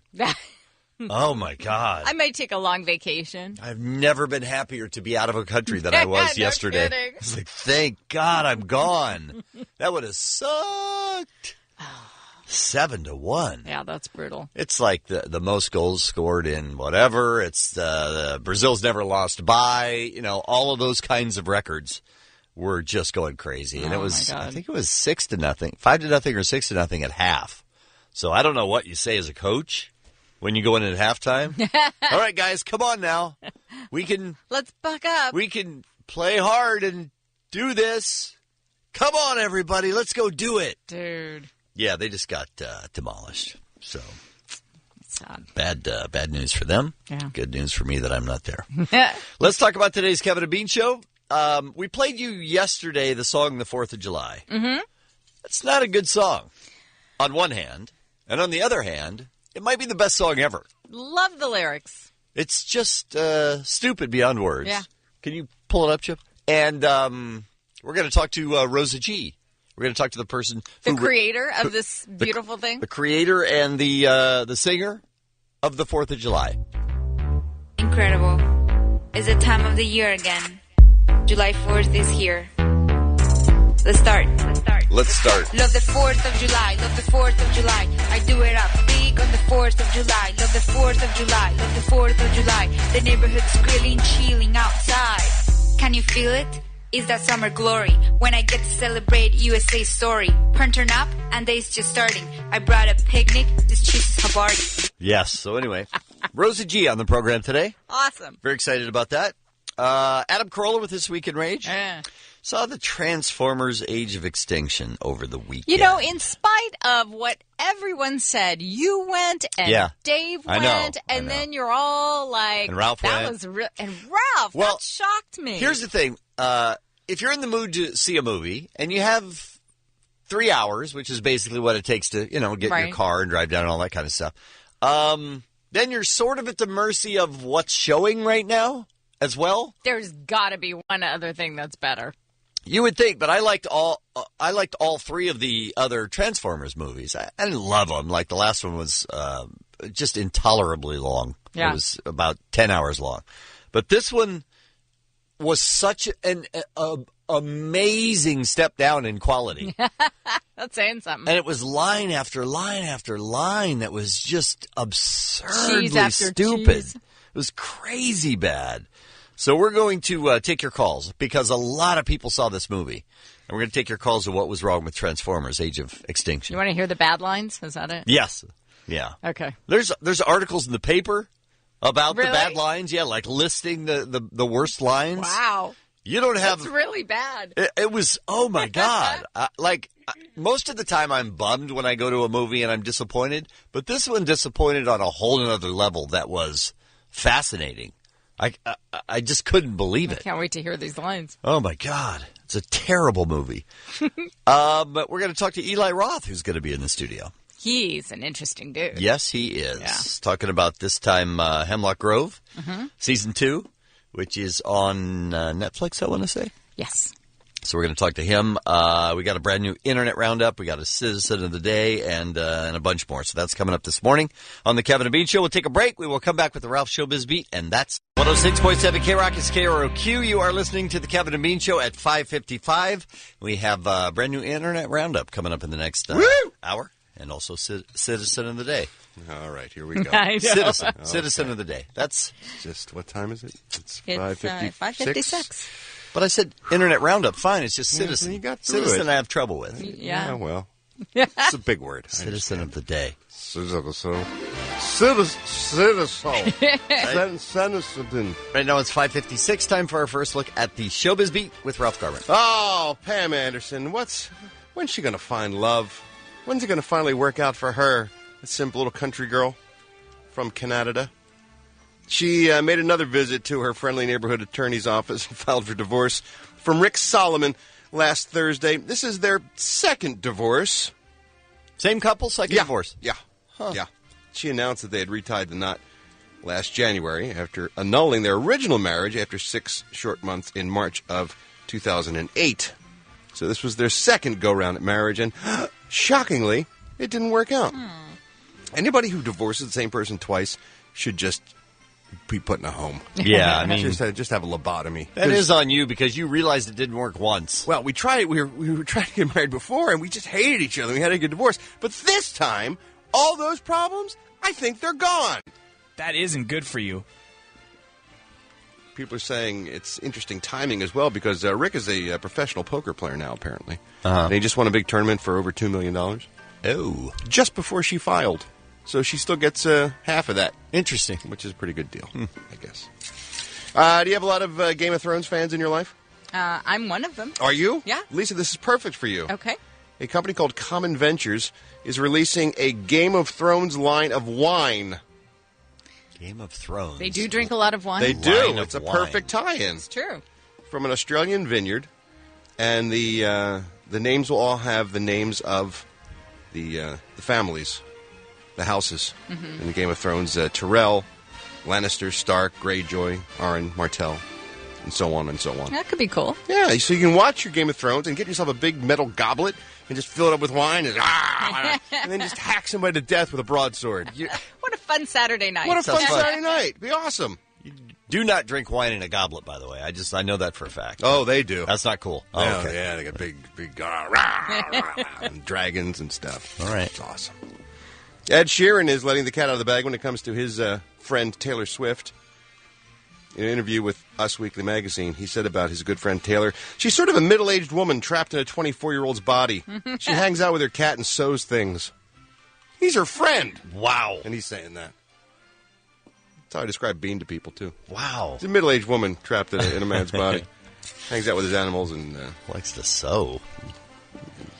Hacks people to death with a broadsword. Last night, David Letterman gave Joan Rivers a little taste of her own medicine. It was pretty funny. Oh, excellent. She was on the show pimping her new book, and Dave, of course, mentioned the fact that she walked out of that interview on CNN. Minutes later, Joan went into a chunk talking about her how she wants to be get an endorsement deal with Depends, adult diapers. A joke she's made 100 times? 10,000 times. Dave stood up, took off his jacket, and walked off the stage. Walked out of the interview. The audience went crazy. They thought it was very funny. And a lot of brouhaha, if you will, about this new short story that J.K. Rowling has put on her website, Pottermore.com. She did it yesterday. It is a continuing story of Harry Potter.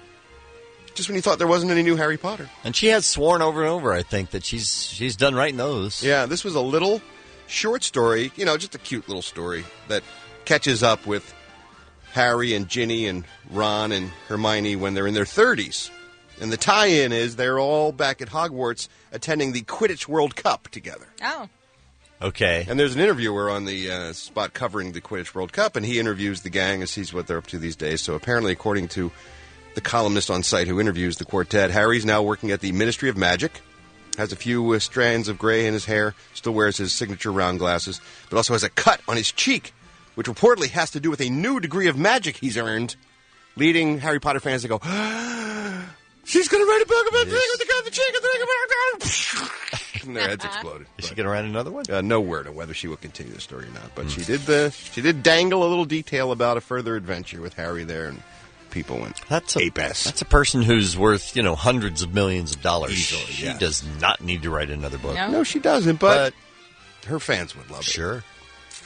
Today's celebrity birthdays, actor Fred Savage, little Kevin from the Wonder Years, 38 years old today. Wow. Not little Kevin anymore. No. Singer-guitarist Jack White celebrates his 39th birthday. By the way, Jack just announced he is going to release a new Dead Weather album in 2015. All right. So, Dead Weather fans, didn't we just talk yesterday about some new stuff he was putting out? He never stops producing music. But I think it was White Stripes stuff from way back. Yesterday. That was out of the vault. Yeah, it was solo stuff and White Stripe stuff. This is new Dead Weather music that also will be available. He's got like 8 bands going. Chip, you should get in a band. I think you'd like that. Yeah. How dare you? You should join one of his. His stay together. It really looks like they have fun. Or at least they can get back together once in a while and do some work. Singer Courtney Love is 50. Tom Hanks is 58. Jimmy Smits turns 59 years old. Actor Chris Cooper, he's one of the best, 63. And producer Nigel Lithgow, who brought us, of course, American Idol, and So You Think You Can Dance, and all that stuff. He's 65 years old. I'm Ralph Garman. I walk the showbiz. 106.7 K-Rock. Sorry. 106.7 K-Rock is KROQ. Felt like I started talking too early there. Okay. Big Data, name of the band. Dangerous is the name of the song. It's the Kevin and Bean Show. It is 8 minutes after 6, and time for... And now it's time for you to meet Kevin and Bean's Citizen of the Day. You ever dine and dash, Lisa? You ever eat and run? The fact that I have to think about it means I probably have. Probably did. Yeah. There's a Baltimore man named the Dine and Dasher by police. He's at it again. Andrew Palmer is 46 years old. Mm-hmm. He's notorious for racking up food and drink tabs at area restaurants. And then when they bring him the check, he fakes having a seizure. He falls on the ground and rolls around and sticks his tongue out. And then they call the ambulance and then they take him away. And then he doesn't have to pay his bill. Does he rack up $500-600? No, it's like $40 or $50. And then the ambulance? Then the ambulance. Don't you have to pay for that? He has had to pay for that, and he has gone to jail like 12 times. Really? And he just keeps doing it.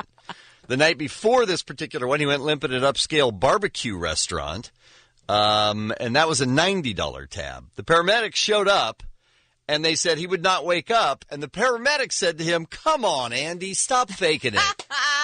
They know him. They know him by name. But legally they have to do it, right? Seriously, stop this. Why doesn't he just duck out the back door like everyone else? Why the big hullabaloo? I don't know. I don't know how he must love the attention. He decided that seizures are a horrible thing. Yes. I'm not trying to make light of that because I've known people who had seizures and it's scary as hell. But he gets a good meal. He gets a good meal and then all some these drinks. People make over him. But then he's gone back to the restaurant that he just got arrested in. He had been to that one like 5 times. Make a good sandwich. Yeah, but a seizure every time.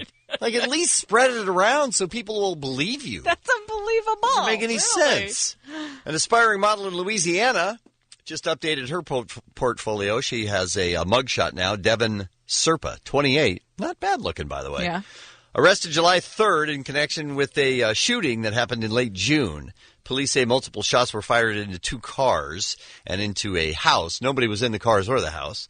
She was arrested on charges of criminal property damage and illegal use of a firearm following an investigation. As Serpa was being booked, a male corrections officer said the woman exposed her genital area to him. Ooh. And he charged her with an obscenity charge. What? Right? Right there on the spot? Yes. Aren't you as a guy? She's a model. Look at her. She's not bad. Yeah. Yeah. So if I'm arresting you and you want to show me the goods, I'm all good with that. She's already getting arrested for something else, for shooting a gun into a car. Why not? Police say this one I'm going to steal from Bean from What's Up with Florida because the stories are there's too many. Fast and furious. Police say a 56-year-old Florida woman, this woman not quite as attractive. Whoa. Okay. Attacked a 25-year-old man with a knife. Police report obtained by the Smoking Gun said Elizabeth Hiley was drinking with this 25-year-old at a friend's home, and she said, hey, you know what we should do? We should have sex. Mm-hmm. She's 56, he's 25. She's 56 and looks 76, and he's 25. So she says we should have sex. He apparently said, you know what? I'm going to pass on that. I'd rather not have the sex if you don't mind. The sex. She grabbed a knife and cut off his thumb as he ran out the house. Well, it could have been worse. That was my thought. Thank God it's just the thumb. Just a thumb. She also chased him down the street with the knife and a cane. So she has to walk with a cane. And yet she was chasing a guy down with a knife. Florida and a cane. Is an amazing place. It's the best place ever. Thieves steal $2,000 in soap. Sandy Springs, Georgia. Police are trying to figure out why 3 men walked into a CVS pharmacy in Atlanta's northern suburbs and stole $2,000 in soap. How do you do that? How much soap could that possibly be? I don't know. I don't know why they would have that much stocked.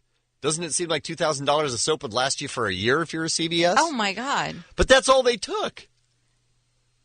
I can't imagine. It's just baffling. It happened on July 1st. It was filmed by surveillance cameras. They went in. They stole $2,000 worth of soap. And I say if a guy wants the soap that bad, let him have it. I guess. Very possible that man just smells.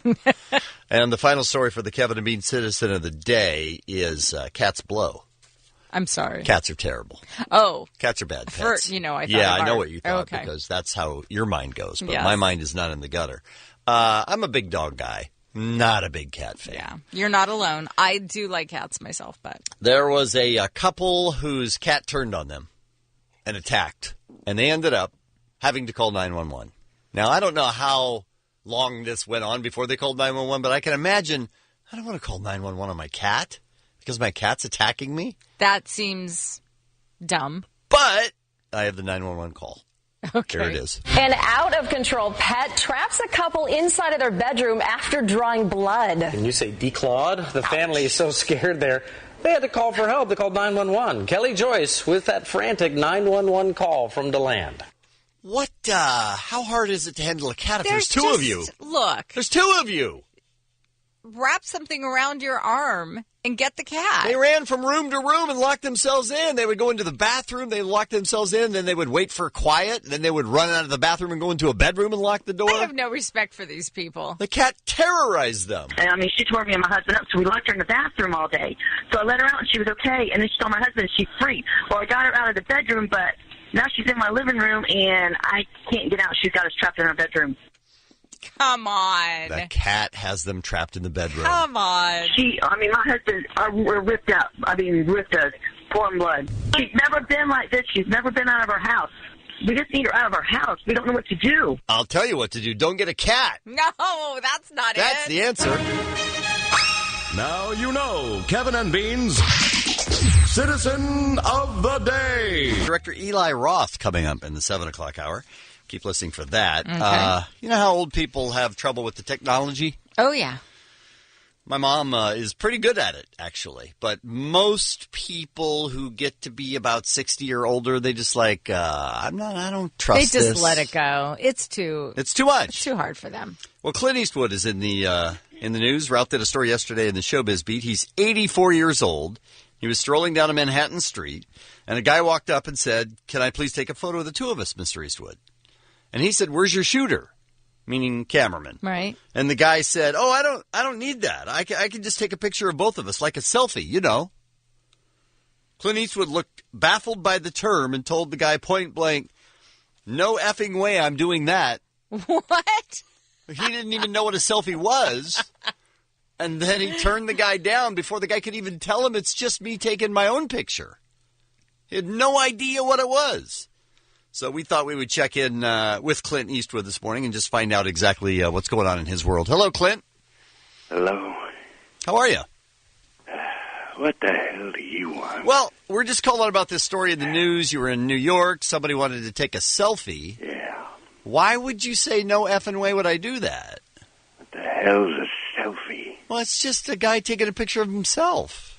How'd he take a picture of me then? Well, he's going to take one of him with you. Yeah. That's the idea. How the hell does that work? That's really not that complicated. You just got a cameraman. He takes a picture of you. No, there's no the cameraman's behind the camera. I know that much. Well, no, the guy just holds his cell phone or whatever at arm's length, and then both you and he fit in the photo. It's a selfie. Hold on a second. How are you inside this tiny box? The phone? I hear your voice. Yeah. Like you're in the room with me. Well, no, it's a but telephone. You must be so small to be inside there. It's come out of that box. It's just a telephone. Yeah, these have been around a long time. You better really. come out of that goddamn box. I can't. What did you just... Who are you shooting at? Firing a warning shot. But I can't come out of the I don't box. like being tricked. There's no trick. It's just a phone. It's just, I'm here, you're there, and we can talk over the phone. You've never had a phone call? There's no wires. Right. How are you supposed to get the sound to travel over the wires if there's no wires? I feel like phones have been around long enough that maybe you should be aware of them, even if not Usually selfies. a message shows up with a guy on a horse, right? And it gives him a message. No. I've really done that in a long, long time. Hey, there's two people in this phone. There's a woman in this phone. Right, but she's with me, and we're just Let talking. her go. No, I'm not. No, I'm fine. Are you being held against your will, No, lady? no, it's God fine. damn it. Let go of the woman. I'm not holding the woman. The woman wants to be here. Go ahead. Make my day. Where are you shooting for real? Up in the air? Yeah. Well, that's going to come down and ruin someone's day, most likely. I'm going to make their day, not ruin their day. This is worrisome. Yeah. So you don't do email, I imagine. What the hell is that? Well, it's just a way to send messages On your computer. back and forth. You can do. Computer. You can do it on your computer. You can do Come it on. on. You can even send email on your phone. You can text. What kind of science fiction crap are you people talking It's not about? science fiction. How are you making movies? Why is it so bright in this room? The sun's not even up yet. It's a light bulb. The sun is coming out of a hole in my ceiling. What are you? It's not the sun. Little holes everywhere with sun coming out of them. Those are light bulbs. It's just a light. You turn on a switch, they go on. You turn off It's a switch, electricity. they go How off. do they get the sun into a bulb? It's not That's the ridiculous. sun. It isn't the sun. It's electricity. Talking crazy talk. It's electricity. If I could get you out of this little box, I'm I'd kick your ass. I'm not in a box. It's Got to ask yourself a question. Yeah. Where's my pudding? Eli Roth coming in the next hour. Very excited about Yeah. that. Thanksgiving. White meat, dark meat, all will be served. Carved, sorry. And what's wrong with the Transformers new movie? We're going to talk about that a little bit later on this morning. It is, it's spectacular. It made so much money. It they made- don't care. It made so much money they don't care, but it's horrible. Yeah. I mean, the special effects are great, but whoever wrote the script should be kicked out of the country, I think. Right now, though, it's time for a brand new Internet Roundup. Click that mouse mouse and open your browser. Pull up your shirt and drop them trousers. We've got shots that need your viewing. Laugh so hard that you'll start spewing. Kevin and Bean's Internet Roundup. Go to krock.com and click on Kevin and Bean, or go to kevinandbean.com, and you will get the Kevin and Bean Internet Roundup, all of these videos in one handy location. Dave, what did you sense? King of Mexico is here. He's the guy who puts them together. Why did the guy learn to put his pants on without his hands? Like, at what point? I can't answer that, but it's a talent that I must try, and I must have it. There's no way you'll ever do it. No, I don't think so. This guy, Lisa, has his pants down on the floor, basically, and without using his hands, gets his pants entirely where they're supposed to be, around his waist. That's impressive. Yep. It's bizarre. It looks like a weird dance. It's like a snake charmer. Accompanied by this music.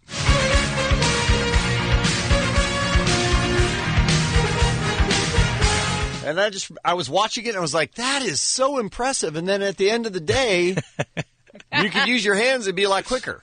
That's true. So I'm not sure that he really accomplished it. I wonder if he could take them off like that, because that would be pretty impressive to a chick, right? You're like, what? You're all dancing like, woo, one leg at a time. Yeah, that'd be hot. Yeah, Lisa speaks for all girls. I think it would be easier to get them off, though. Getting them on, like working them up your body. I don't know, those are some tight pants, man. Yeah. Wisconsin lumberjack rescues black bear with milk can stuck on his head. Aww. This is one of the weirdest videos I've ever seen. He's out tilling the ground or whatever it is he does with his tractor. And there's a bear, and it's got a giant milk can on its head stuck. Poor thing. And it's like rolling around and trying with its front paws to get it off, and it can't. So the guy pulls up, and he's got one of those giant claws on the front of his tractor. And he grabs a hold of the honey jar and pops it off of the bear, and the bear runs off. That's awesome. It's one of the weirdest things I've ever seen. Oh my God, he moved. Look at that. He's very, very excited about Yeah, it. I would too. I bet you he's good at that claw game too. That one that gets all the where you get the little stuffed animal. Yeah, but he rules. He rules that. You guys remember the kiss, where somebody brought together, I don't know, strangers, yeah. and they had to kiss? Well, this is a little different than the kiss. This is the slap. So they bring together strangers, and then they slap each other in the face. Yeah. That's weird. It is weird. Why would anyone want to do that? I don't know, but they all seem to enjoy it. Yeah. It's surprising. Really? Yeah. Now, how do we start this? Stretch up a little bit. Do you want to go first? Okay. Okay. All right. Just do it.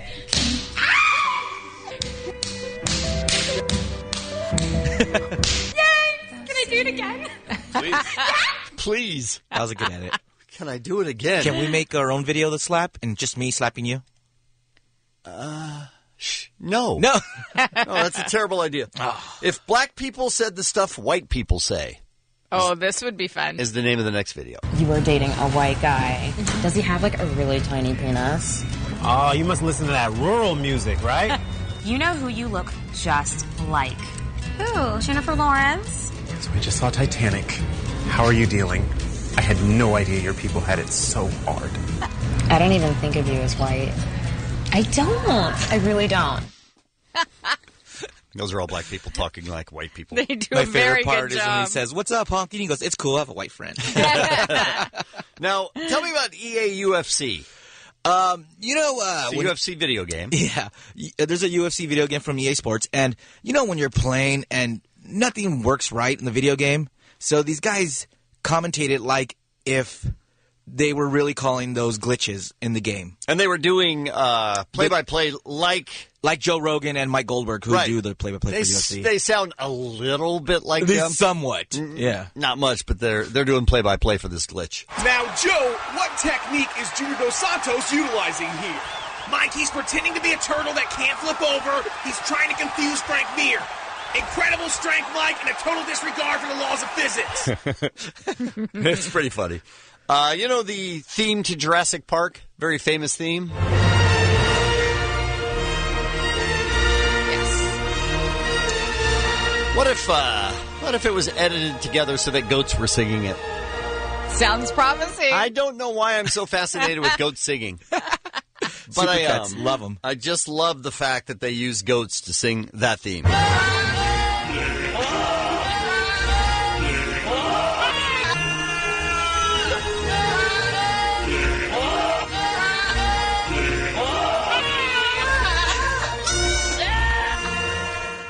That falls into the category of who has that kind of time. And why now? Why now for Jurassic Park? That doesn't make any sense. Epic rap battles of history we like to feature from time to time. This is George Washington versus William Wallace from Gladiator, I want to say. No. Crap. No. Don't laugh at me, and then you don't know. Laugh at me. William Wallace is from Braveheart. Yeah, Braveheart. Yes, How dare you? Yeah, please. That's freedom! That dude.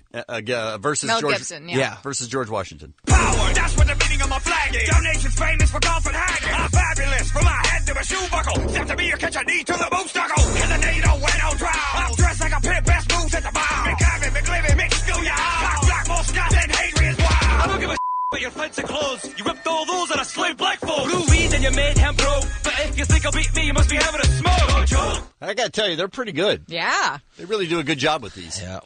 Live Witness News is something that Jimmy Kimmel does, and it's awesome. This is the World Cup edition. They go out and they ask people questions, and people are really too ashamed to admit that they don't know what they're talking about. So there's two things that you need to know before we play the clip. One is Landon Donovan was not at the World Cup.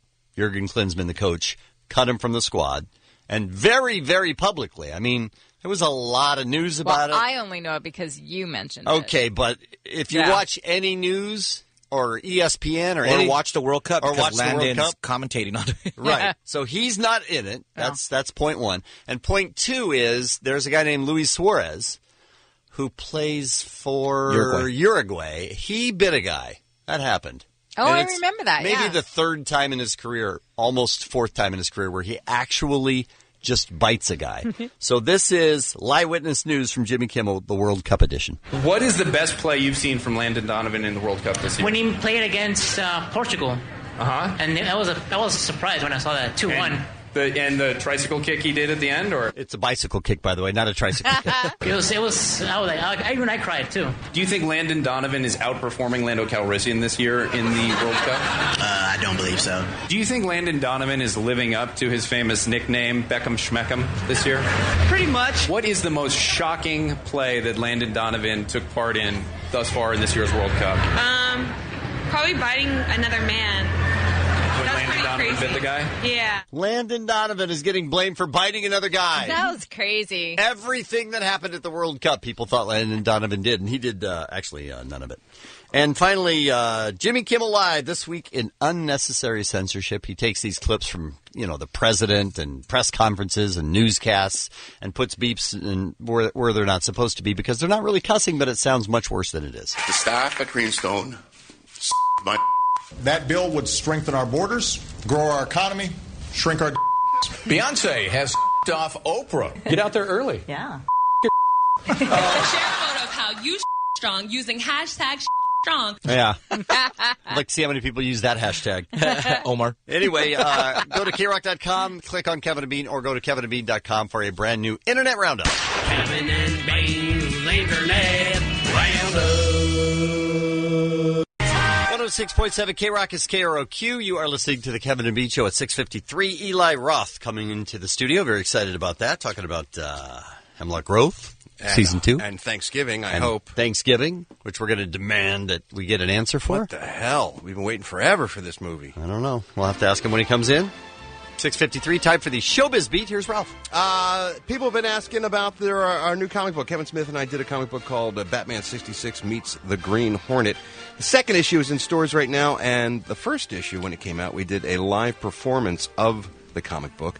We had music and sound effects, and we played all the characters live on stage, invited some of the members of the audience to come up and use their voice talents as well. It went over so well. We're doing it again this Saturday night at 8 p.m. at the Improv on Melrose, where we also do Hollywood Babylon. We're doing our Comic-Con theater. So come on out, and everybody who does will get an autographed copy of the comic book, and you get to see me and Kevin have a good time up on stage. And if you're an aspiring actor, maybe we'll pull you up on stage, too, because there's a lot of roles in that comic book that we just don't feel like playing, quite frankly. Is this Hollywood Babylon? No, this is a separate different thing. Yeah, where we just do an evening with the comic book, and we have a lot of fun. We do a lot of jokes and stuff and everything, but it's mostly a live performance of the comic book, and I do a lot of impressions, and Kevin's the narrator, and we've got sound effects and music, and it's a good time. So go to improv.com and then go to Saturday night at 8 p.m. and click on that and get your tickets. Come on and see us. No. Or not. Or not. It's America. Sure, make choices. Like Pamela Anderson made a choice this week. She is divorcing her husband, Rick Solomon, for the second time. I guarantee we've had listeners that have married and divorced the same person twice. This may be a phone-in topic we need to maybe more explore. They got remarried in last January. And they had already been married once. Their original marriage was annulled after 6 short months in March of 2008. So here they are 6 years later, and they decided to get married again. Well, surprise, surprise, it didn't work out, and now they're getting divorced.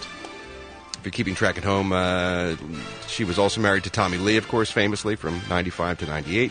And then Kid Rock from 2006 2007. We forget that was a couple. That's right. I did forget that. That was an odd marriage. But she went back and forth with Tommy Lee, too, several times. Yeah. Maybe not marriage, but... No, they never married they again. Were together. They were a couple, back and forth, off and on. But she pulled the trigger with Rick Solomon. I think she made an excellent choice. Yeah. Because now, divorce.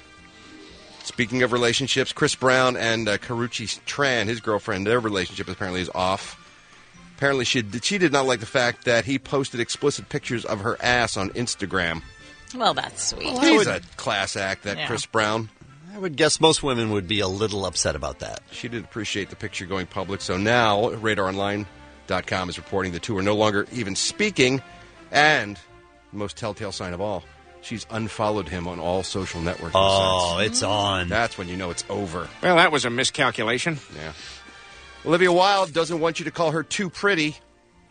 Sorry, Same here. Sorry, I can't help it. Same with me. GQ implied that she was too pretty to be believable as a writer in the movie Third Person. So she tweeted GQ, "Ha, kiss my smart ass." Apparently she was upset that they thought her looks would keep her from playing a writer. There are attractive writers. Yes. Who was the Bond villain that was Denise Richards. Denise Richards, yeah. Dr. Christmas. Where you go, no way am I buying that. Yeah. She was a nuclear physicist. Right. So that's absurd. Dr. Christmas Jones. But this particular case, she could play that, I think. There's hot writers. Yeah. Not as hot as Olivia Wilde, No, but not. still. There's writers I'd bang. You know what I'm saying? Sure. I'd do them a favor. Sure. More movies we don't need. How about the live-action version of Dumbo, the Disney classic? No. The animated film, of course, classic came from the 1940s, but Disney apparently developing a live-action version of their animated film. They're doing this a lot now. They're doing it with Jungle Book, and now they're doing this with Dumbo. And I just don't think real elephants can fly, frankly. I'm going to go out on a limb, and I'm saying I don't think it's possible. I don't think real elephants fly. But what about movie magic? What about that? There's special effects? There's no way you can... with any technology, you can make an You know elephant how look heavy like it's they are? flying. Yes. Thank you, Lisa. I don't Voice of technically reason. know. I don't Jeez. know That's technically insane. how heavy they are. They're really heavy. They're really heavy. Okay. And while we're talking about animated classics from Disney, the voice of Pinocchio, the little puppet who wanted to be a real boy, has passed away. Huh. Richard Percy Jones was his name. Passed away Monday night at 87. He was the voice of Pinocchio.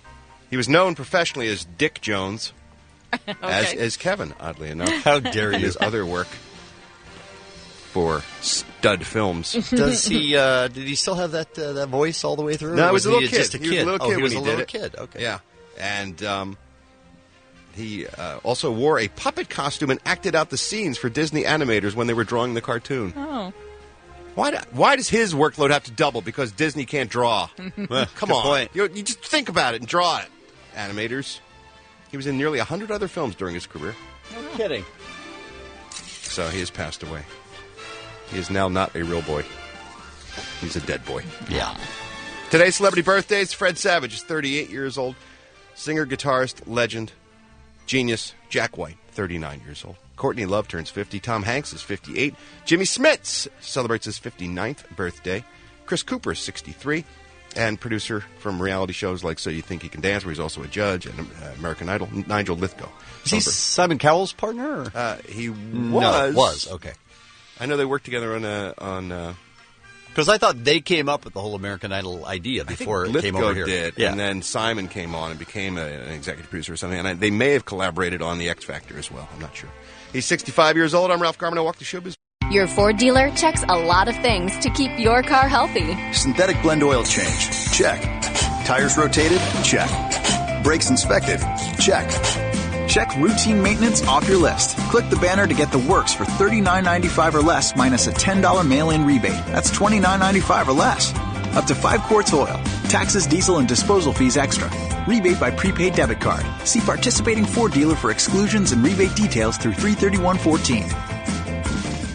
Summer is here, and nothing looks better than tan skin and white teeth. And if you want to have whiter teeth in 5 minutes, then try clinically proven Power Swabs. Power Swabs whitens teeth on average 2 shades in 5 minutes and 6 shades in 7 days. Call to whiten your teeth in 5 minutes, risk-free. Dial 1-800-270-2472. That's 1-800-270-2472. 1-800-270-2472.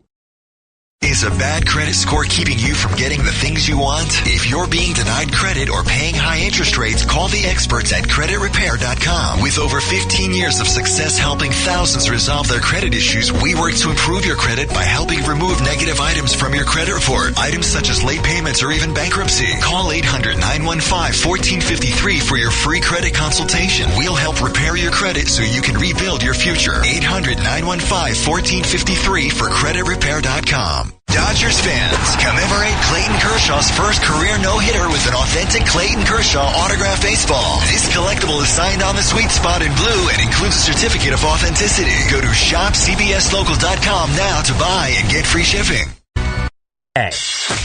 How much is your lawn worth? $500 a day? Overwatering and using hoses as brooms on concrete walks and driveways could soon be subjected to heavy fines. The State Water Resources Board trying to deal with the drought. Governor Jerry says cut 20%. We've only cut 5% of our consumption. The meeting's today, unsure who the water police would be. A meeting today in Dallas. Each side says it invited the other. The man who is president and one who would like to be, Barack Obama, Rick Perry.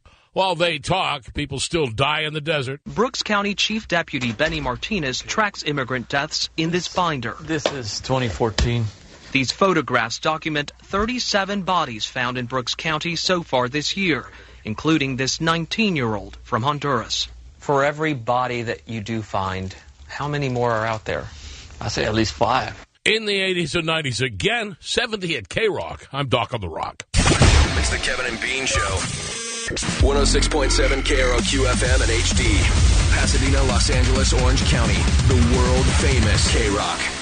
Alternative first.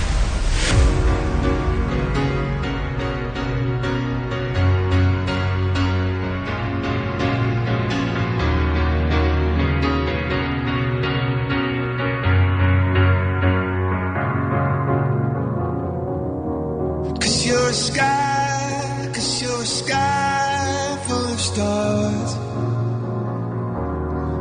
I'm gonna give you my heart. 'Cause you're a sky full of stars. 'Cause you light up the path. I don't care, go on and tear me apart. I don't care if you do.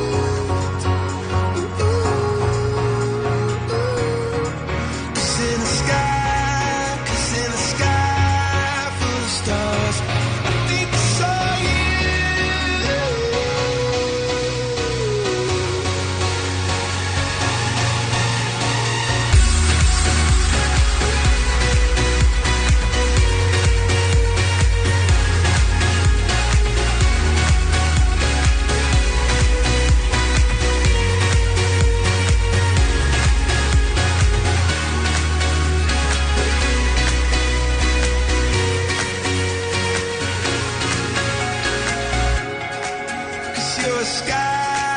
Cause you're a sky full of stars.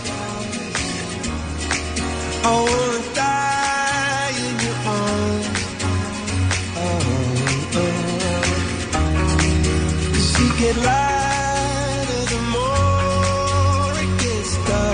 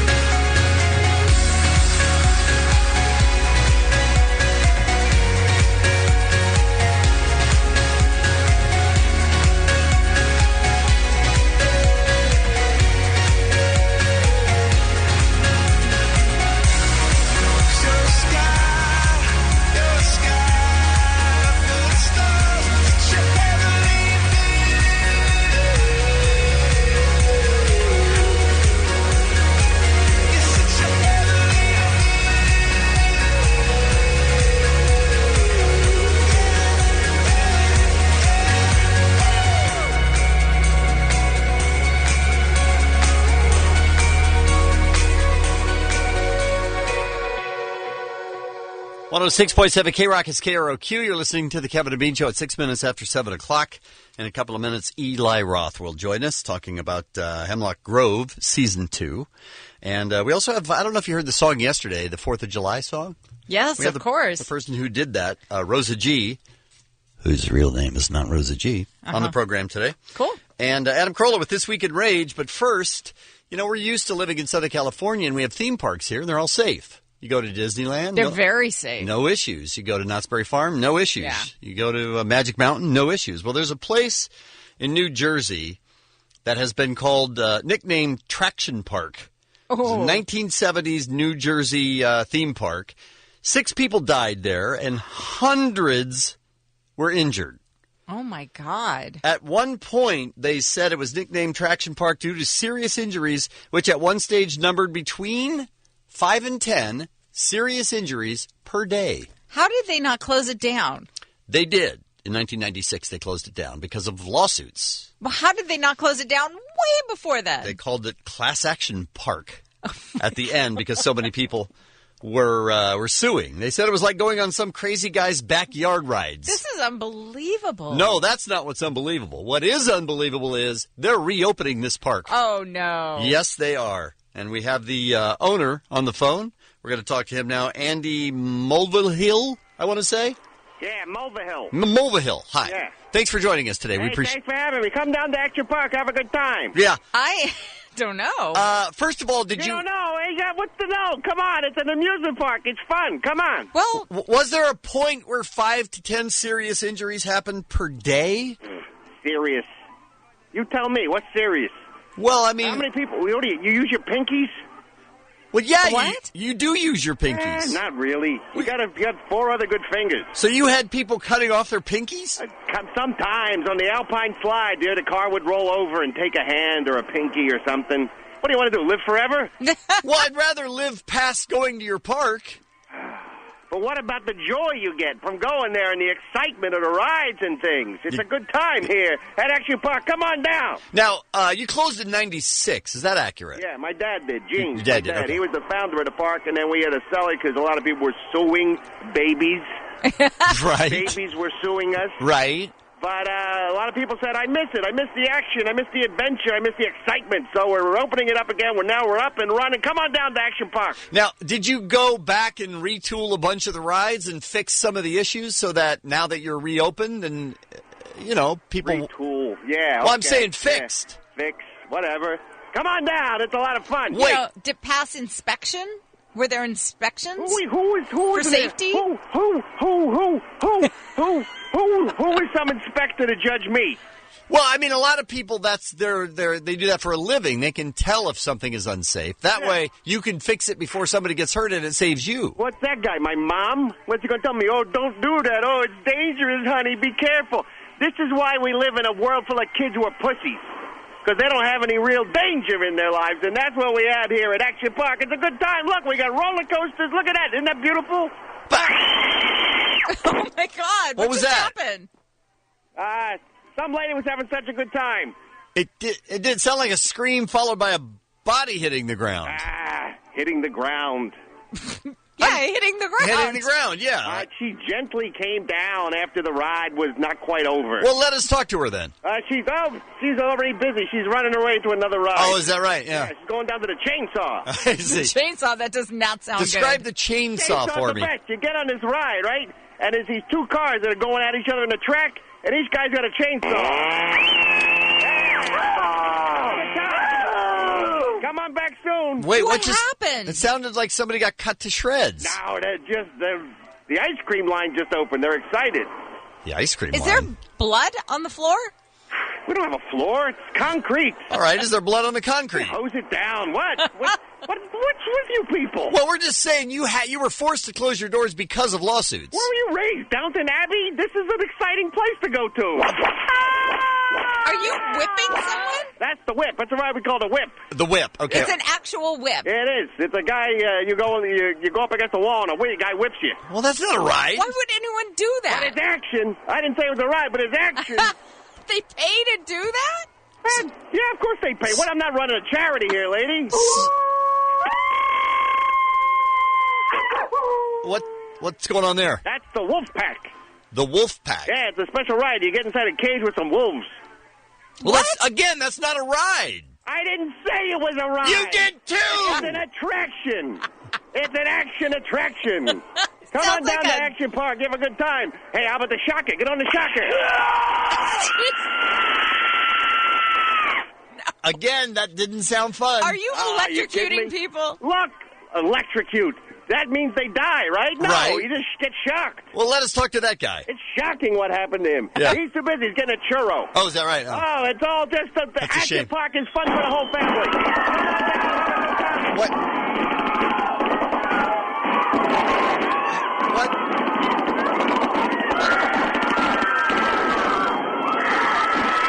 What exactly is...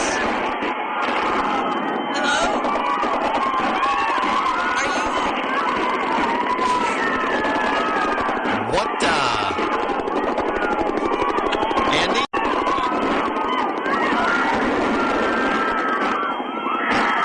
Andy? Hello? What was that? Yeah, we're going to be closed a little bit early today. Where is Thanksgiving? Mother effer. It's the only reason we brought Eli Roth, director, actor, writer, producer, in this morning is to ask him this one question. Actually, Thanksgiving will be here this year. It's the fourth Thursday in November. No, book your travel we're plans not talking now. about that Thanksgiving, mister. This you mean is the Thanksgiving we're talking about. This holiday season, prepare to have the stuffing scared out of you. Thanksgiving, white meat, dark meat, all will be carved. We've never forgotten. Thanksgiving from director Eli Roth. Thanksgiving, you'll come home for the holidays in a body bag. And where and there actually was a little tag at the end where it goes, coming this February. Because if you remember when those movies came out, they were never... It was wildly out of sync. It was completely, they'd be like, April Fool's Day, this July. You're like, what? As a kid, I grew up in Massachusetts, and I grew up in the golden age of slashers, where every single week there was a new holiday slasher. Suddenly it started April Fool's Day, and My Bloody Valentine. Silent Night, Deadly Night? Yeah, Silent Night, Deadly Night, Yeah. Mother's Day, like every day had a holiday. There's even a Mad Magazine parody called Arbor Day. And then so in Massachusetts, the Thanksgiving's a pretty big deal. There wasn't one. And so it was my friend Jeff Rendell and I was our obsession to write Thanksgiving. So we made the Grindhouse trailer and we spent years basically thinking, God, how can I live up to it? And I swear to you this week, I've got a whole stash of blurs. I've been watching my early 80s slasher movies. Right. Working on the scripts. Because last night, actually 2 nights ago, I watched Final Exam, The Final Terror, and Slumber Party Massacre. Sweet. And it's amazing how Final Exam, it's one that I had missed. It starts with 2 kids in a car, and it's like, come on, Judy. It's like, come on, Judy. Are we going to make it or what? It's like, Bobby, do you love me? And he's like, heck yeah, sure. And then someone's rattling the car. It's like, hey, quit clowning around, you guys. The next thing you know, a killer just like stabs the thing. And I was like, I've got to do this. And the great thing is, by the time they got to Final Exam, there's not even a scene where they turn on the radio and they're like, killers escaped the mental institution. Watch out. Right. It's nothing. It's just like a crazy guy who's just killing people for absolutely no reason. And it's never explained. Just for and fun. It's just a dude with a mullet just killing people. It's Just amazing. doesn't matter. Well, from the time we saw this trailer, we started counting down. And I don't and there believe... were some rumors you yourself said, oh, yeah, it's in the works, and we would get teased and stuff. Still nothing. I know. Well, this little movie called Inglourious Bastards sort of got in the way of that. This little derailed. Then Which was great, by the way, but it's no Thanksgiving. It's no Thanksgiving. I know. I feel like my life will not be complete. And trust me, my co-writer, Jeff, who I've known since I was 5 years old, calls me. He's like, what the hell's wrong with you? When are we finishing the damn script? So we actually have an amazing outline for it, and we'd written a draft, but we're rewriting. We finally cracked the story, and I wanted to make it I actually wanted to make it a legitimate, like, awesome slasher movie. So we've been really trying to figure out how to write it, and I'm working on the script. But is this like Axl Rose, where we're going to get it 10 years from now? Oh, my God. I just realized you just put it in perspective. Thanksgiving is Chinese my democracy. Chinese democracy. That's right. Yes. That's what you're doing. Wow. Hopefully it can be like a Use Your Illusion 1 and 2. How long? I mean, will it be a couple of years? I think within the next... I kind of want to do it within the next year or so. That's like within the next year. Like, if I finish the script now, I can get it ready and just knock it out. Here, my theory is that it should come out I don't know, like late November. Yeah. No, it's got to come out in July. It's got to be in the summer. I'd love to. That'd be the I'd love perfect to have it in homage. August, because then the kids would just feel the annoying frustration that I felt not understanding why they couldn't release a holiday movie exactly on the holiday. Is that your voice on the trailer? That is me. That's what I heard. I heard that you were... All be carved. That's pretty impressive. Thanksgiving. It's funny because I sometimes will talk in that voice. Wake up. Thanksgiving. You know, like sometimes... If I had that voice, I would talk in it all the time. Me too. But And it's really like very early in the morning when I'm completely like dehydrated. Like, if I drink a lot the night before, I wake up and be like, where's the mic? I need to record the Thanksgiving voice. White meat, dark meat, all will be carved. All be carved. We have that memorized. I saw you mouthing the words to it as well. Yeah. So I remember the ratings board got very upset over it. They said if you can remove they said to Tarantino and Rodriguez, because it was in between their two movies as part of Grindhouse. It was a fake trailer, It's a fake trailer, and they go, if you remove Eli's trailer in its entirety, then we will just give you an R rating. Like, no, we can't do that. Really? Yeah, because I had the girl spreading her legs to camera and fully, like, landing on the knife. Yes. And they were like, you can't do that, Eli. Not okay. And I was like, but it's Grindhouse. The point was to make, like, a very sleazy early 80s slasher. What were the other ones? Was there Don't? There was Don't by Edgar Wright and Rob Zombie's Werewolf Women of the SS. Oh, and that's Machete. right. That's right. Machete, right. And Quentin was going to do one called Cowgirls in Sweden, but he never got around to filming it because it just the movie ran one over of those budget. nudist films. I read They would make a documentary about Cowgirls in Sweden. I rented that last weekend. It was not what I thought it was. Yeah. Let's talk about why you're here. Hemlock Grove. Hemlock Grove, season about 2 on Netflix. Netflix is awesome. It's like a whole new. Love it. Yeah, they're great. Like everyone has become binge watchers. Like in fact, the new cheating is when your girlfriend or boyfriend goes an episode ahead of you. Yeah, right. Yeah. You're like, I feel betrayed. We had Chris Carter in Creator of the X-Files yesterday, and we were talking about this. The new digital platforms for filmmakers is giving people a whole new generation of filmmakers a chance to get stuff seen and made that never would have happened before. Oh, it's really cool. And we had theatrical directors come out for it. Like the woman Florida Sigismondi who directed The Runaways did an episode. This guy Spencer Susser did a great film called Hesher. Vincenzo Natali made a really cool movie I love called Cube. They all came in to do episodes because we can really let them go wild with sex and violence. Right. And the nice thing is, I don't know, there's something about Netflix that when you get the episodes, it's almost like a Papa John's pizza. Like, it just shows up at your door, and you're just like, oh, a slice, of another slice, of another slice, of another slice. By the time you're done, it's 5 a.m. By the time you're done, it's 5 a.m. You eat 3 pizzas. But it's like a wonderful hot pizza that just shows up at your door. And people, it was really fun because people watched it the first season. You know, we're creating new mythology with werewolves and vampires. I want to do something in the Twin Peaks, but more violent and adult. And we did a really, really violent werewolf transformation. So all the people that were used to Twilight, where the kid walks, takes off a shirt, walks behind a train as a fluffy wolf, right. People were genuinely disturbed. Like, people on Twitter, like, this is really upsetting. That was like watching a birth in science class. Nice. And what's cool about Netflix is they were like, okay, remember that scene in the first movie where the vampire guy goes down on the cheerleader who's having her period?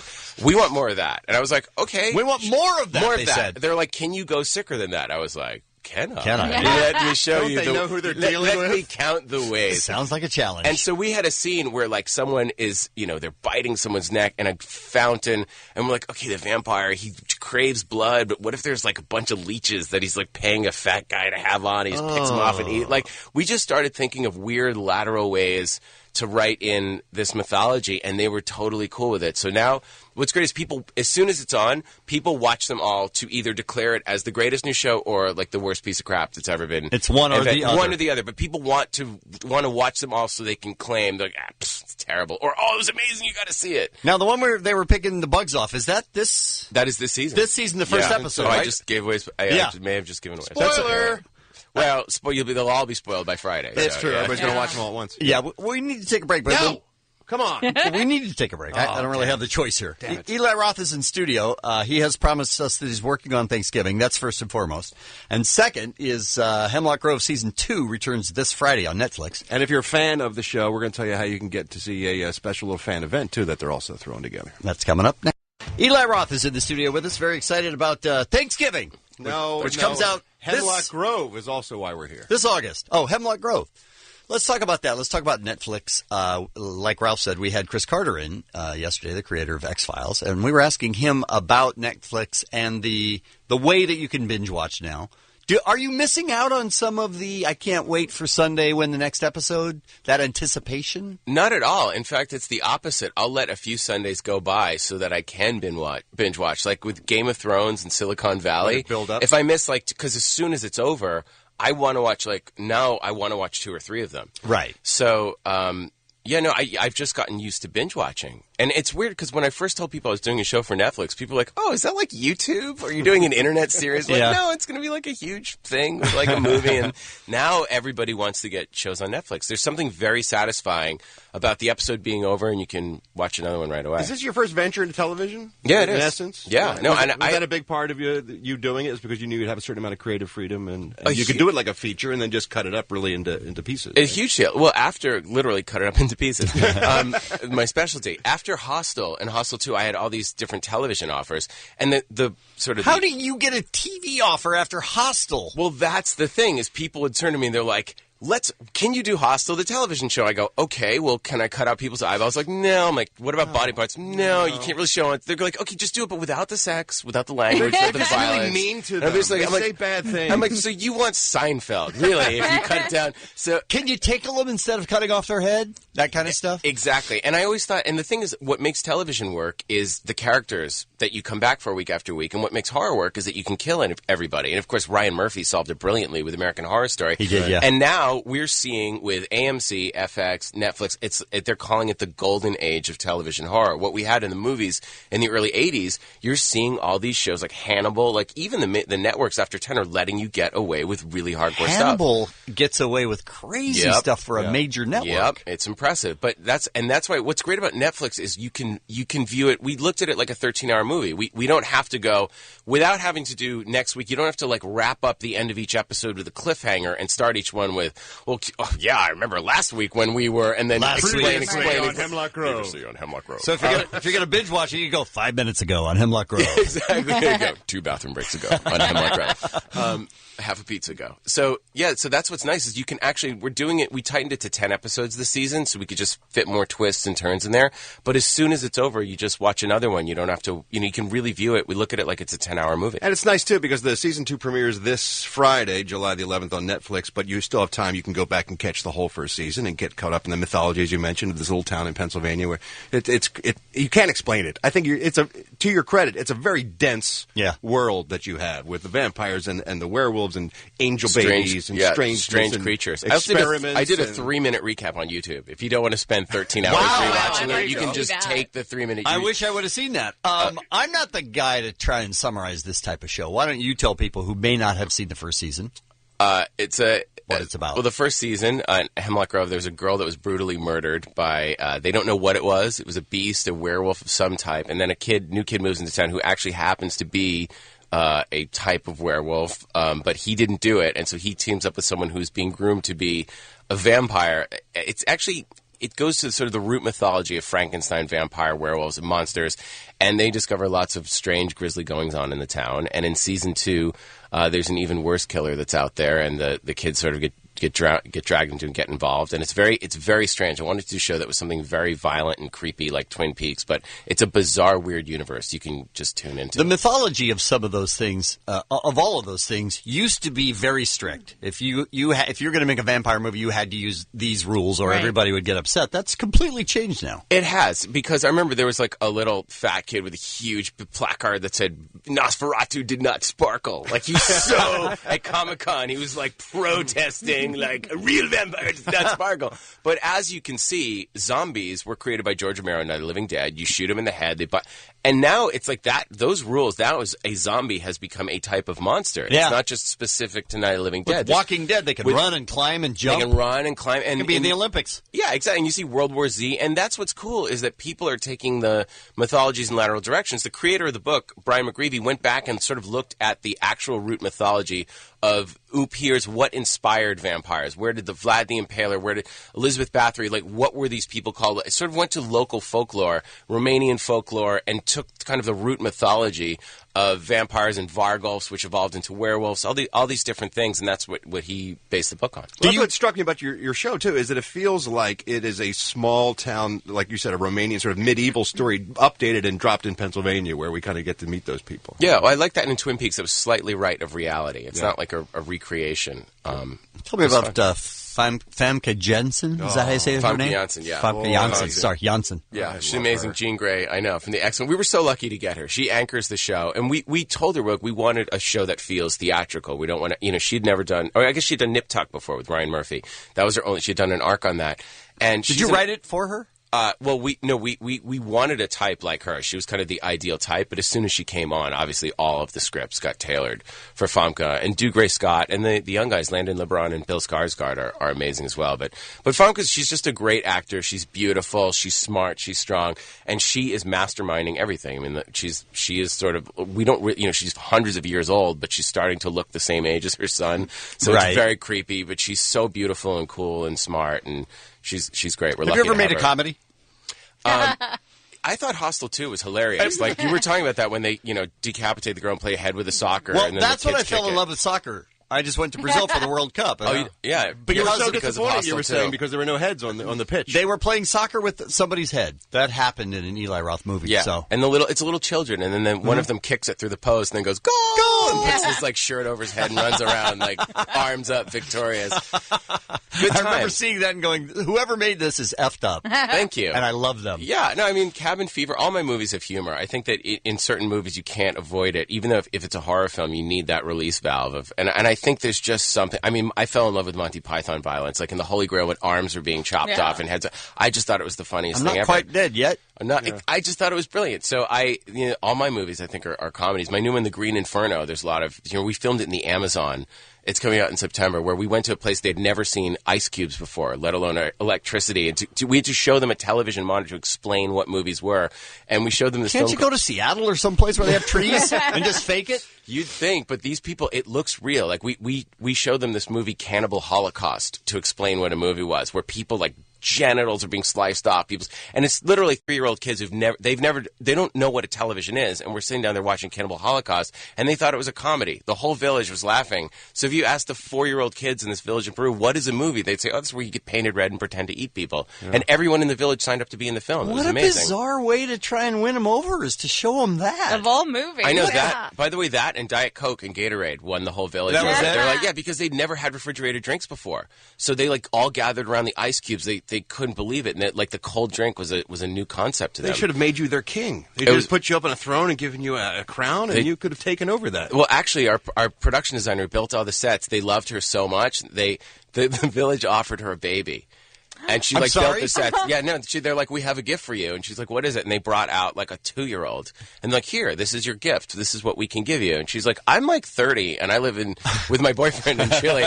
I don't know if I can just take a baby from your village. And by the way, who offered it up? The whole village. Well, but the whole village didn't have. There's a mom. It takes a village, Kevin, to give away a baby. Thank you. I didn't realize that. No, that was the highest compliment. Was here's a baby. I actually have a part of property there with a little shack and a cage. What we built to keep the kids in when they're being eaten by the cannibals. I own that land, so I have part of that property there. So and then welcome to come. It's like a summer place in Peru. Exactly. Just to go to hang out and have people get eaten. Exactly. So what do we? I want to talk about the fan base for Hemlock Grove, because it's only been one season, but your fans are rabid. I love them. They're just on fire for this show. The horror fans are amazing. They're and I always saw this with Cabin Fever, that I saw what the same fans of comic books are kind of the same fans of horror movies.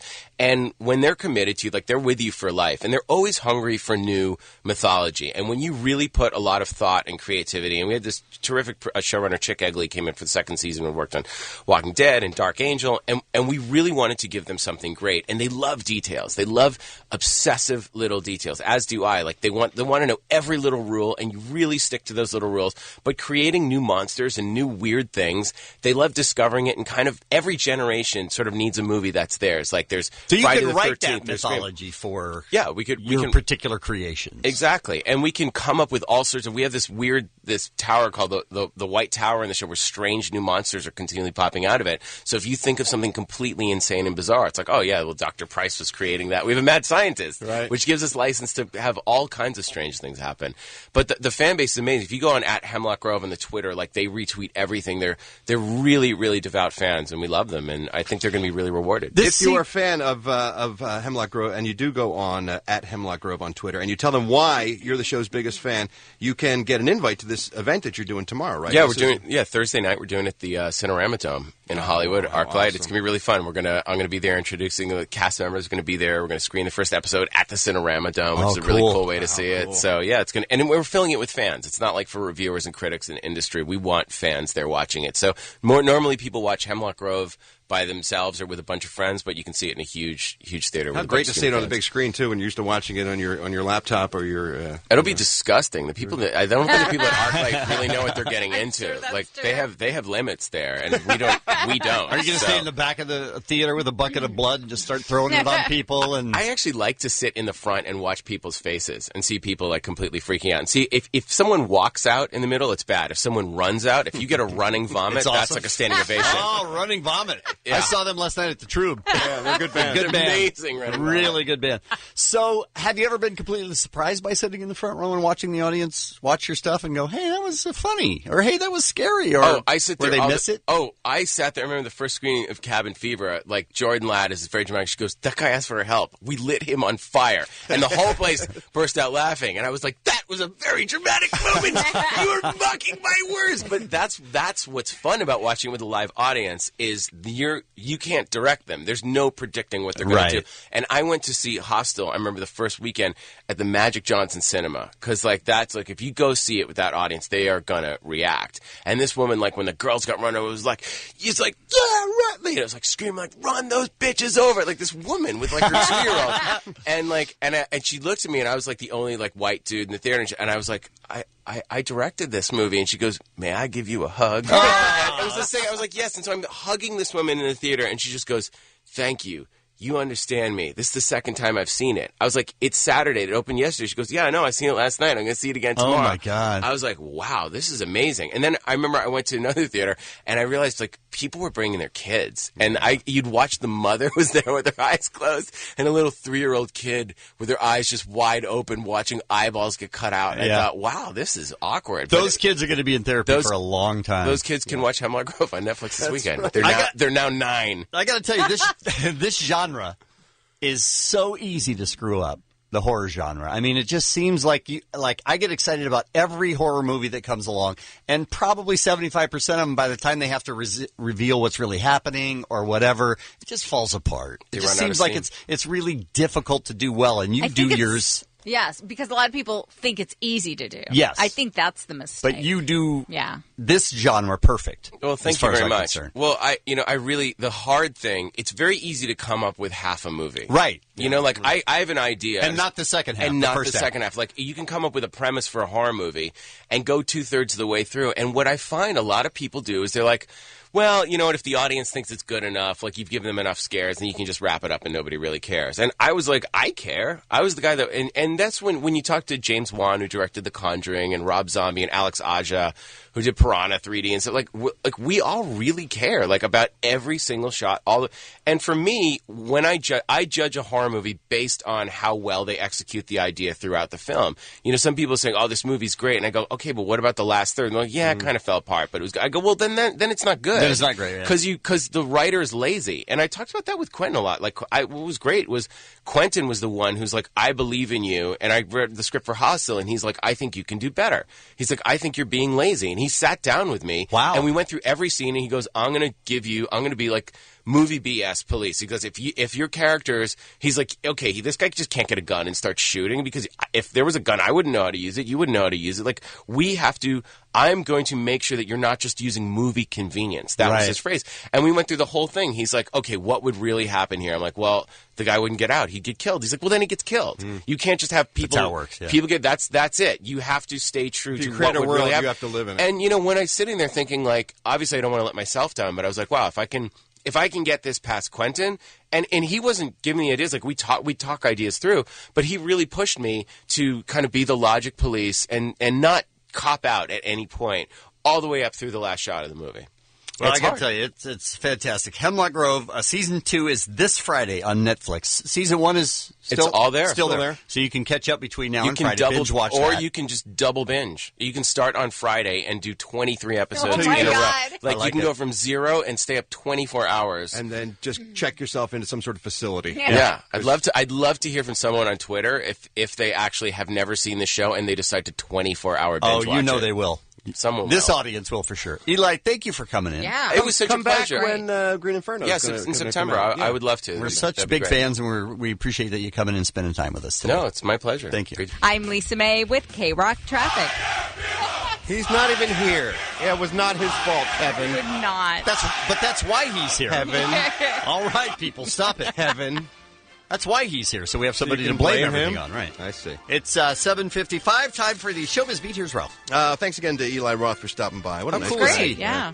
And we didn't even talk about what a good actor he is. I thought he was great in Inglourious Basterds. Yeah, He me did a too. great job.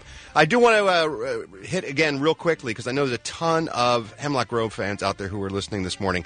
So I wanted to give them the heads up. They are doing a special Hemlock Grove fan event tomorrow night at the Cinerama Dome in Hollywood.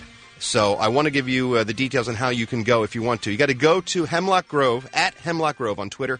Tell them why you are a huge fan of the show, and they will enter you into a chance to score an invite to the special fan event that is tomorrow night. So if you're a fan of the show, it's at Hemlock Grove.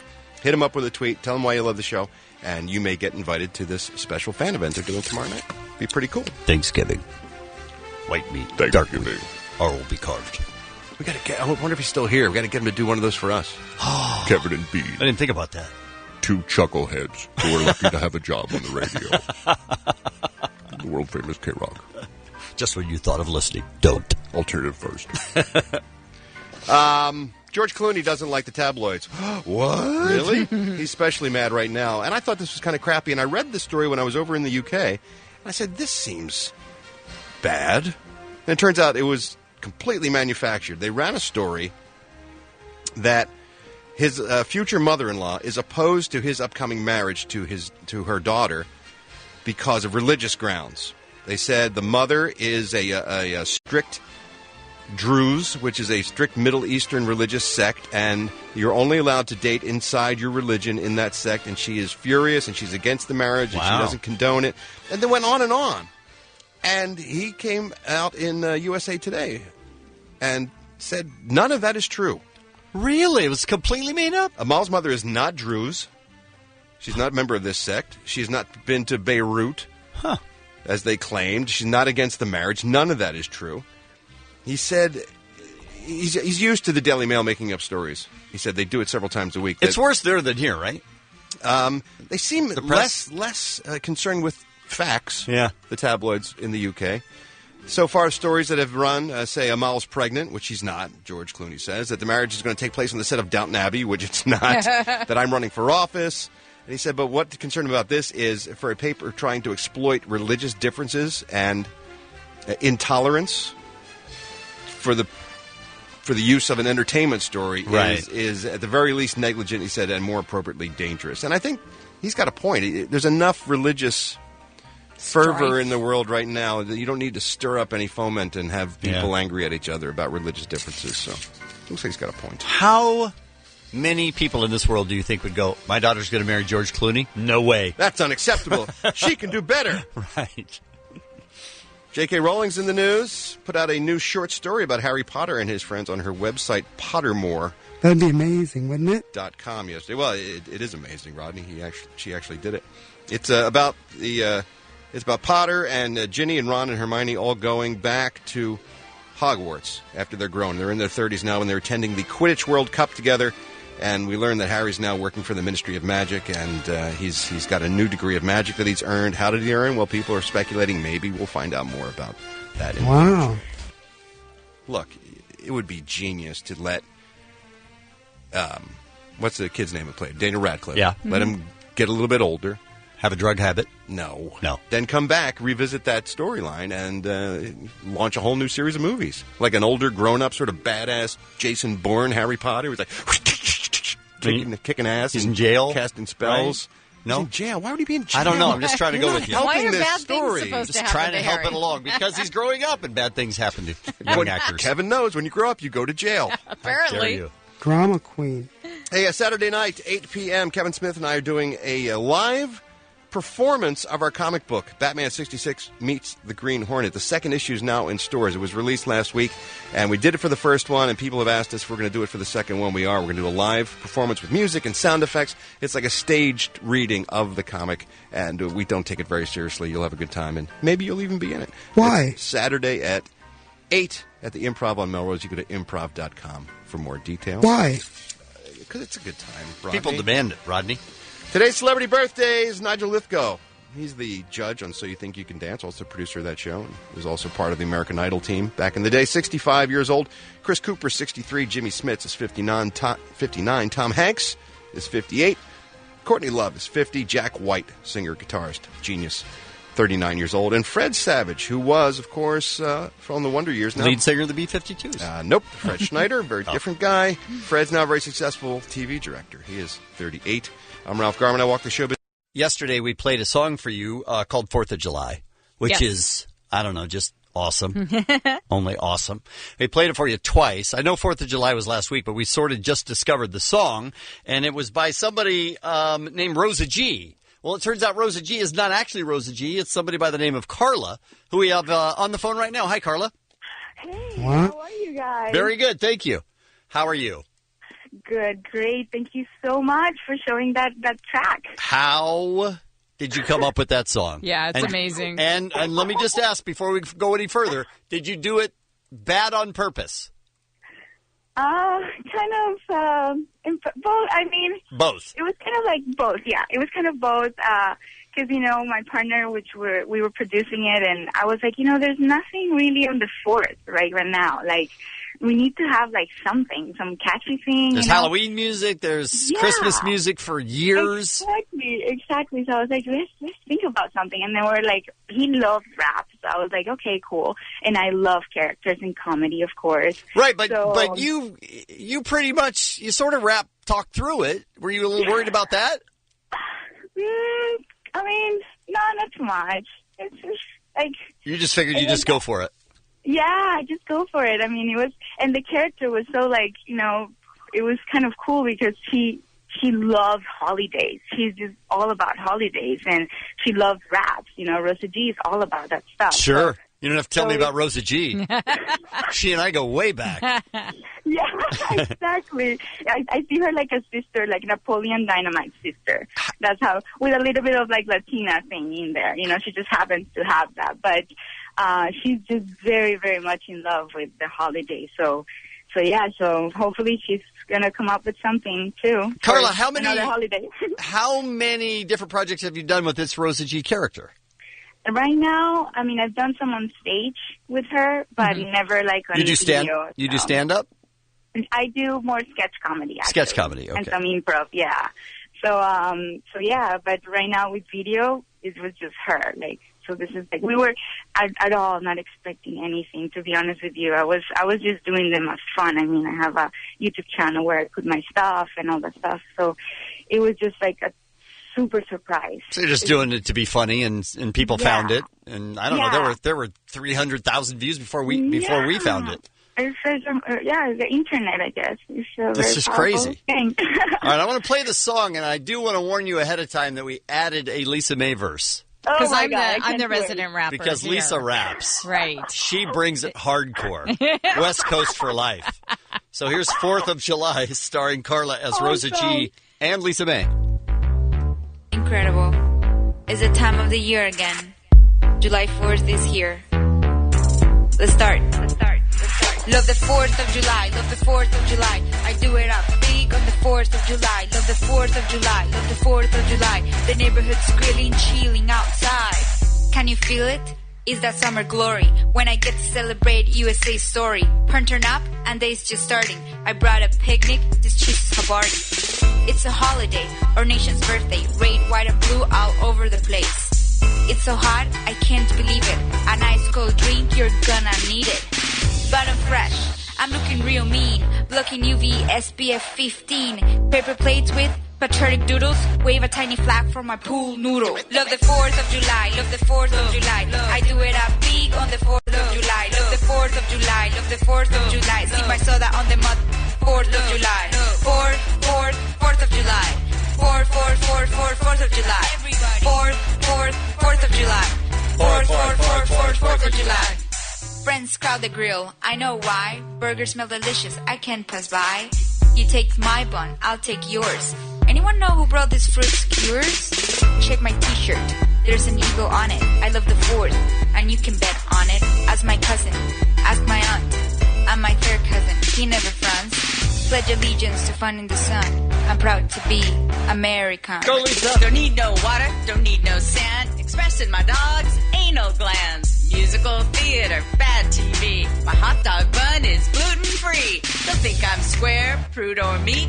4th of July isn't butthole week. Independence Day, Independence Day. I make it rain cause I'm Lisa May. Independence Day, Independence Day. I'm all turned up, I'm Lisa May. Yeah, yeah, yeah, bitch! Go, Rosa G. Love the 4th of July, love the 4th of July. I do it up big on the 4th of July. Love the 4th of July, love the 4th of July. Love the fireworks, got me peeping hard to the sky.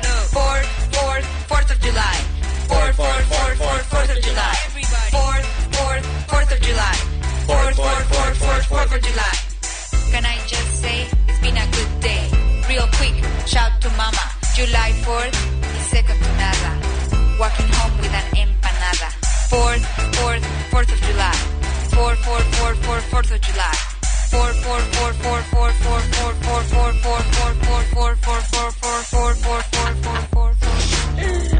Okay, cool.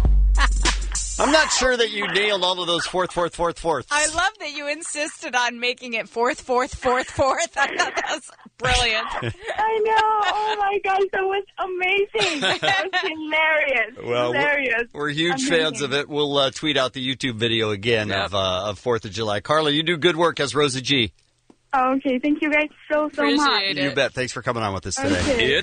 So I went to see Transformers. Greatest movie ever. Age of Extinction. The best. And I knew when I was going that it wasn't going to be as good as the other three. I mean, let's be honest. We all saw the trailer.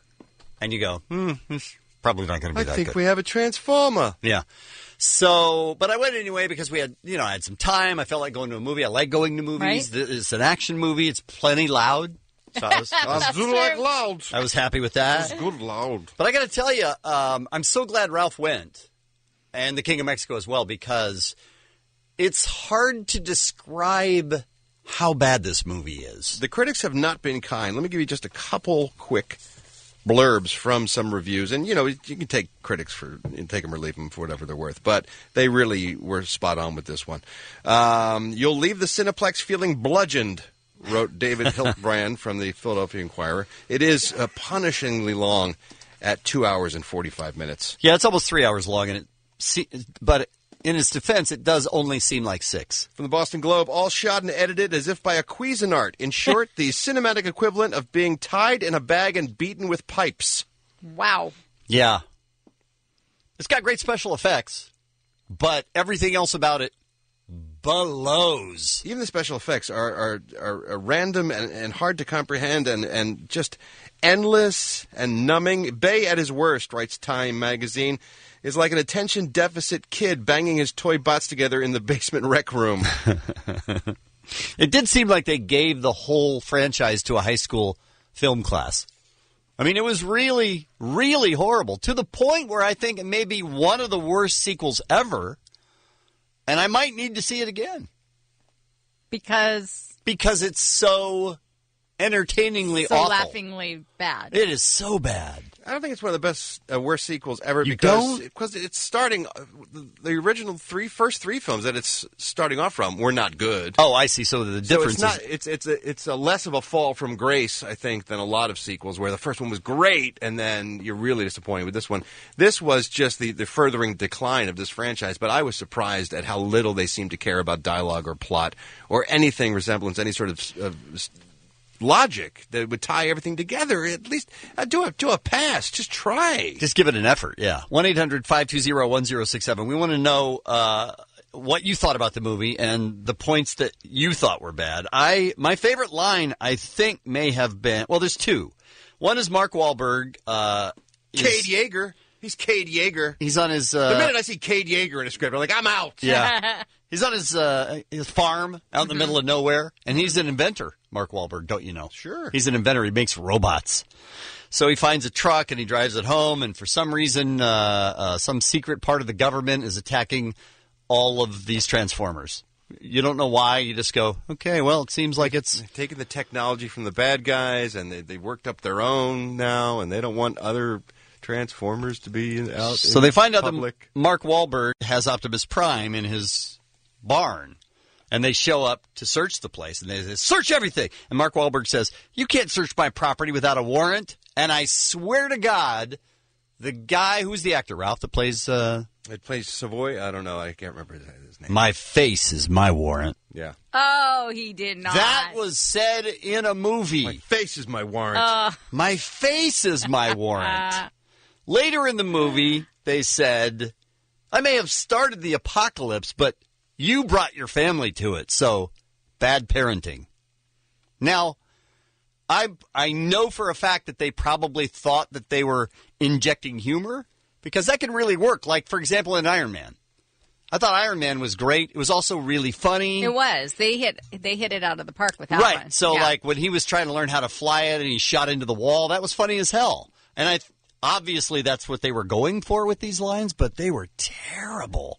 Line after line, I kept thinking, I need to remember that one because that's horrible.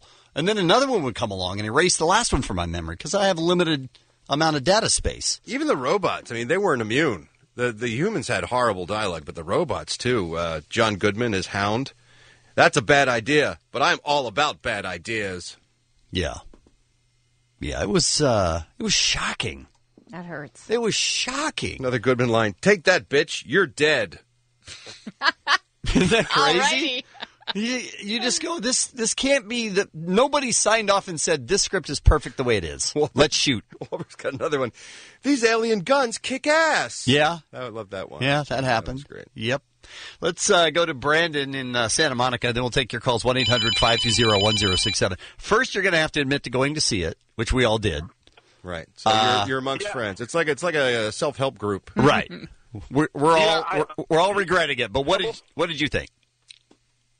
Hello? Yes. Hi, sorry. Hey, a couple things I just couldn't understand is, first of all, why did a Bugatti Veyron, which is one of the Transformers, which is a German car, have a Japanese accent? Yeah, I couldn't understand. They never clarified that at all.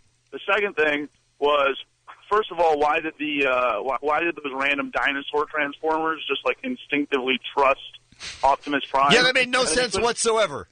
You couldn't tell who was fighting who because they didn't like distinct them at all, so you couldn't tell like whether and like how did the dinosaurs know which the bad guys were? So they were just chomping them up. It made no sense. It was bizarre how Optimus Prime decided that he needed to fight these guys, but I didn't even understand fully who the dinosaurs were.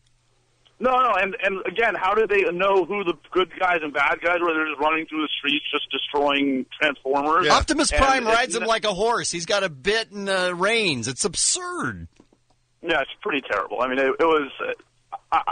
You really have to have left the theater and realize just how, like, as a whole, how bad it was, and then you can laugh. But midway, you're just so confused. Yeah, I just didn't get it. And I got angrier and angrier as the film went on. I was angry for a while, but then it came back around. I was like, this is really bad. Like, and I have room for really bad in my life.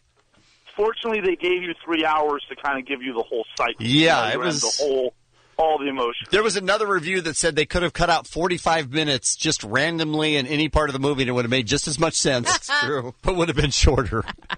All right, thank you for the call, Brandon. We appreciate it. You're welcome. 1-800-520-1067. What went wrong with that movie? We'll talk.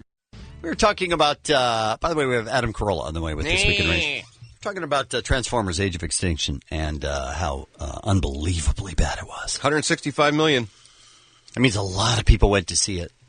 But how many of those people do you think will go back? Well, you couldn't. Who has that kind of time in their lives? How many of those people do you think will even rent and or buy the DVD? I don't watch a really good movie for 3 hours. Yeah, it was. Yeah, that's tough, actually. Yeah. 3 hours is a long, long time, but especially if it's a horrible movie like this one. Let's start with Casey. Good morning, Casey from Irvine. Hi. Hello, Casey. Hello. Anonymous. Like, hi, my name is Casey, and I saw Transformers. Yeah. Yeah, it's a support group that we have going today. We feel for you, Casey. It's so bad. I mean, from the moment the movie started, I was like, oh, it'll get better. But it did. Yeah, I think we all thought when the action kicks in, then we can forget about all this horribleness and just enjoy that. But you couldn't even enjoy that. Yeah, I think the worst was hearing, like, Mark Wahlberg with a huge Boston accent going, oh, I think we found a transformer. Yeah. Oh, my God. Look, Mark Wahlberg, to me, is a great actor depending on the role. In Lone Survivor, he was fantastic. In this, he's terrible. He was great in Ted. He was great in Ted. Agreed. But I don't know that anybody could have necessarily saved These this trucks movie. are going to pay for your college. Let's go to Brian in Los Angeles. Hi there. Hello, Brian. Brian, go. Yes. Hi.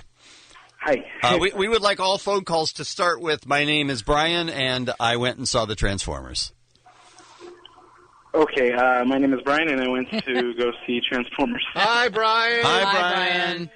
And what did you think? It was awful, horrible. Because? The main scene I can remember is a scene with Kelsey Grammer. Mm-hmm. Kelsey Grammer was bad. Yeah, he was talking to, I think the name was Lockdown, the bad Transformer. Right. So Kelsey Grammer's line is, on Earth we have a saying, the enemy of my enemy is my friend. Oh, right. The Transformer literally says, I have a saying too, I don't care. Yeah, that was a line. Yeah.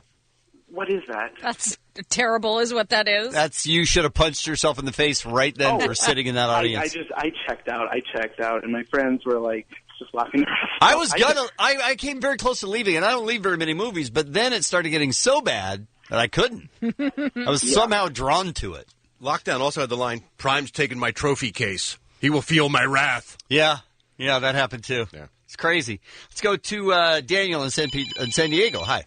Hey, my name is Daniel, and I went to go see Transformers. Hi, Daniel. I am ashamed. Hi, Lisa Bay. Hi, guys. Hi there. Before I start, Rob, love the comic. I love the comic, the first issue. Thanks, sir. Loved it. All right, buddy. Yeah, it was a boring movie from the beginning to the end. I fell asleep halfway through, woke up the last 20 minutes, and wanted to go back to sleep. I really didn't think much of it. How do you fall asleep in a movie like The Transformers? I wish I could have slept. The action was just, it's fake done, you know, it's just too much of the same thing. And even my kids kept hitting me, and I'm like, let me sleep. And they just kept hitting me, and I'm just like, I was just not into it. The dialogue sucked. It was just an awful movie. Yeah, in every way. Yeah. Thank you, Daniel, for the call. We appreciate it. Took his kids, though. Should we get the female perspective? Christina on line 6, I think. Sure. Hi. Hi, Christina. Hi, my name is Christina, and yes, I want to see Transformers. Hi, Christina. I wish I had those 3 hours back. Yeah. You know, it was a total waste of money. So you mentioned one line, bad line after the other. So one specific line stood out for me. It was when they were rescuing Mark Wahlberg's character's daughter. Right. And the boyfriend said, I'm not here to save your daughter. I'm here to save my girlfriend. Right. Didn't he say same your person? Yeah, same person, yeah. It's his girlfriend. Yeah. That whole running dialogue between Mark Wahlberg and the boyfriend. Them bickering and everything. I don't like you. You're not good for my daughter. And then remember when he's like, he's a car driver, and he's like, I've never driven this good. I feel like I've stepped it up to a whole nother level. Yeah. What was that?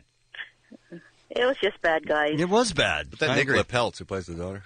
Yeah. Pretty good deal right there. Yeah, I agree, but come on. So she said, there's a missile in the living room. Yeah, that happened. Let's go to Dylan. Hi, Dylan. Hey, how's it going? My name's Dylan. I begrudgingly gave my $9 to Michael Bay.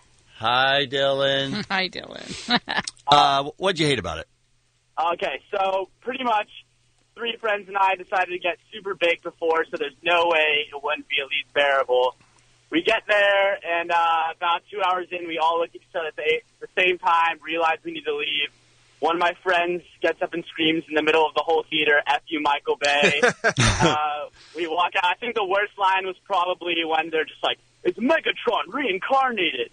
I couldn't deal with it. Yeah. It was horrible. It was horrible.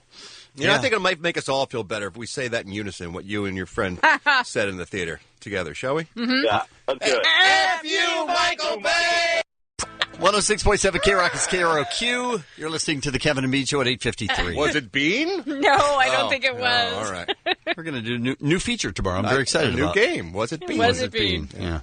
Right now it's 8:53. Adam Carolla with the This Week in Rage coming up just after the top of the hour, but Ralph is here now with the Showbiz Beat. Once again, talking about my comic book, Batman 66 Meets the Green Hornet, issue 2, in stores everywhere right now.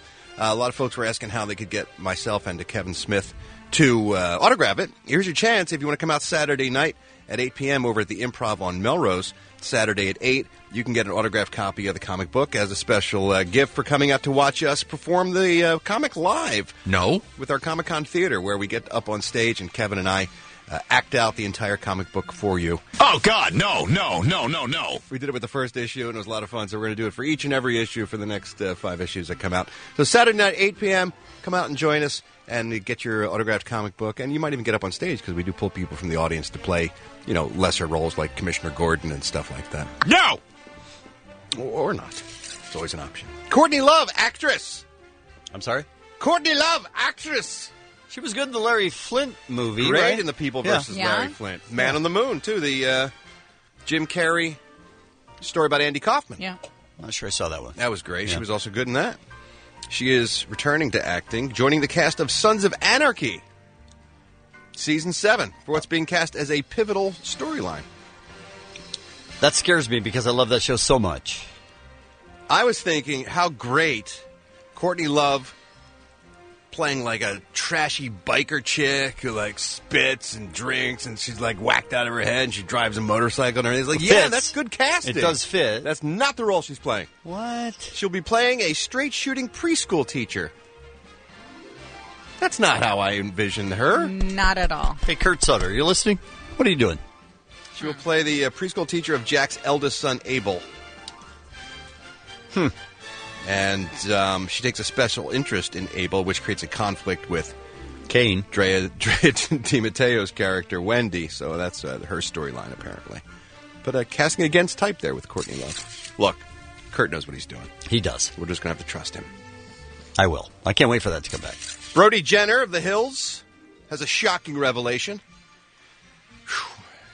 You might want to sit down for this one. Oh, no. Folks. He said he revealed on his latest podcast that reality television isn't always real. What? Yeah.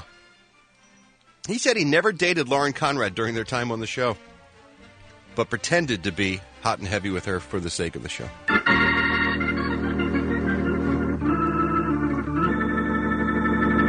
Brody admitted he did spend some quality bone-in time with Kristen Cavallari from the show, however, but it was years before they worked together on the show, so it doesn't really count. Huh.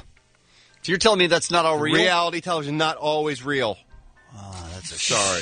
disappointing, right? I didn't mean to Wow. to burst your bubble Way like to that. go, man.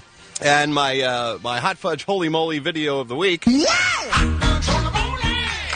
going on? I'm gonna have some fun. Hot Fudge Holy Moly. The worst part about being a boy band, being in a boy band, is when you're no longer a boy. And you can't really do it anymore. Got to see the video over on TMZ.com of Bobby Brown pretty much collapsing, trying to do a dance routine with New Edition. Really? Yeah, he was performing in Mississippi last week with New Edition. Physically collapsing? Bobby can barely keep up with the other guys during a dance routine, and then when he's finished, he doubles over and has to walk off the stage because he is just gassed. That's awesome. He is no longer a boy in that boy band. He just okay. Wouldn't they rehearse? I mean, do you think he didn't need to rehearse? I don't know. Get in some kind of shape? Practice. Wow. Today's celebrity birthdays: Fred Savage from the Wonder Years, 38 years old today. Singer-guitarist Jack White is 39. Jack, by the way, announced he's releasing some new Dead Weather music. Dead Weather album in 2015. You can look forward to it. 2 of the tracks were already put out as a 7-inch vinyl single back in January. The next 2 will be available now on another vinyl 45 if you're a member of Jack's Vault series. You can pick it up. But everything will be available as soon as a digital download, and you'll get the whole album in Guy's a genius. 2015. He produces a lot of material. Yep. Courtney Love's 50. Tom Hanks is 58 years old. Jimmy Smits turns 59. Chris Cooper, 63 years old. And Nigel Lithgow producer and judge of So You Think You Can Dance. 65. Dave loves that show. He does, yeah. I do, too. I think I don't watch it a lot. I can dance. But you don't dance or die. That's me. Sure. I'm Ralph Garman. I walk the shabby. We welcome to the show Adam Carolla, as we do. Hi, Adam. Yeah, baby. Adam, of course, has, 75 things going on every single time we talk to him. The Adam Carolla Show live podcast at the Gas Lamp Restaurant and Bar in Long Beach. 2 shows. A week from Saturday is sold out at 7:30, and then a week from Saturday at 10, he's added a second show. You can get those tickets at adamcarolla.com. He's also going to be at the Irvine Improv, a new location in the Irvine Spectrum. That's Thursday, July 31st. And he's going to have a Mangria tasting party at Treasure Island Hotel and Casino in Las Vegas, Friday, August 29th. Always busy. Yeah. Name of the book is President Me, The America That's in My Head, which is a very funny book. I'm making my way slowly through it, Adam. I'm to about chapter 3. That is slow. And at this rate, I will be done by 2015. Excellent. Well, listen, by the next World Cup, right? Yeah, exactly. Adam Carolla is here for This Week in Rage. It's time for This Week in Rage. Well, starting at 3 and working our way up to number 1. First off, I had a chance to interview Brad Williams, and he told me about your ventures in Brazil. Yeah, he came with us to Brazil. That was awesome. And, he explained to me that he got rolled. Although, it's weird, he's a young man and he's under 3 foot tall, so he wasn't familiar with the term rolled, which is, I learned from watching years of Beretta, which means being mugged on the street. Right. I realized when you don't tell a dwarf he was rolled. Yeah, because it means something completely different. Yes, I think it brings back a lot of horrible imagery, like his grandfather being tossed across a ring or something, or at a bowling alley and slid toward the pins or something. But anyway, he got mugged. And he told, as I'm sure he told on the show, that, he had the fake phone and the fake wallet. And he said they told him, pack the fake phone, pack the fake wallet. I brought a fake phone and a fake wallet as well, just in case. Can I say this? Yes, please. When you have a country and people are coming to your country to visit, to celebrate and enjoy your country, and you're giving them a laundry list of things to do, it's gut check time for you and your country. Do you know what I mean? Like when you're saying, have you gotten your recent malaria shots? Right, they do that. Bring a fake phone, bring a fake wallet. Don't look our dogs in the eye. Right.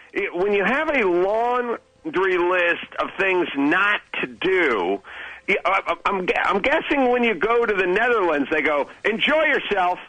Yeah, that's pretty much it.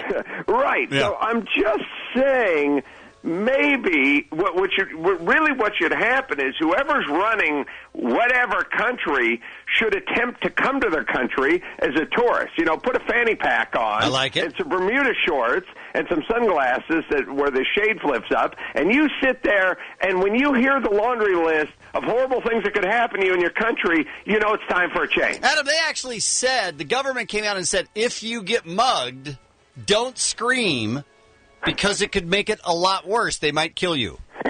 Right. They said that. I'm just saying, yeah, that's my point. Like, if you went to Disneyland, would they give you a long list of, when you go on the Matterhorn, keep your arms in there because someone got their shoulder torn off and was attacked by bats when they went through the tunnel? Nope. That's all I'm saying. Yeah. The president of every country once a year should travel to his country and hear the laundry list. And by the way, number 2, Los Angeles, ours is pure and simple. It's barbed wire around the freeway signs, Little Ethiopia, no Little Italy, and the bumper stickers on every municipal vehicle that says, stop senior abuse. Yeah. That's basically our warning signs of, not a great city to hang out in. But it's not quite as bad as Brazil or extreme. No. Yeah. No. I just can't believe that somebody is trying to be helpful by telling you, when you get mugged, please don't scream. Yep. If you'd like to defecate, that's an option. But do it quietly. Do it silent but deadly. And number 1, I was talking to somebody about, my partner on the show, Allison Rosen, fertility clinics and all that. I've been through it. I know, I think Ralph's been through it, right? I have Dr. as well. Drew, you've been through it. Yeah. Everyone's been through it. I had this very harsh realization. I never thought about this before, but frankly, almost every guy I know has been through this clinic, and we've all been sent to the room with the basket of porn. There is going to be an entire generation of children who were raised while their dad was looking at pictures of Jenna Jameson and whacking off. Yeah, well, just think about it cosmically.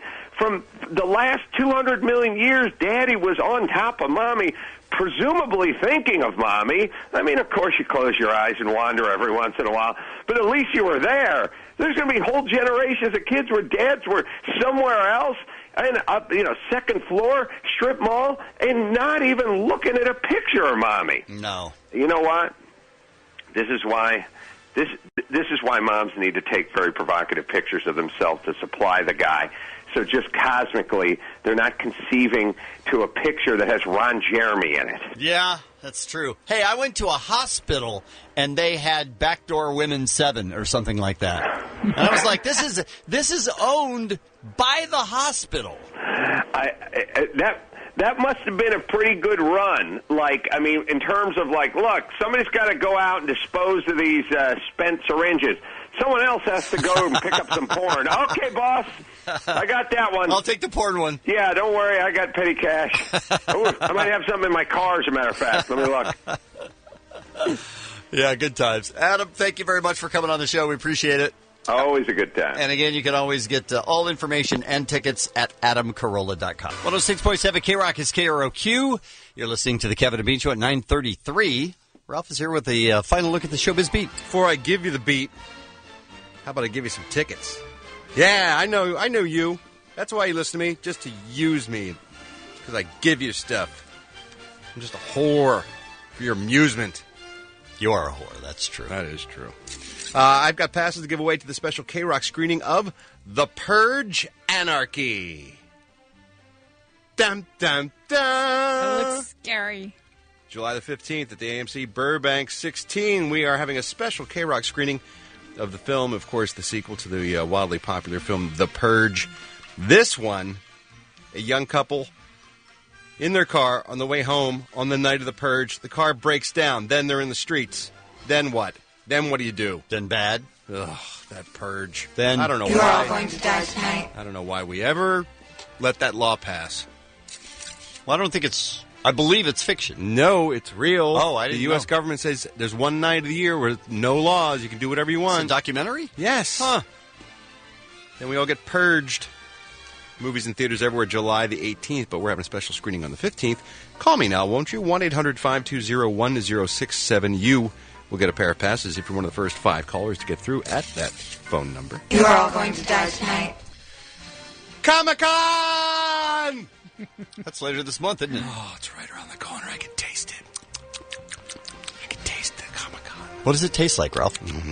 Deliciousness. It's going to be a great event. I am moderating a panel that is a tribute to the 1960s Batman TV series. Your life just keeps getting better. In Hall H, it's going to be me, Adam West, Burt Ward, TV's Catwoman, Julie Newmar, and we'll be talking about the new DVD and Blu-ray release of the series that comes out later this year. Which you've complained about for 15 years. They're finally doing it. They're finally getting around to it. All remastered prints, all the every episode. It's going to be a little piece of heaven. But the reason I was thinking of Comic-Con is because I just got word that there's going to be a ton of cool musical acts. Oh, really? Played down there as well, yeah. It's kind of become this phenomenon. It's like a pop culture explosion. It's not just comic books and geek stuff anymore. Linkin Park will be headlining the first ever MTV Fandom Awards and the MTV Fan Fest. Both will be held at Petco Park Thursday, July the 24th. MTV announced. So that's pretty cool. That's where the Padres play, and it's right downtown, right across the street from the convention center. center. Yeah, it's perfect. Also slated to appear over the course of the Comic-Con weekend will be G-Eazy, MGMT, and Grimes, reports Billboard. So it could be pretty cool. I'm tired of everybody jumping on the bandwagon after I was there in the early days. Sure. No one cared. There will be an MTV party on an actual aircraft carrier. Oh, that's cool. The USS Midway, which is docked next to the San Diego Convention Center.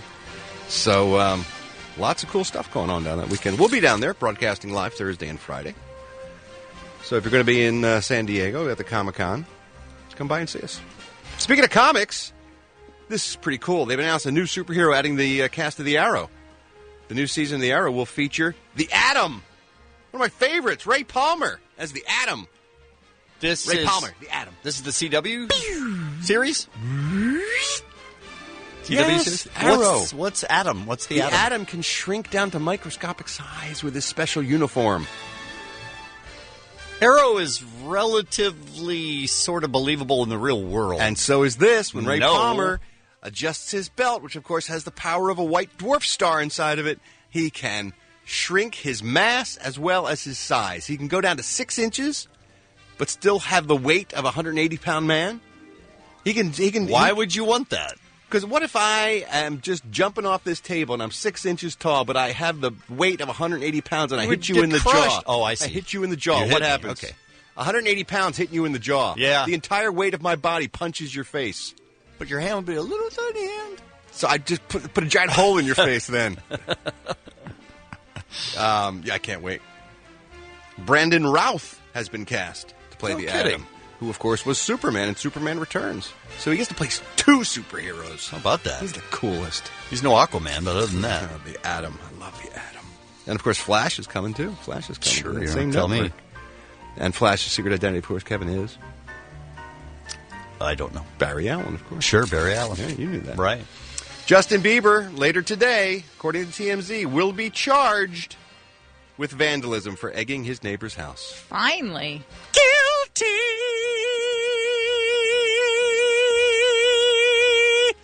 Now, sadly, the L.A. County District Attorney's Office has been debating for months, trying to decide whether to file the case as a misdemeanor or a felony. Felony! According to TMZ sources, it will be a misdemeanor charge of vandalism. What's up with that?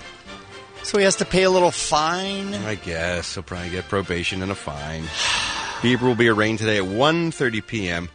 and will not be present. And this looks like it's just going to be a little nuisance for him. He won't be doing any time. That's too bad. It is too bad. It'd be funny to picture him telling people in jail why he's there. Hey, I threw eggs. I threw some eggs at my neighbor. You guys better leave me alone. I'll throw eggs at you. Hey. Why don't you come over here and take a look at these eggs?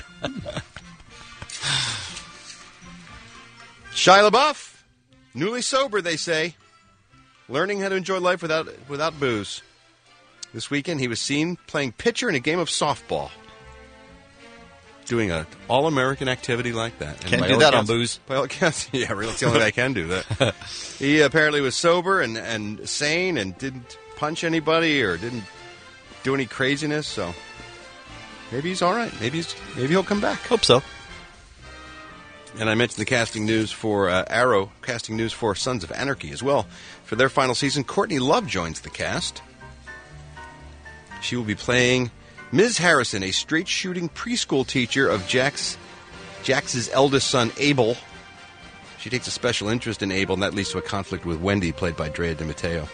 And so those two will go at it. I wouldn't want to get between those two. No. That would be a battle royal right there. When does that come back? Do you have that information? Let me see if it says here. Come on. It does Let's not. get to that. Let's get to that. Sorry, I know. It's been a long time coming, hasn't it? Yes, it has.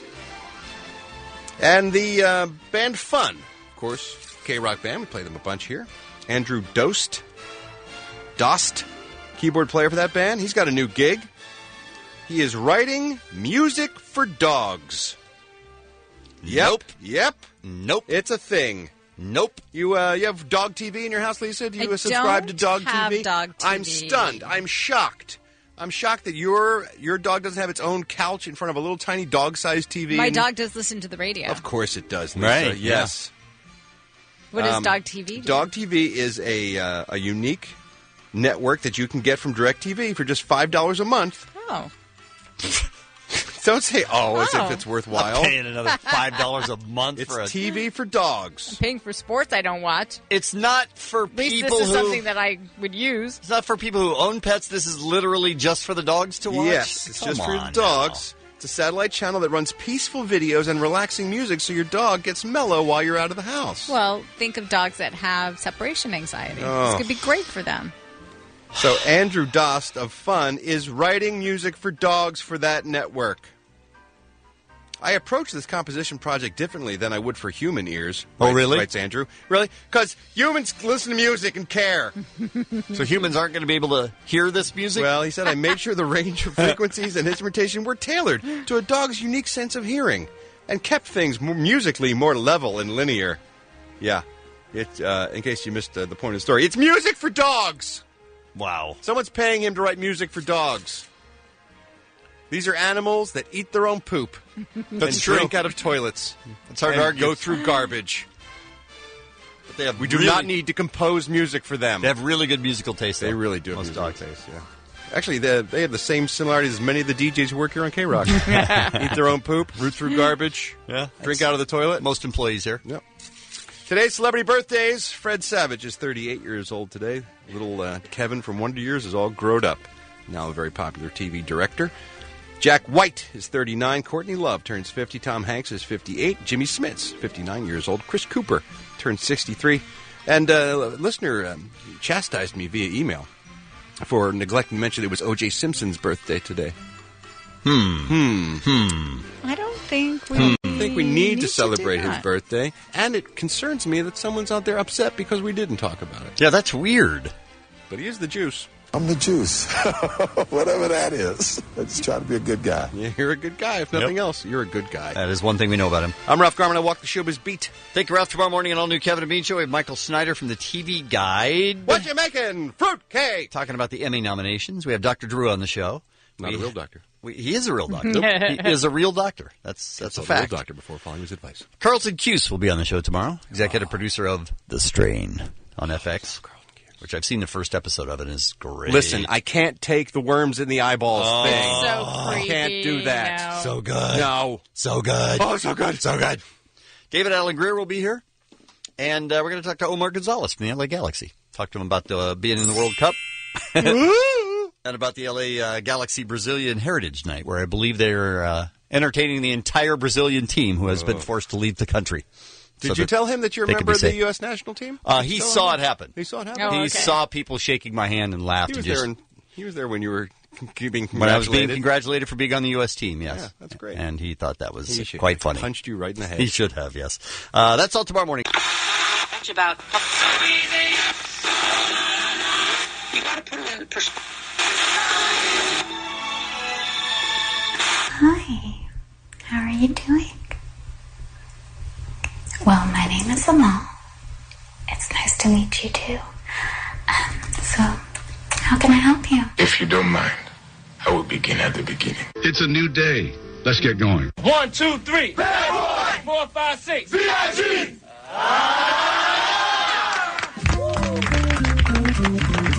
Think about it. Why?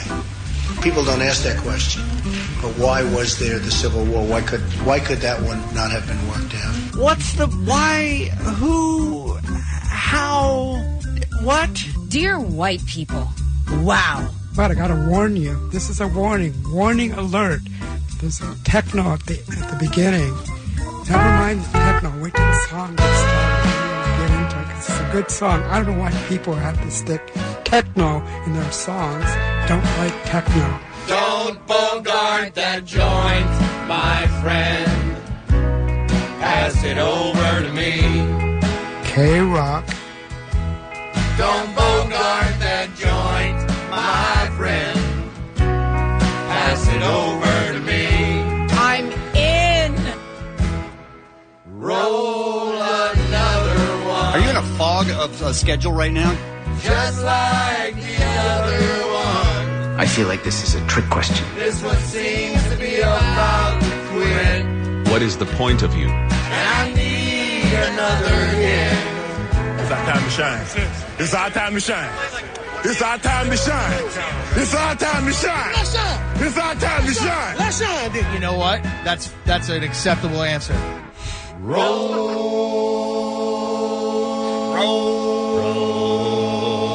Another one. I feel like I'm Batman. You're not. Just like the other one. Oh, good God, fix your life, please. This one seems to be about to end. This is a professional organization. What do you think we are? President says his job is harder than he thought. Lick it? Nope. Just pass it around. No wonder the ladies love you so much. Dong. Just pass it on down. And now, I'm in Tampa Bay, Memorial Day weekend, 86. Floyd Mayweather walks into the McDonald's. The man ordered 8,000 chicken nuggets. Now that's a champion. our feature presentation. That's a great story, too. Morning, everybody. Brand new Kevin and Bean Show. It is Friday morning, the 12th of May. What's up, you guys? You know. Gangster stuff. So it's Weenie Roast next weekend. Yep. And then Memorial Day weekend. Right. Then the 4th of July. Good. Just saying. Calendar up? Are you looking at a calendar right now? I'm not. Okay. I'm just thinking in my mind. Right. Can that stay in your mind? I'm thinking. Is there a possibility just to think in your mind? Life comes at you fast, is what I'm saying, you guys. Right. That's all I'm saying. Keep that in mind. All right. Great. Cherish every day. That's what you're known for. That is what I'm known for. Great tip. I'm known for appreciating life. Right. That's me. That's my whole thing. Sure. So we do have a good show today, including first row tickets for that Weenie Roast that we mentioned. But I want to start with this story that I don't know how you're going to feel about it. I'm not sure how I feel about it, but I do know that I hate that it happened because it enabled this Inside Edition report to be recorded. Man, those shows, those Inside Edition type shows are the best. And the extras and the Access Hollywoods and those shows, everything is so breathlessly hyped. Yep. And corny, and the way they write it, it's just everything about it makes you never want to watch television, right? Correct. So I hate the Inside Edition story, but let's see what you think about the young lady involved. She's 17 years old. This is in Ralph's neck of the woods, by the way, in Pennsauken Township near Philadelphia, I think in Pennsylvania. Okay. So Megan Flaherty is 17 years old, and she just had her junior prom last Saturday. And she planned out and executed an arrival that has a lot of people talking. It became a big viral story. And here's the report from Inside Edition to see how young Megan showed up at her prom. You can take a limo to prom, or if you're like this New Jersey teen, a hearse. Okay, so she took a hearse. She took a hearse to prom, and she had a driver in a suit, right, who got out and opened up the back of the hearse and then pulled out a coffin. Yeah. And then she stepped out of the coffin. Mm-hmm. And she's in her prom dress, and she's very, nice, young, pretty girl. But she shows up in a coffin. That's her thing. All right? So let's see more of what's happening here. No way! That's 17. That's people seeing her arrive as they're, horrified as the coffin is being pulled out. And then, oh, look who it is. 17-year-old Megan Flaherty made her grand entrance at the dance from inside a coffin.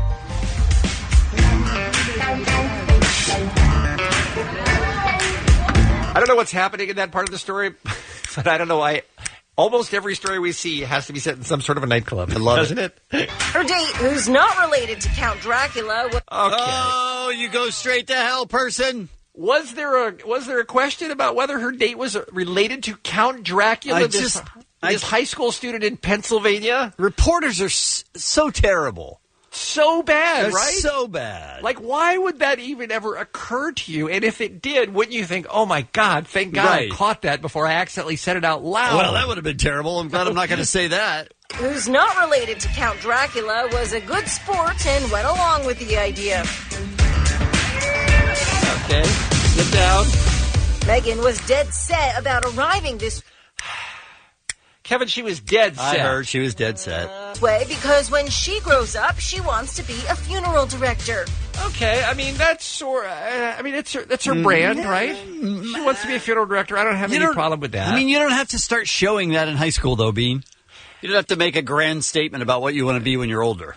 I mean, look, being 17 is a good time to be talking about and thinking about what it is you want to be when you're older. Yes. But I don't get the tie-in to prom. Like, if I wanted to be a doctor, would I show up in scrubs? If I wanted to be a policeman, would I show up in a uniform? She would, yes. That's what's weird. Yeah. Kind of like Dan Aykroyd's character in My Girl. Wind call. It was a big accident on PA 34. I'm bringing in Okay, now this is another part of the story that confuses me.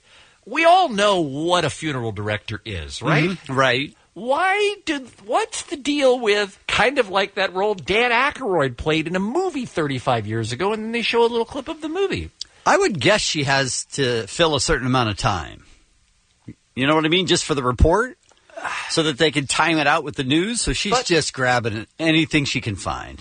Maybe. Hey, you guys remember that one time with that movie? That guy who played a funeral. But I mean, we know what a funeral director is. What's the point? Okay, maybe you're right. I can't think of any other explanation because it doesn't make any sense. It's not like Megan saw that movie and that's what spurred her to want to be a funeral director, right? Tomorrow. A few years ago, her brother, who's studying to be a nurse, also went to prom in a hearse. Of course, Megan had to top that, which is why the coffin was added. All right, so her brother also came to prom in a hearse, and then she looked at that and said, I'm going to do the same thing, but I'm going to make it even better, and my entrance is going to be out of a coffin. What's happening with this family? Bad things. More disco dancing, and a thrilling conclusion. And you say, nailed it. Right? Can we? Yes, we can say that. Would we? No. Can you say? No, we would not. Nailed it. Susan Flaherty that's the mom, loved her daughter's entrance. She said the family is not afraid to get a little theatrical because they're mummers. The whole family plays in a string band that marches in the New Year's Day Mummers Parade, known for its parodies and skits. We have that ability to put on a show. So that's what little Megan did at her prom. So, I mean, look, I wish nothing but good things for Megan. She seems like I wish murder. But can we save if you've just got one bullet, can we save it for the lady who did the Inside Edition report, please? So you hate the Inside Edition reporter more than the girl that showed up in the hearse? Yes, okay. I really do. I think I agree with you. All right, thank you. Nailed it. All right. Let's talk about today's Kevin and Bean Show, shall we? Start talking with words, informative words that tell me things. We got the movie beat because it's Friday. Mm-hmm. We have the King of Mexico, for some reason, hates his mom. Or at least that's what I took away from the conversation Really? yesterday. That was your takeaway? Yeah. I thought He's not a fan. I thought my read was that he loves his mom and was having trouble finding an appropriate way to express that for Mother's Day. Yeah, because there's no way to think of anything for Mother's Day. It's just, let's find out what his problem is. Maybe he just doesn't want to be boring. Problems. Brand new Internet Roundup on today's show. Did you know that there's an LAX private terminal? If you have enough money. I did not know about this until this past week. You could actually go to a different terminal that no one else is allowed to. Just the celebs and the riches. Yes. So that's happening. We'll give you some more details on that. There's been a lot of shark attacks, and we're all going to die from that. And sometimes we go through the writers of artists. And Justin Bieber has a writer, which is basically, here's what I need to come play a show at your place. And it involves food and how to do the dressing room and everything else. And it's spectacular. So we're going to go through that today. And like Bean said, we have tickets in the first row for the K-Rock Weenie Roast E-Fiesta 2017. So that's coming up this morning. We'll take a break. We'll come back with the Showbiz Beat Night. LANOC's Alternative Rock. This is the world-famous K-Rock and the Kevin and Bean Show at 5:53. Oh, I need a hipster Mother's Day. I don't know how to do it. I need something special that no one else does. We'll go through like a color race or something. We'll find out what Dave's dilemma is for the weekend coming up next hour. You don't even know. The movie beat also. Hey, we were talking about the Mummers Parade. Ralph, I don't know if you heard on the way in, but is that something you went to growing up in Philadelphia? Is that a big New Year's tradition to actually go see it in person? Yes! Watching people playing in a string band, yes. rocking down the street? The Mother's Day. The Mummers Parade is awesome. It's exceptional. It's not just the string bands, but we also have the clown division, the fancy division, and everyone goes down there and lines Broad Street and watches the parade as it goes down the entirety of the street as it works its way to City Hall for the judging, and you get hammered. I knew that was part of it. Isn't it January 1st, though, a bad time to be outside all day long in Philadelphia? The opposite. It's awesome. Because it's freezing cold, so you run inside the bar and you do a shot, and then you come out because you're all warm from the shot, and you watch some of the parade, and you run back into the bar and you have another shot, and the cold, bracing air just kind of keeps you awake and semi-sober the entire day. Your drinking really is elongated over the course of a 12-hour period. It's remarkable. And all right, last question on this, because I know we got to move on, and that because I've never seen it. Is it a traditional parade in that there are marching bands and floats and the mayor and all that kind of stuff, or is it all like oddball stuff? It's neither. It's not oddball stuff. It's very specific categories of performers, but there's no floats or marching bands or anything. The only music that they have is the string bands. Okay. Good. Marching bands are the worst. Yeah. You wouldn't like string band music either, Ken. Okay. But it's very unique to... I don't know. Am I drinking? That kind of... You are drinking. Okay, yes. then maybe. But the Mummers Parade is one of the oldest... I think maybe the oldest parade in the United States. Yeah, I think I've heard that too. So. But it has a lot of connections to Beans people down there in New Orleans as well. Mummery, that act, apparently is a French thing. Oh, is it? Okay. So you find it only in a couple places in the United States. One is Philadelphia, another one is New Orleans, and I think there's another place, someplace maybe down south that has a history of mummery. All right. Well, we all learned a little something here today. Thank you for that. 5:56 Friday morning. Time for a first look at the Showbiz Beat. What else is going on? By the way, I heard you talking this morning about that young lady in the coffin as well. Yeah. Yes. That's New Jersey. Pensauken. Oh, it is. New Jersey. Okay. Oh, it is. Okay. Is that very close to Philadelphia? It's right across the bridge from Philadelphia. Gotcha. Yeah, but Because she's hateable, right? Yeah, I just want to make sure that we didn't you lay blame claim for that? to her. Do you think her prom date is related to Count Dracula, you guys? No, it's not related to Count Dracula as far as we know. She made her grand entrance in that coffin. That story. I'm glad there's no real news to cover in America. Right? That we can finally spend attention where it deserves, which is on the prom coffin girl. Right, exactly. Get this weak stuff out of here. Get this weak stuff out of here. Lots of TV news. Everything's being canceled or renewed or picked up. So here's your latest list of announcements, specifically from ABC, who did a lot of their announcing yesterday. The Bachelor, surprise, surprise, coming back, baby. How about that? Season 22. That's crazy. Pretty good. Started seeing promos last night during Scandal for the new season of The Bachelorette. Scandal, by the way, ending after season 7. Yeah. Thank God, right? I like that show, but I think it's run its course. I'm fine with it ending next year. The overacting police have finally come down on Scandal. It's not realistic. Oh, God. Dancing with the Stars coming back for season 25. Shark Tank's been renewed. No surprise there. Goldberg's. Sure. Yep. Designated Survivor. Love it. Once Upon a Time, American Housewife. Marvel's Agents of S.H.I.E.L.D., Blackish are all coming back. Sweet. On the downside, say goodbye to American Crime. Say goodbye to Dr. Ken. I'm sad for Dr. Ken. Say goodbye to Secrets and Lies, if you ever said hello to Secrets and Lies. I know what that is. And sadly, Imaginary Mary.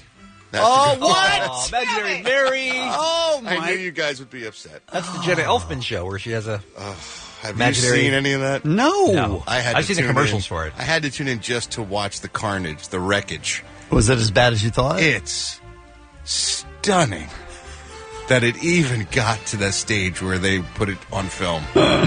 No one along the process said, really? We're going to do a thing with an imaginary friend who's still with the grown-up lady now? That's going to be a thing? And she's going to be a cartoon? Wow. Yeah. Did you see The Catch on that list? I thought that one got canceled, too. The Catch. I don't know what The Catch is. The Catch is that Peter Krause show. It's in its second season. It's on after Scandal right now. I just have a partial list here. I don't think I have The Catch one way or the other on my list. Yeah, they are. This is the week, I guess, where everybody's finding out, right? Yep. And it was so funny. Yesterday we were talking about how Jay Hutz, Jennifer Hudson, was a traitor because she was going from getting a start of her career on American Idol to The Voice. Right. She was going to be a mentor on The Voice. And we said she is a traitor, that Jay Hutz. We said, Jay Hutz! Jay Hutz! Jay Hutz! Can I sing a song for you, Jay Hutz? Jay Hutz! Jay Hutz! Jay Hutz! Why would he sing a song for her? I don't know. Why would she want that? I don't know. But how about this? Kelly Clarkson will be joining The Voice as a coach next spring. Now, that seems like that's a slap major in the face crossover. Yeah. No, Kelly Clarkson! I mean, it's not like you're... they're not bound to that show forever, but what? But she's Kelly Clarkson. Yes. That's American Idol. That's your home. She's been that's your so home not base. American Idol for a long time, though. Right, but she comes back for the big anniversary shows and finales and things like that. She's been part of the family. But what, Ralph is saying but. All right. If you're going to do a singing reality competition show, right? If you're going to bother to come back to television to do that, right? You do the voice. But You're but saying what? who knows that world more than Kelly Clarkson? No, I'm saying you owe everything to American Idol. Not anymore. Maybe her start, but she has earned a career where she doesn't need American Idol at all. But. No, but. Ralph is making a very compelling case. I don't think he is. Let's take a look at today's celebrity birthdays. Emily Van Camp. She was on that show Revenge. Remember Revenge? I remember that it existed. Yeah. I don't think I ever saw it. 31 years old today. Rami Malek from Mr. Robot. Love that show. 36 years old today. Jason Biggs. Biggsy. Love him. We love Biggs. He's 39. As is Malin Ackerman. Oh, so good on Billions, by the way. She is an ice queen, isn't she, Ralph? She's terrifying on that show. Yeah, she is. Tony- Don't lie to her is my advice. No. One lie. She left her husband because he lied once. Can you imagine being kept to those standards? No. My marriage would have lasted about 8 minutes. Tony Hawk, skateboard legend, is 49 years old today. Emilio Estevez is 55 years old. And Ving Rhames turns 58 years old today. You know his actual name is Irving. I did not know that. His name is Irving Rhames. Ving's way cooler. Ving was a nickname given to him by his classmate at SUNY University in New York, Stanley Tucci. Is that right? Stanley Tucci nicknamed him Ving, and the nickname stuck. Much cooler than Irving. Agreed. Irving Rhames is not as scary as Ving Rhames is. I'm Ralph Garman. I walk the Showbiz beat. 106.7 K-Rock is KROQ. This is the Kevin and Bean Show at 6:23. Oh, Kevin! I've never been more disappointed in the monkey. I've never heard Really? him take off at you like that. You know, my whole history Really, here. over that? That's the most offensive thing about me? Yes, I've Really? never been more disappointed, Kevin. Kevin. Shame on you, Kevin. Shame on you. Wow. That was funny. Hey, Hi, how are you? Friday morning, you guys. A lot of great stuff, including, we're not even lying when we're saying there's a 90% chance, if you're listening to my voice right now, you will be attacked and eaten by a shark. Yes. I mean, that is just literally the truth. Yep. Literally, 90% of you will be eaten by a shark. So we'll tell you why just after 7 a.m., although I bet you can guess why. There's a lot of sharks. Also, tickets in the first row for the K-Rock Weedy Roast Fiesta. All that's coming up. But first, since it's Friday, Ralph is here. That means it's time for the Movie Beat. In a world, someone has been watching. One man who risked everything. Sorry, I have not seen any of your films. Without seeing the movies. Ralph Garman's Movie Beat. Welcome to my world. A big batch of movies this weekend that are going to lose against Guardians of the Galaxy Volume 2 open up. Starting with some small films that, if you're interested, you might have to work a little bit harder to find in theaters. Lowriders is the name of one film. Lowriders is about a young street artist in Islos who's caught between his father's obsession with the lowrider car culture and his ex-felon brother and his need for self-expression. He's an artist trapped in the hood. Gabriel Chavarria stars along with Demian Bashir, Theo Rossi, Eva Longoria, and Melissa Benoist. Really? Supergirl's in this. Wow. It's quite a cast. As Dave calls her, the obligatory white girl in this film. Well, good choice. Yeah. Here's some clips from the trailer of Lowriders. If it was up to my pops, I'd be fixing cars at his shop all day. This whole city is my canvas. I put up my art for free. You have any idea what this costs your family? Writing your name on other people's property? Do you have an ounce of shame on a criminal like your brother? Talk to your sons. I can't talk to my sons. They just don't want anything to do with me. I guarantee you, I'm gonna make it with my art. I don't want your life, Dad. Right. Also, Paris Can Wait is in limited release this weekend. There's a first-time director behind this film. Her name is Eleanor Coppola.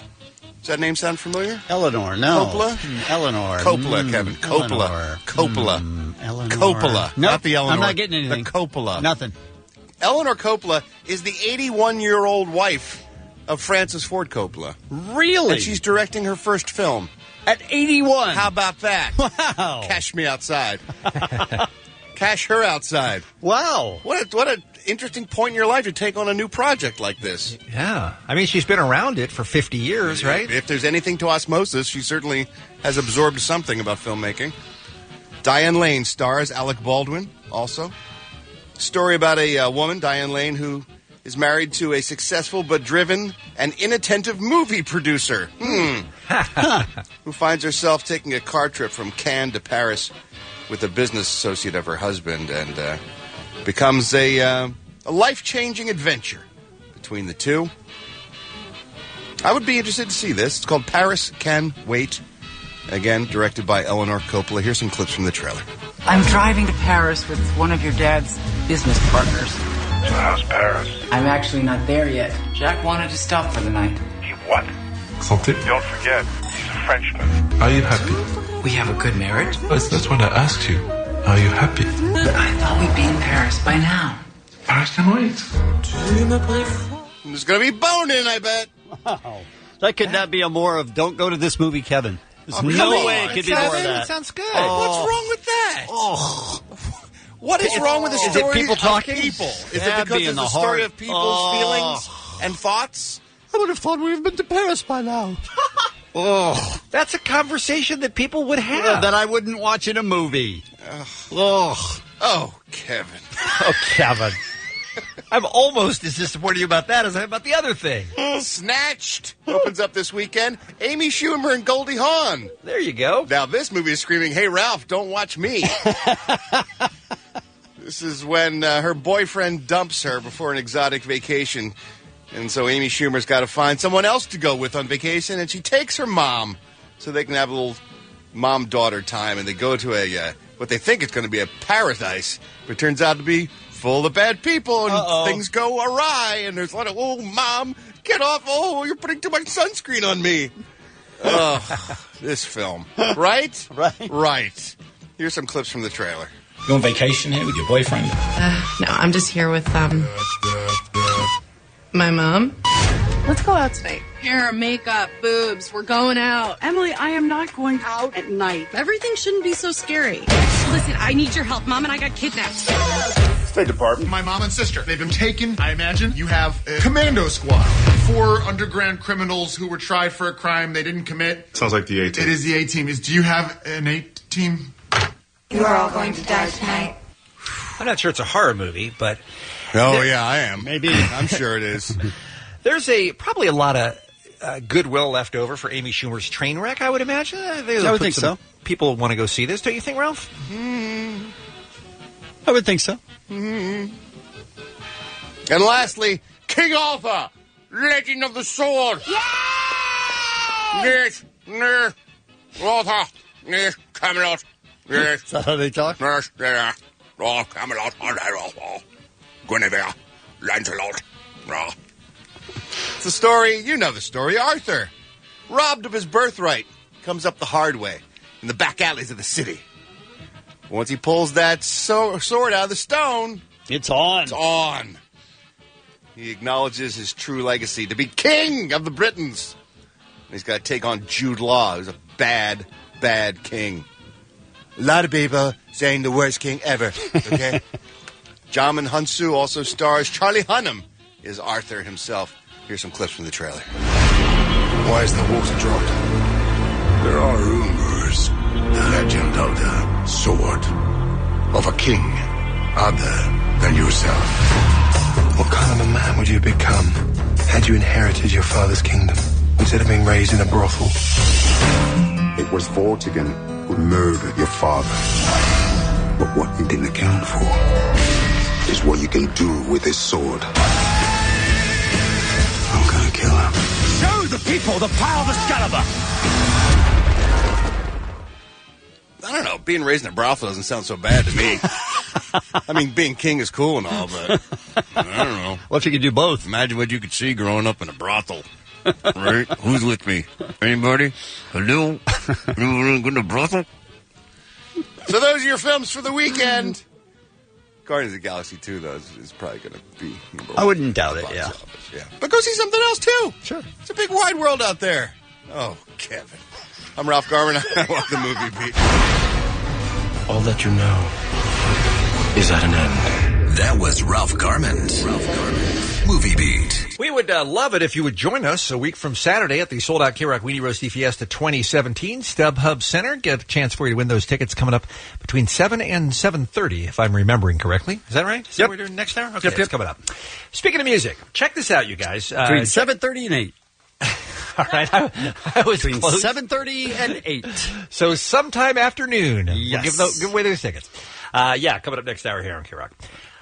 Justin Bieber is a singer and performer. Yes. And I'm going to tell you a couple things about this story surprised me. One is that he's only 23 years old.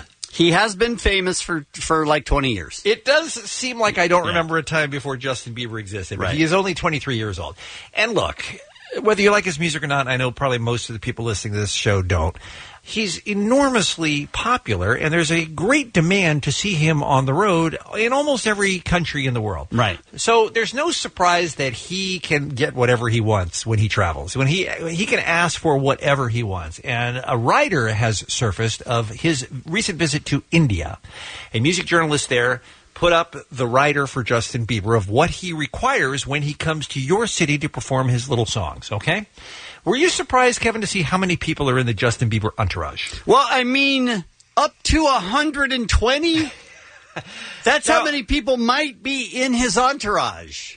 Now, I'm 120! I'm sure that's not like a friends and family thing. If he's got a stadium tour that he's taking on the road, I assume that's all the people who build the sets and the people who run the lights. Really? You're giving him that credit? It's not credit. I'm just trying to figure out how there could be that many people. Don't you think these are the people that travel with him to make the stage show possible? I would say 30 to 40, wouldn't you? I don't know. I don't know. It seemed like a lot of people. He also wants a Rolls Royce reserved when he is traveling. He also wants special security cars, and he's got a lot of details about the security, which I guess is understandable. He wants 10 luxury sedans and 2 Volvo buses. Mm-hmm. He needs a ping pong table. He needs a PlayStation. He needs flown in, by the way. They can't just get a ping pong table. You have to fly in his ping pong table. Washing machines, refrigerators, upholstery, wardrobes, massage tables. It just goes a jacuzzi. He needs a jacuzzi backstage. Lots of details on the kinds of hotels that he will stay in. He wants his room adorned with purple carnations because purple is his favorite color, you guys. Right.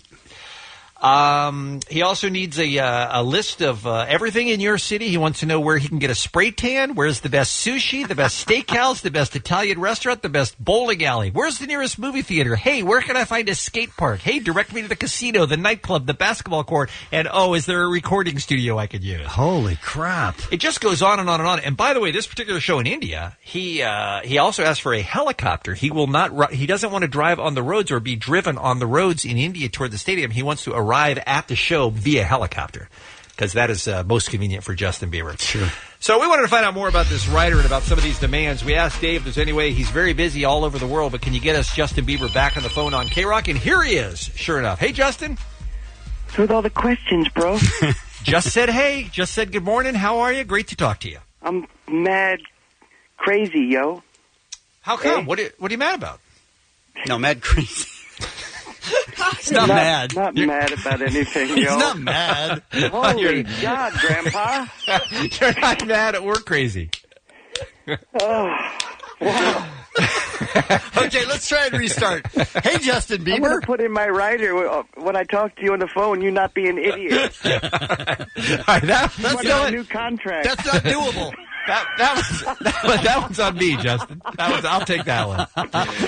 So what are you mad about? So really?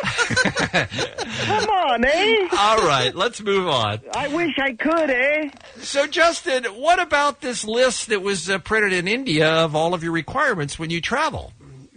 Right. What about it? What about that, huh? I hear you're mad. Your dressing room has to be... Did you not know we were doing this phone call today? No, I did. Why do you ask? Because what kind of question is that? What about it? I don't know. It's printed? It happened? Okay. All right, let's get specific. Let's be more specific. Why do you need 10 luxury sedans and 2 Volvo buses, and those aren't for you? Because those are for my entourage, yo.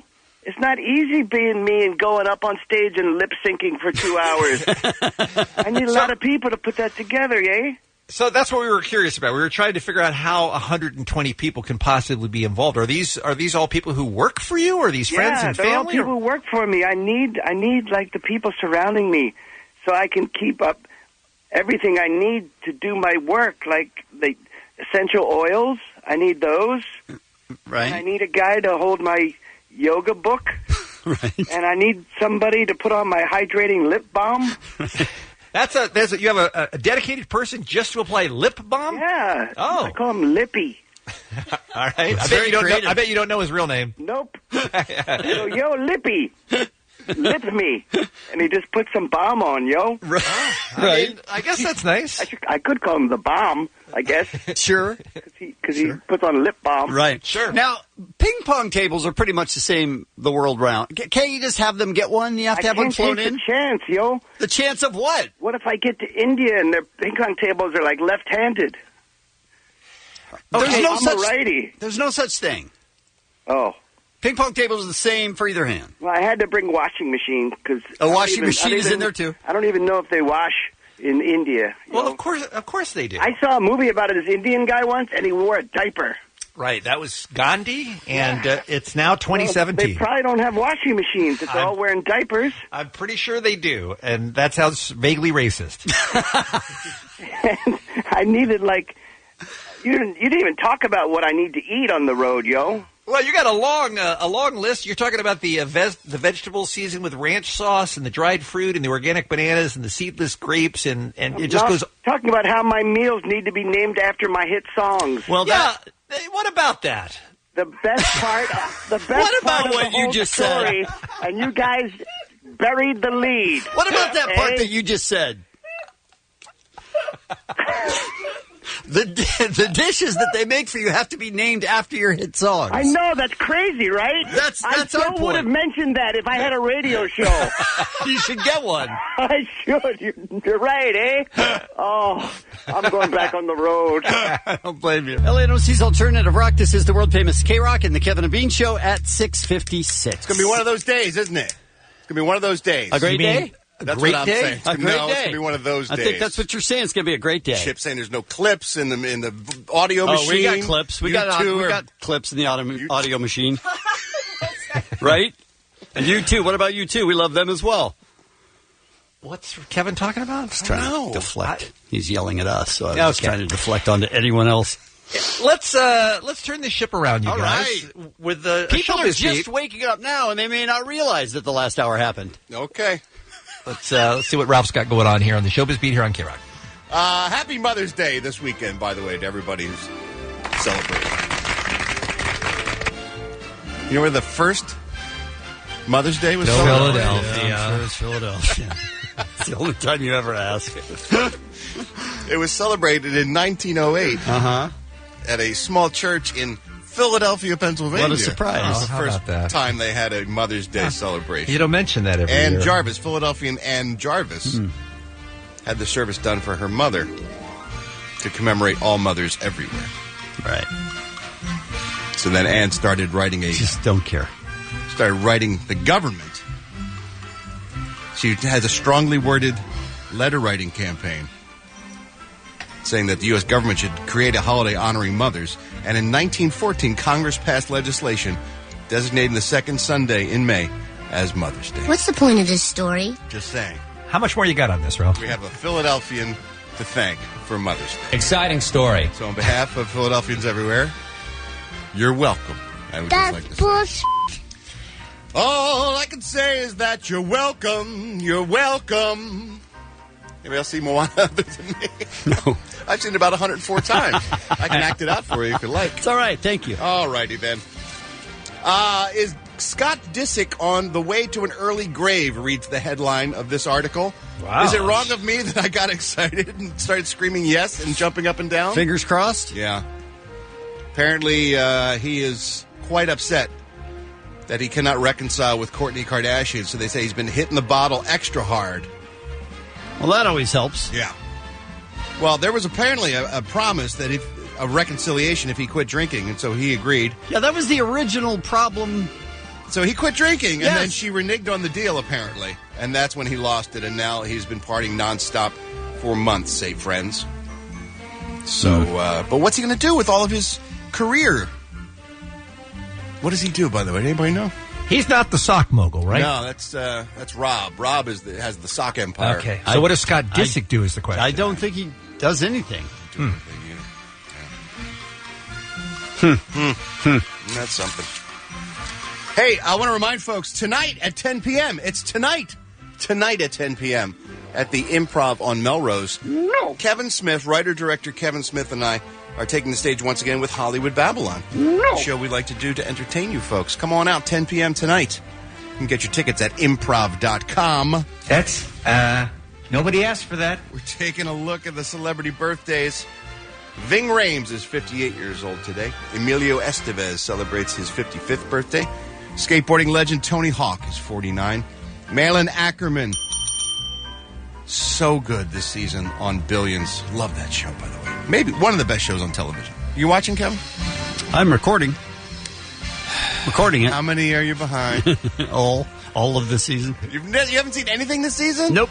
Oh, you're the worst. I'm going to catch up, though. Oh, Kevin. What do you do with your days off? Look. I feel like you have a lot of By the those. way, he said yesterday, believe it or not, I have a very busy schedule. I do have a busy schedule. That's just not true. First of all, it is. And second of all, when there's hockey on, that's what I choose.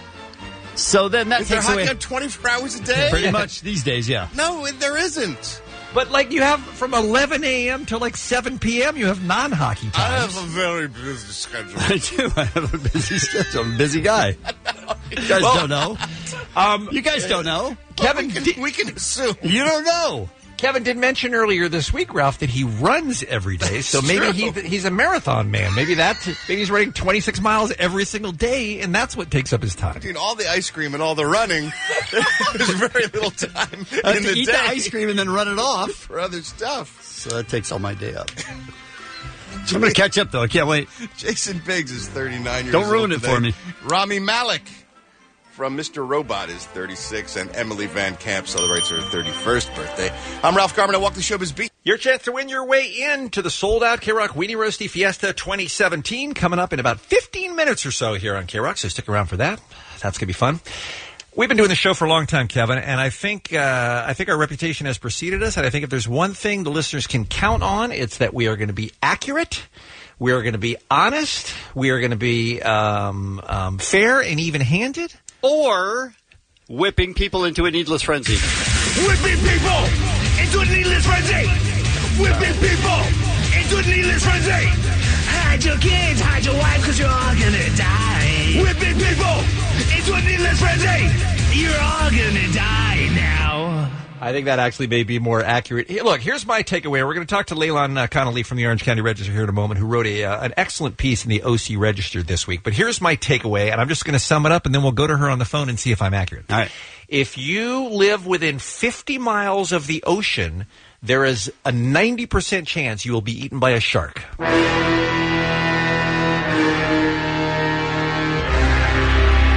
A 90% chance. That's my takeaway. That's what I'm reading in between the lines here. I don't think Leylon wants to say that out loud, but let's see what she's got going on here. Leylon, welcome to the Kevin and Bean Show. How are you? I'm wonderful, boys. How are you doing? Very good. Great. By the way, what a gig you have as a journalist who covers the Orange County the beach and surf culture. I mean, that's a pretty good gig. Well, yeah, it's don't let my editors know. I hope they're not listening. Because I don't want to let on how... They're not aware of that?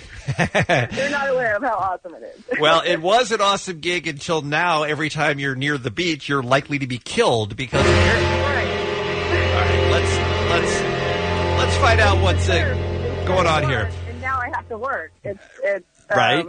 Quite a dilemma I have. So there have been, would you say it's accurate to say there have been thousands of shark attacks in Orange County in the last year? Yeah, it's pretty dangerous out there. It might not be completely accurate, those figures. I'm not sure where those came from. So not necessarily thousands? Not so much thousands, but we have had 2 major attacks off the Orange County coast in the last year. So we've had 2 attacks. Mm-hmm. Yeah, 2 attacks. One one last Memorial Day in Newport Beach of a swimmer, and just recently, a few weeks ago, down at San Onofre. Your chances are less than 90% of being killed by a shark.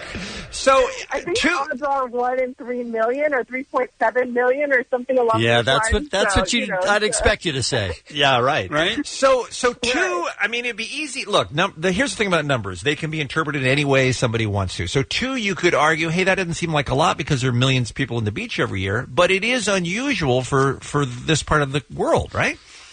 Very unusual, and that's, the newsworthy part. We all know sharks live in the ocean, and that's their house. I get those emails, daily. Right. But what's different is, and what's newsworthy is the longtime lifeguards, experts, fishermen, they're all saying, hey, we've never seen them in these numbers. And, maybe we'd see 1, maybe we'd see 2 a year. But, there was 15 really close to my house the other day, just hanging out, We're waiting for you. Where people could see them. Hey, we're waiting for the girl that's going to write the article. Yeah, exactly. Carmen's going to come get me, but I shouldn't say that because I'm cursing myself. Now these are different types of sharks, though. These are great whites, right? These are great whites. Yeah, these are great white juveniles. So let me preface that for the most part, who aren't interested in humans, they're more eating stingrays and smaller fish. I worry, however, if I'm surfing and I wipe out or kick out of my board and, startle one, what could happen? There was also a 12-footer just spotted 2 days ago at one of my favorite surf spots at San Onofre State Beach, the break called Old Man. And, man, that puts a lot of pressure on your surfing, doesn't it? It does. I have to figure out where I'm going this weekend because my 2 favorite spots are where they're sort of in these hot spots is what experts call them. They like to gather in these areas for a few months, and then they'll shoot off to another hot spot. You have some of it up near L.A. and Santa Monica and Venice, and down in the South Bay a couple years ago, they were hanging out near Manhattan Beach. If you remember, the swimmer was also attacked up there. So we're practically South Africa right now. Am I right? Well, you do have people who argue that we might be in the infancy stages of what Western Australia is experiencing. And Western Australia, they have a lot of shark attacks relative to us, right? They've had at least 15 since the year 2000. So, on the other hand, the conservationists say, hey, we've done a really, really good job on making our ecosystem healthy. Those protections against the great whites and their food source, sea lions, are working, and so we're seeing abundant numbers. And that side of the argument. Why are we trying to protect? Forgive me if this is an ignorant question. Leilon Connolly from the Orange County Register on the phone on the Kevin and Bean Show. Why are we trying to protect great white sharks? Well, we overfish them. Their population went to nearly extinct at one point. But why is that not good? Why is that not the goal? Making great white sharks extinct. I'm not even joking here. There would be a lot of people who would. Have that same question, but there's a lot of people who love great white sharks and don't want to see, a species extinct because they have value in the ecosystem. And I feel like just the needless killing of them is a reason enough. I do. You would have some other people with you in that argument, but, there's a gray area, definitely. Okay. So, yeah. I hate to even bring this up because this is in no way a political conversation. We literally are talking about, sharks in the ocean. But is the changing weather patterns, does that have something to do with waters being warmer, and that maybe is why sharks are attracted more to the west coast of the U.S. now? Right. Well, our local expert, Chris Lowe, out of Shark Lab at Cal State Long Beach, I talk with him very, very frequently, too frequently, actually. And he has a number of theories. El Nino may have been one of them. They sort of came during those warm weather years. Usually they take off during winter when the water gets cold here, and then, possibly come back or whatnot. But they just didn't leave because the water was really warm. Last year we saw a slowdown of the activity off our coast, but again, it's just, really skyrocketed the last couple months. It could be rising water temperatures. It could be sea level rises. But again, those protections, I think, are really the best indicator of why we're seeing them in such great numbers. What about the tornadoes that pick up sharks and then drop them over the city? That's a great point. Tornado might happen. I think we might be on the verge That of that. is a great question. Yeah. All right, last question, Leilani, and you're awesome to come on and talk to us about this, and that is, in the unlikely event, it sounds like, that some of our listeners are out this weekend or Memorial Day weekend or whatever, and they see a shark. What are you supposed to do? What makes it less likely that you're going to get et? Well, experts, I think, say don't panic. If you are at a beach with a shark advisory, I would definitely use caution or maybe avoid going in those waters. Talk to lifeguards. Ask them if they've had any sightings. If I saw a fin in the water and I was surfing, I would probably paddle in. So, it's totally a personal choice. There's a lot of surfers I know that have seen the shark breaching right next to the lineup and I've seen all this activities and, say, hey, what are my chances are very low. I'm going to take my risk because the waves are good right now. So it's a total personal choice. Hey, priorities, right? Right? Hey, this is a good wave. What do you want from me? Yeah, so. All right. Well, great stuff. We will leave it there. Leilani Connolly is a journalist for the Orange County Register doing great work on the shark beat, and we'll look forward to seeing what happens next. Thanks so much for coming on. Have a great weekend. Thanks, guys. You too. Got a brand new Kevin to Beat Internet Roundup on the program today. Also, we'll tell you about that fancy new rich people only terminal at LAX. That's, did you know anything about this even coming, Kevin? Not till last week. Nope. And it's getting ready to open. So Yep. we'll find out all about that coming up. Plus, we'll give you your tickets to join us at the Sold Out K-Rock Weenie Roast Fiesta 2017 right after the Kevin and Bean Afro line at 323-520-AFRO. There are lots of ways to get in touch with the show. You can text us, you can email us. So get the Kevin and Bean Facebook page and the Twitter and the Instagram and the Snapchat and all of that. But good old-fashioned leaving a voicemail is fun, too. So let's see what's going on. What's up, guys? Long-time podcast listener. I just want to take a moment and not be funny and just thank you guys for providing me a break from a really tough day with an hour and a half of funny. I really appreciate it. And you know what? You guys keep joking about going away, but I swear to God, if you do, I'm going to come over, I'm going to beat the out of both of you myself. Now, Bean, answer this question because Yes. I was thinking the whole time while he was giving us a compliment that the word but 100% was coming. There was no way that was just going to be a straight up, we're leaving a nice message here. No way. But it happened. But at least at the end, he threatened to maim us. That's So true. At least we got that. That is true. Here's a longtime listener. He's a bat. Bat. He's a boy. Boy. Fat boy. Fat boy. Fat boy. I miss Bad Boy as well. Same. He was great. Remember when the Weekly World News was a thing? Sure. Ah, good times. Longtime guest. Hey, Kevin and Bean, it's Dewan. Remember me? Yes. I'm back.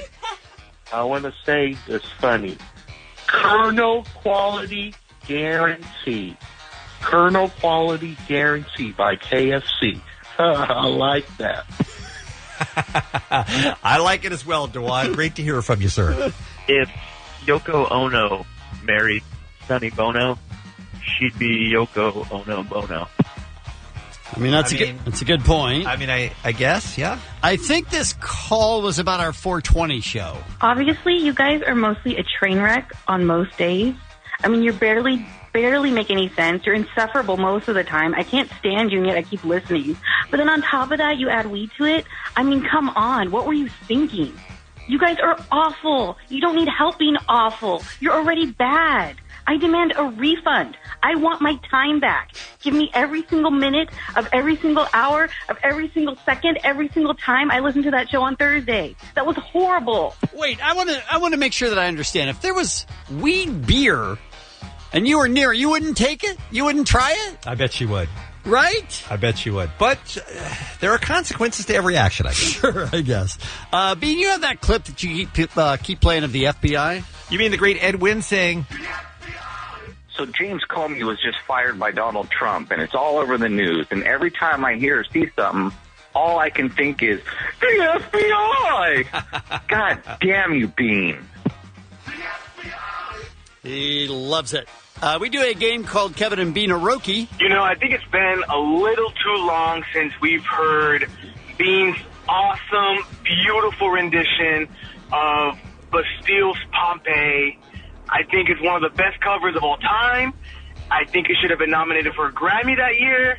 And quite honestly, I think it's a shame. And quite honestly, it's a crime that it hasn't been played in a very long time. So can you please get on it? Hit it, Steve.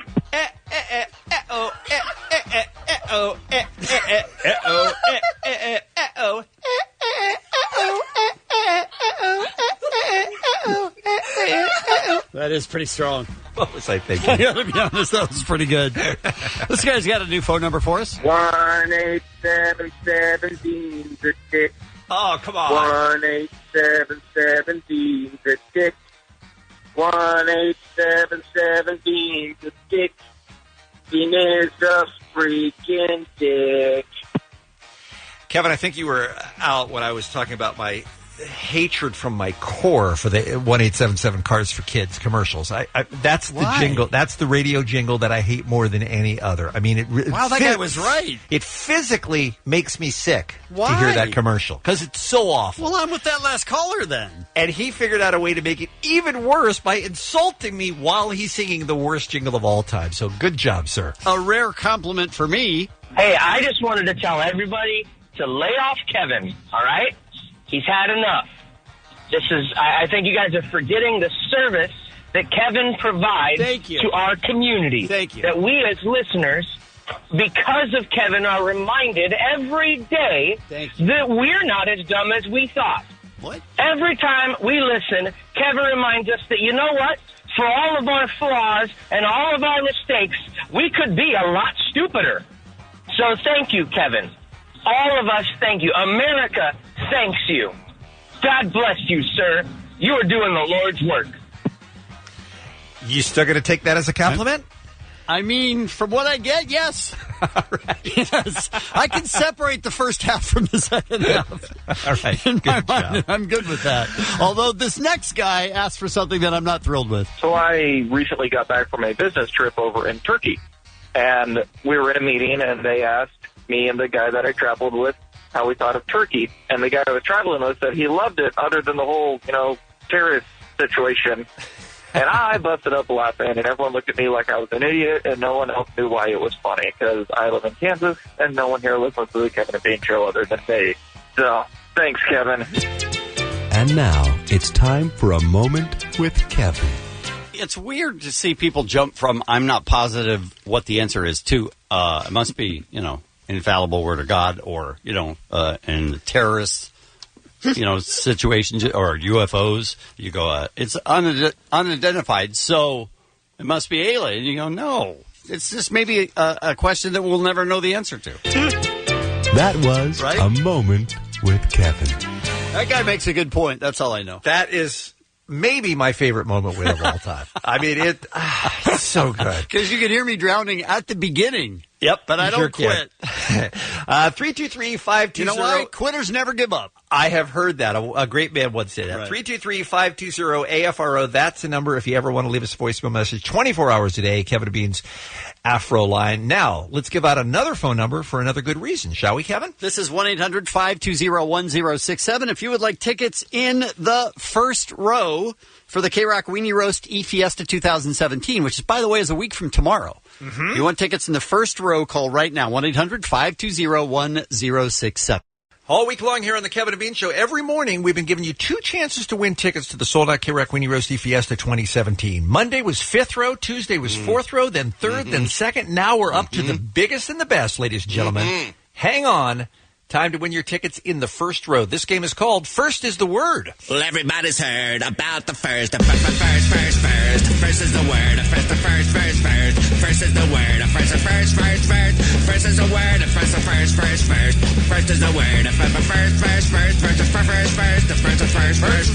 First is the word. All right, so how do we play? First is the word. Well, everybody's heard about the first. Right. The first about the first. Well, everybody's heard that first is a word. First. Right, okay. First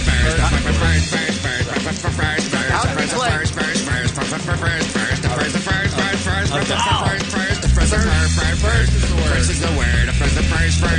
Gave it a call. First is a word. First is a word. Got it. First is a word. Play the game. Let's give away some tickets. First. About the word. Well, everybody knows that first is the word. First. We can get past the theme and First is the word. get right to the callers. Yes. All right, Ralph. We're out of you're time, but thanks for calling in, everybody. you're hosting. Contestants are lined up, ready to go. How's this one go? I'm going to ask you a general pop culture trivia question. Could be about anything, but the one thing you know for sure is that first, the word first. First is the word. First will be in the answer. Okay. And if you get it right, you go into the drawing. Somebody in 5 minutes wins their tickets to the K-Rock Weenie Roast. Who's up first, please? Tricia in Placentia. Hi. Hello. Hi, Tricia. Here's your question. This term is used to describe the initial medical intervention given to any person suffering a sudden illness or injury. First response.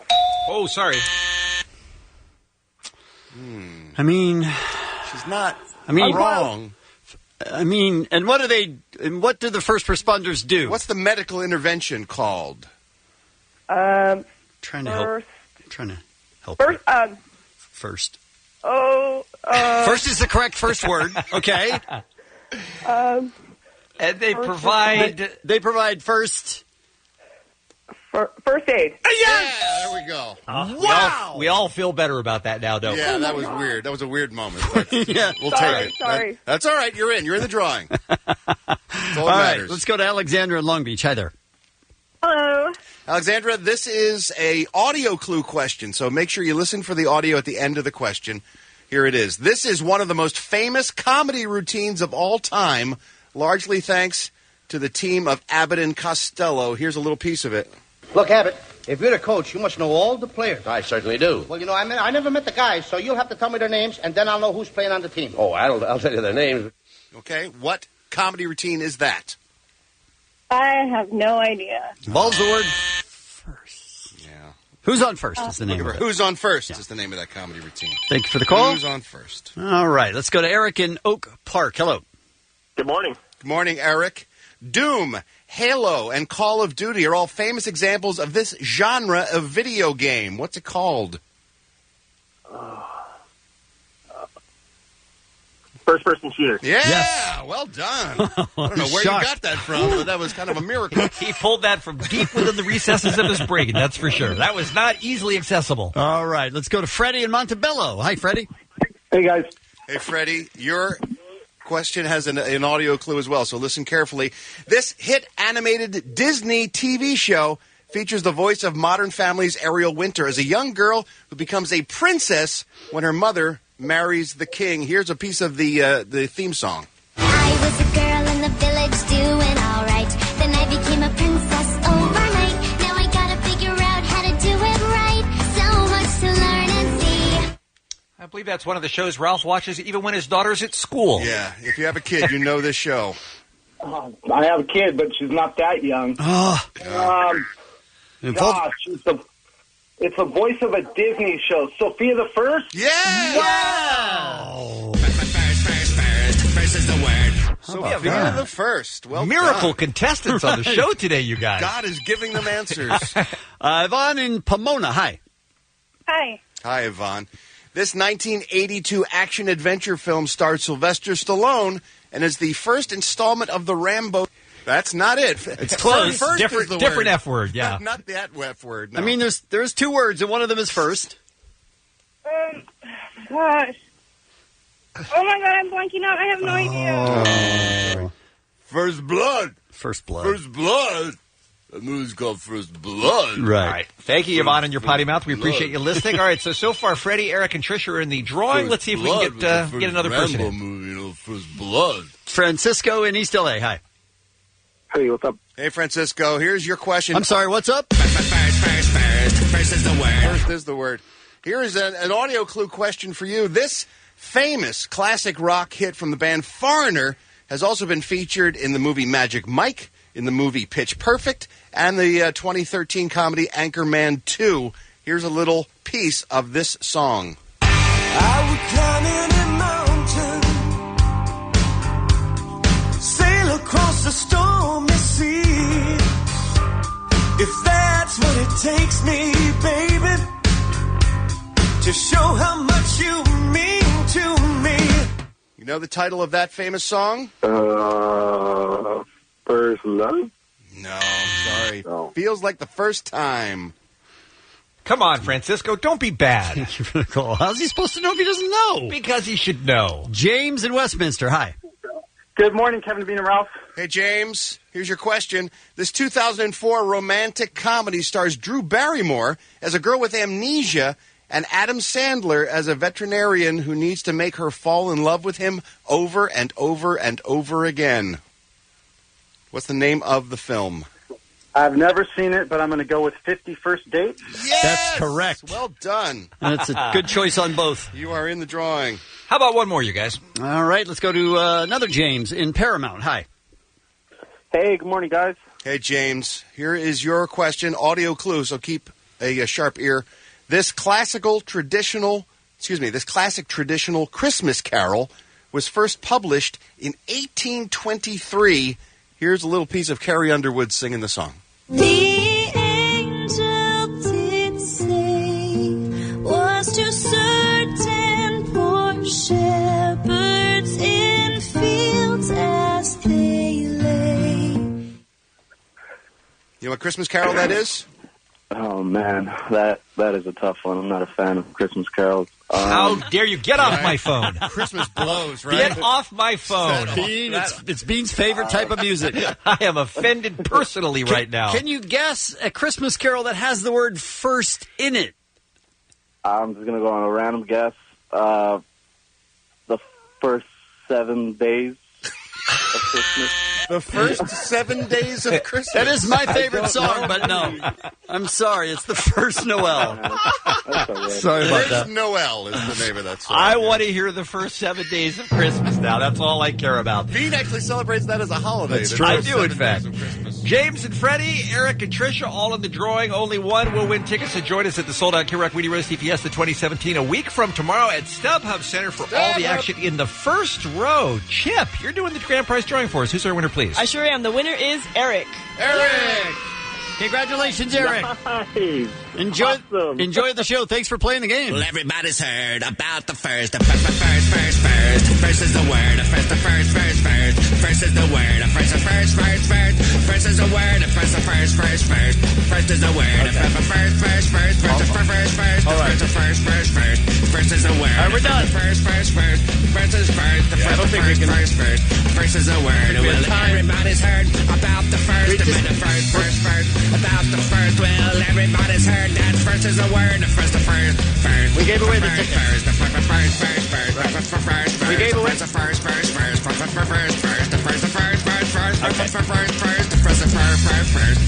is the word. First is the word. First is the word. First is the word. Okay, first is the word. We have to go. First is the word. First is the word. First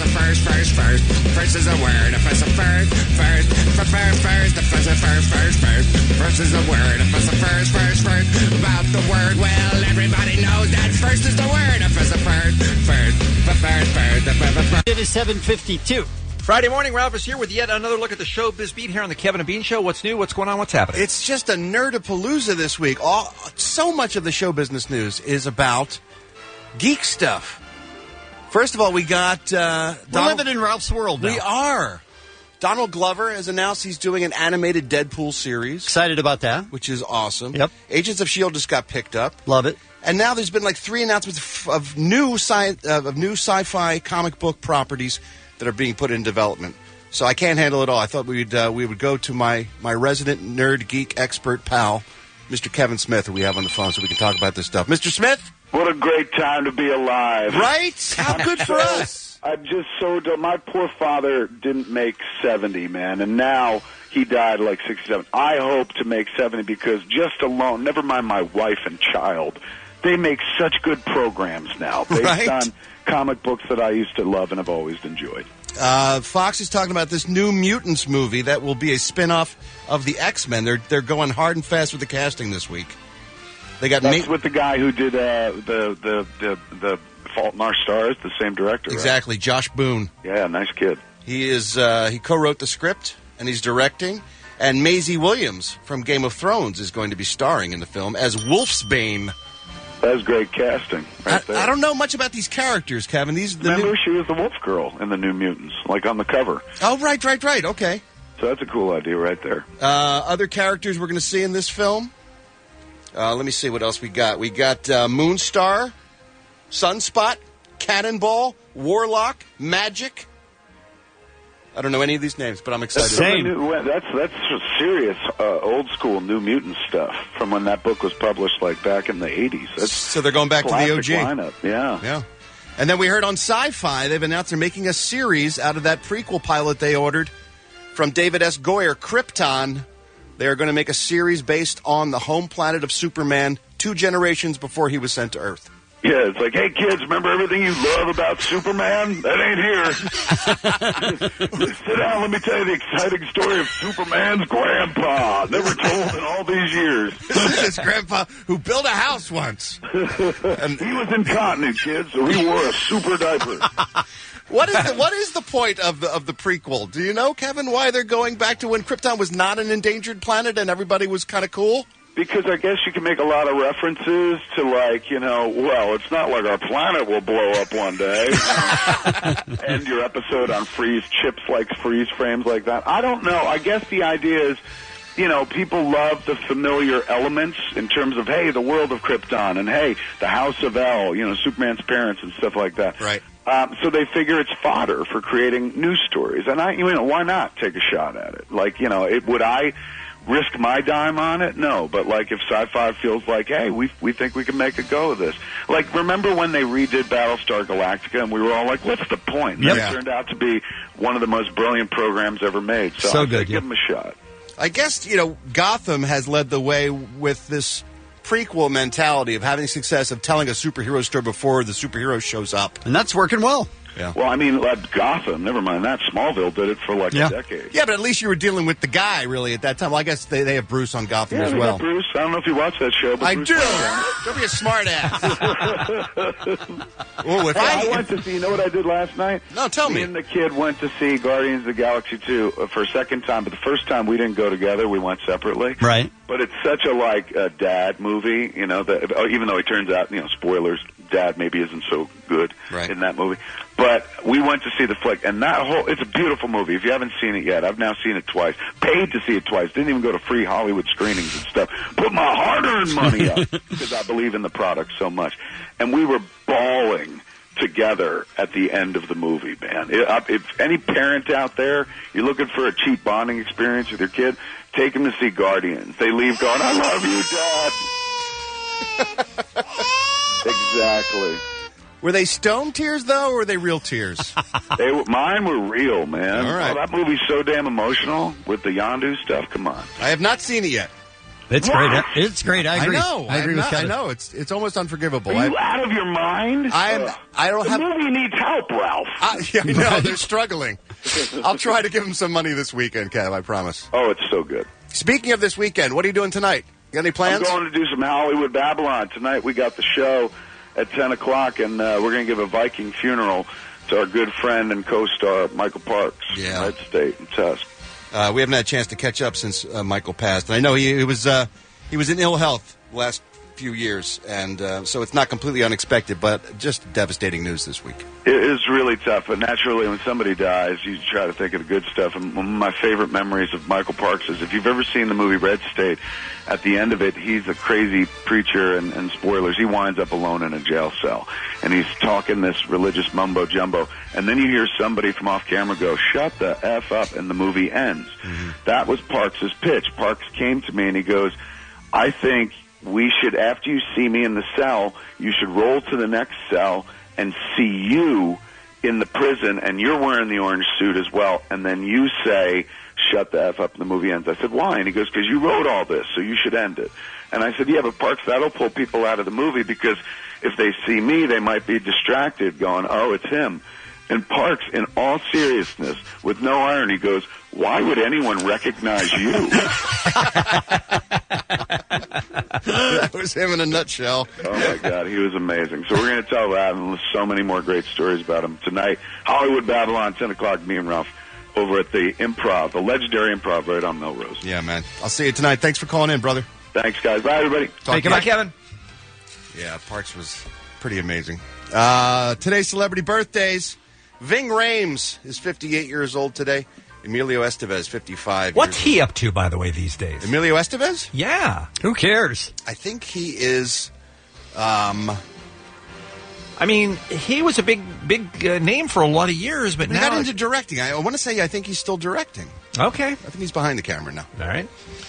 Tony Hawk is 49. Yeah, how passionately could you be curious about Emilio Estevez? Who cares what he's doing? No, but it's just you hear a name like that and you go, he's probably still doing something in showbiz. It's just weird that you never even see his name or hear about him or see him out anywhere. Look, Google it. Look, Ralph is the human walking I'm Google. saying Google it. That's why I just figured I'd ask him. He used to Type do it stuff in. like that. Winning.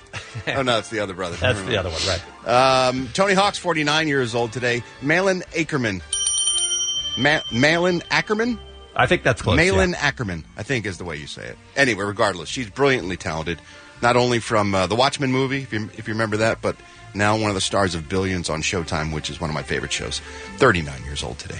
And she's not hard to look at either, turns out. Yeah. Yeah, she's attractive. What a surprise. Jason Biggs is 39. He's not hard to look at either. Right? Love me some Biggs.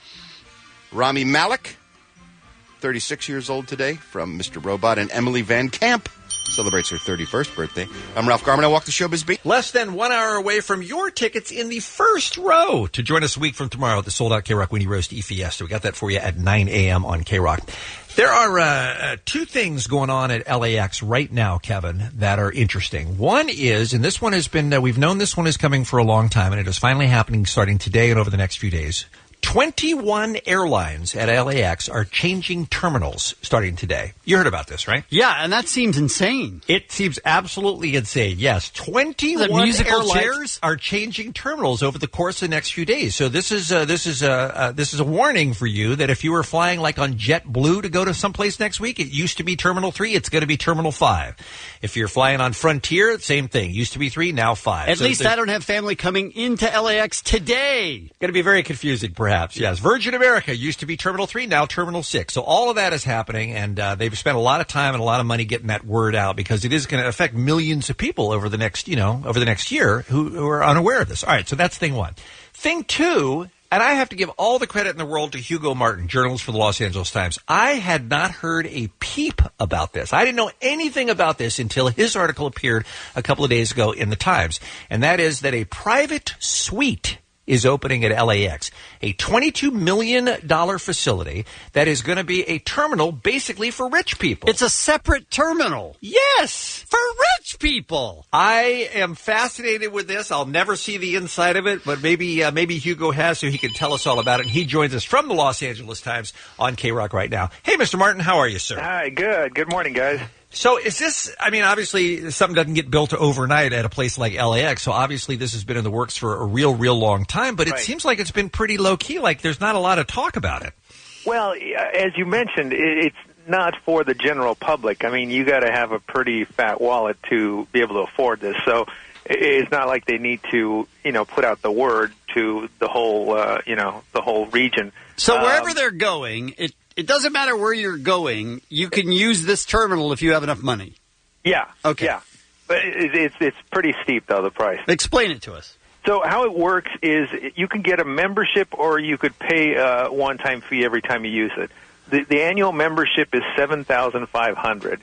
And with that, whenever you fly, you got to pay another $2,700 for a domestic flight and $3,000 for an international flight. What is $7,500 cover then? If you have to then pay more for each flight? Well, it's designed for people like Kanye West or Russell Brand or those guys who, whenever they show up at the airport, it becomes a big scene. So instead of going to the public terminals, they go to this place called the Private Suite, and it's off on the south end of the airport. And what they get is they go through this private entrance where a security guard checks your ID, so just any paparazzi or any riffraff can't show up. Right. You go inside and you get brought into these little lounges, which are like little hotel rooms, basically. And their fridge is stocked, and there's snacks, and there's a flat screen TV. Is there a TSA in there as well, or do you have to go through that first? No, there's it's a there. small team of TSA, and there's a small team of border control, border protection folks. So you go through the TSA in your own little hall there. Mm-hmm. And so you can chill there before the flight. And then when it's time for your flight, they've got this bunch of BMW 7 sedans lined up there, and they drive you right to the plane from the terminal. On the tarmac? Yeah, they drive around the tarmac, around the runways, right to the door, so that you don't get into the jetways along with the rest of the crowd. You got your own little private entrance into the plane, so again, you don't have to deal with us common folk. That is, I mean, that's an extraordinary level of service. As you mentioned, you're certainly paying for it. But, I mean, aren't there problems to be caused by having a bunch of cars driving around on an active runway? I would feel like that would be a real distraction and difficult to keep everything straight. Yeah, that's exactly what I thought. I thought that's the big problem with this, is that you've got all these, BMWs racing around and they're not crossing the runway. They go around the runways. But still... But what could go wrong? Yeah, exactly. And the other thing that I thought is, are they going to hold the planes? If Russell Brand or Kanye is running late, they assured me, no, we won't hold the planes for Kanye or Russell Brand. And I'm thinking, I don't know. Well, we'll see. Huh. You said in the article, and if you're just joining us, Hugo Martin's on the line, journalist for the Los Angeles Times, wrote a fascinating piece about this new Richie Rich terminal that's opening at LAX this week. You said that only 10% of the people are expected to be celebrities. So this is mostly just, Silicon Valley billionaires is what we're talking about, right? Yeah, I guess big wigs, people with lots of money. And the way they're promoting this is it's predictability is what they want. They don't want to, subject these big executives to the delays that might happen in a regular terminal. Right. You're in your own private suite as soon as it's time to go.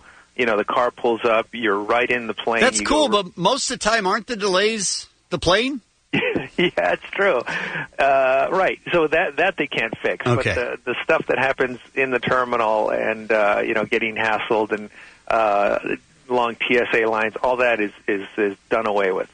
Now, we have a long history in this country of hating the 1% because they've got it better than we do. But is there anything in the research that you did, Hugo, to make us not think this is a good idea? I mean, it seems like if it takes those people out of the Gen Pop where they may be creating problems with paparazzi and police and everything else, I mean, it seems like it won't affect us in any negative way, will it?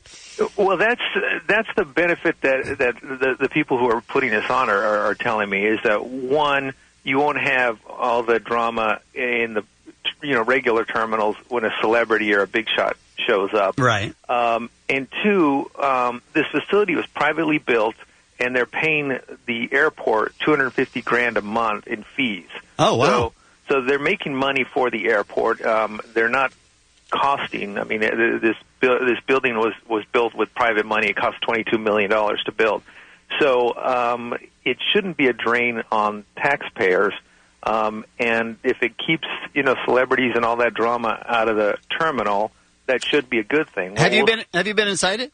Yeah. And how many are there? How many rooms are there? There's 13 rooms, and they're different sizes. Some of them are for like families, and some of them just for like a small, posse, small group.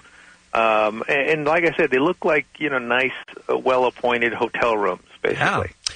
Wow. Well, it's fascinating. I'm so glad I saw your piece in the paper last week because, like I said, I hadn't heard anything about it. It's amazing that something like this could be built and exist without the word getting out. But the word has gotten out to the people who are going to use it, Bean. Yeah, I'm sure that I'm sure I'm not on that email chain, but I'm sure there's going to be people out there who are going to like it. So excellent work, Hugo. We appreciate the article that you wrote, and thank you so much for coming on and explaining it to us. Thanks for having me, guys.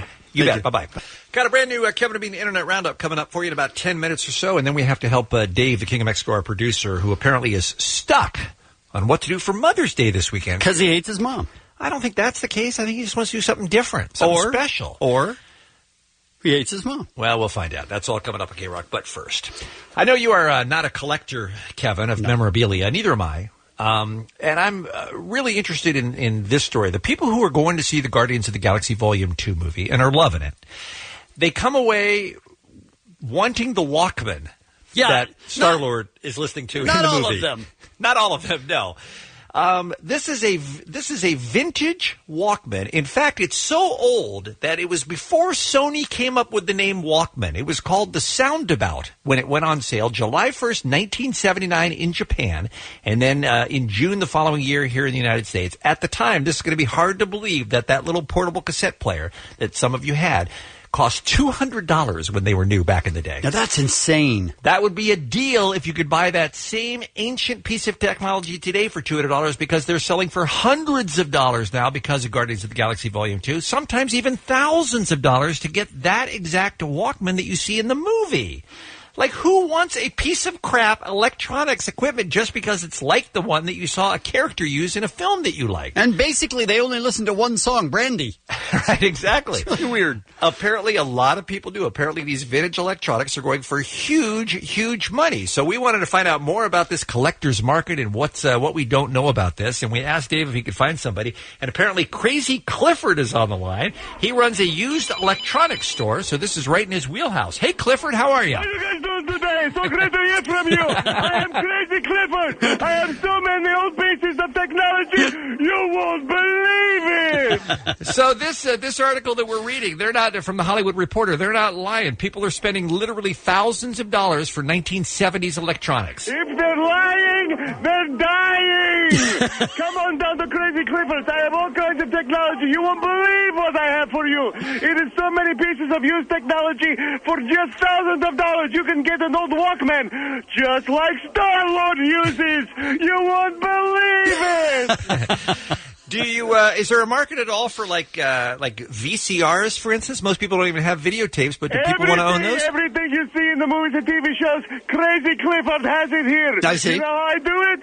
I stock them deep and I sell them cheap. Sure you do. I have a VHS player, just like the one Mulder once used in an episode of The X-Files. Okay. You wanted $10,000. $10,000? You won't believe it. What other kinds of things are people interested in buying now here in the 21st century? I have an old broken Laserdisc player. It looks just like something that Han Solo once looked at once in a side view mirror of the Millennium Falcon. That seems like a tenuous connection to a film, though, Clifford. I have an 8-track player that was something that Danny Bonaducci once took a poop on. Oh. I have a fax machine. Fax me, fax you. You won't believe it. How much is the fax machine? It's $400,000. I mean, I thought you said that you stock them deep and sell them cheap. That is cheap. What? You know how hard it is to find a fax machine that was once used by Ed Asner? Catch. There's no catch. You won't believe it. What other type of items do you have? That's it. Okay. Speaking of The Offspring, congratulations to Dr. Dexter Holland. Got his PhD yesterday officially, right? Did I see in his tweet, Chip? You would know this because you guys are friends. His area of expertise, his dissertation was about HIV. Yeah, it's about dealing with like RNA and somehow trying to disable what the molecules HIV does. of HIV. Yeah. So you're telling me the guy who's saying "pretty fly for a white guy may cure AIDS"? Same guy. Oh, he might help in the research, yeah. But more importantly, guys, he could get us the medicine that we need. That's a different doctor. Whatever. He has a doctorate. So he's not an MD. I think. Not the same thing. I think it's the same thing. Not the Dexter's always been one of the smartest guys in the world, and now it's official, I guess. So congratulations to you. That's awesome, man. All right, Dave is here. That's the voice of our producer, the King of Mexico, because it's time for a brand new Kevin and Bean Internet Roundup. Hit it, Steve. Yo, K-Rock listeners around the world, it is time for the Internet Roundup. So tell all the boys and girls, we've got funny and sexy, even music too. We've got all the greatest videos, and they're mostly on YouTube. Click your mouse in the air like you don't care. You could watch these videos all up in your underwear. Internet, come on baby, watch some. And now it's time for the Internet Roundup. Yeah! A lot of good videos this week. I love the Neil deGrasse Tyson video, by the way. Oh, so good. He is being interviewed. He, of course, is a famous astrophysicist, and he is being interviewed on a variety of topics. And he's just so smart and so fun. And I loved his interview so much. And, oh, yes, he's also eating progressively hotter wings as he does the interview. And at one point, he's practically crying while he's drinking milk as much as he can. But he's a good sport about it. It's a fascinating interview. I also, I really loved the slow motion guys, what they did this time. They dived into 1,000 mouse traps in slow motion. It's crazy to see that video. Did you watch that one, Kevin? trampoline, yes. Yeah, it's so cool, right? Yeah, it was awesome. That's something that Kevin would do, right? In a second. Yeah. Yeah, that's pretty cool. But did you guys like the video of the motorcycle bear? guy? The bear. the motorcycle the guy. bear and the motorcycle guy crashing in the truck and bursting into flames.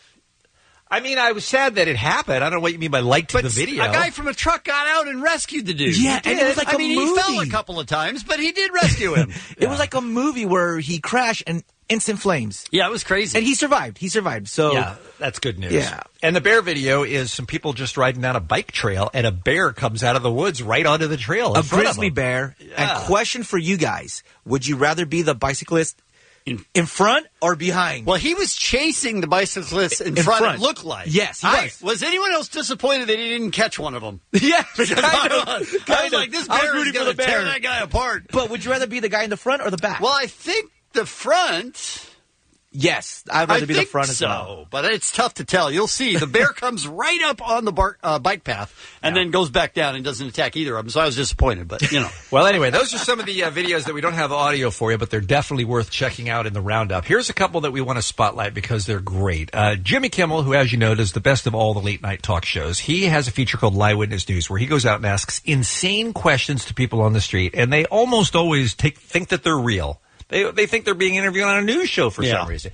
And, of course, there's a lot of questions up in the air about what really is covered and not covered with the new Trump Care health care proposal. And a lot of listeners had a lot of these interviewees had a lot of thoughts about the questions that were being asked.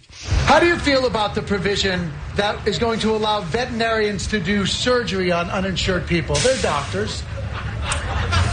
I'm all for the veterinarians. I think it should happen, you know. Would you let a veterinarian operate on you? Of course. Like you said, they're doctors. Let's talk about the bill's provision replacing ambulances with Uber EMT. Okay. A lot more drivers on the road, obviously, and time is of the essence. Doesn't really matter who drives. Yeah. Horse hearts, which are nearly legal.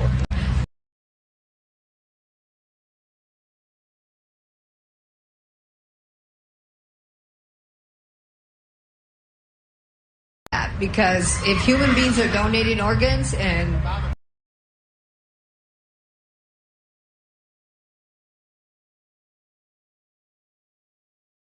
do the job, why not?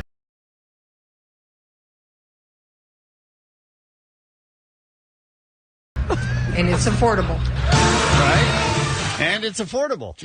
Wow. These are people whose votes count the same as yours, by the way. I just want to remind you of that. And is that our friend, the great Jake Bird, doing the interviewing? Sounded like it. it. Is, yes. Yeah. Casually Explained is a channel on YouTube that does pretty good work, and this one, this time around, they're investigating one-night stands. You have a lot of questions, and this is Casually Explained explains one-night stands. I've heard some pretty ridiculous stories, and my friend told me that she heard of a guy who washed out a condom to reuse. That's being really stupid. Just turn it in. So the act of sex itself is a very beautiful thing. Not literally, it's really gross, but the concept is there. I don't have any tips because I know my lane, but I like to think of sex like the opposite of homework. Because with homework, I've always thought, I'm not looking forward to this. It's going to be really hard the whole time, and I'm going to take forever to finish. At least I'll be glad I did it. So when you wake up the next morning, the first thing you have to think about is the repercussions of what you just did. Your friends find out about it, you have to be ready for what they might say. So if you're a girl, you'll probably be hearing a lot of, Amanda, what were you thinking? And if you're a guy, you'll probably be hearing a lot of, dude.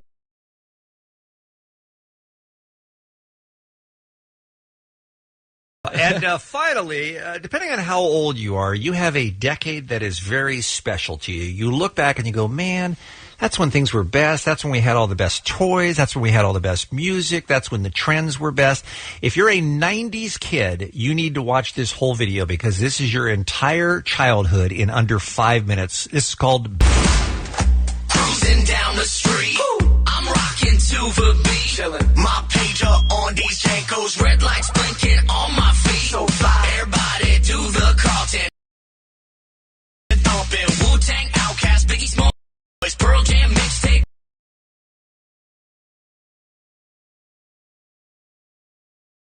Let's go. I've got mail. Double dare, don't slime me. Ooga chaka chumba wumba, mutant turtles, cowabunga. To the Macarena. Keep away, worth $1 million later. Got my easy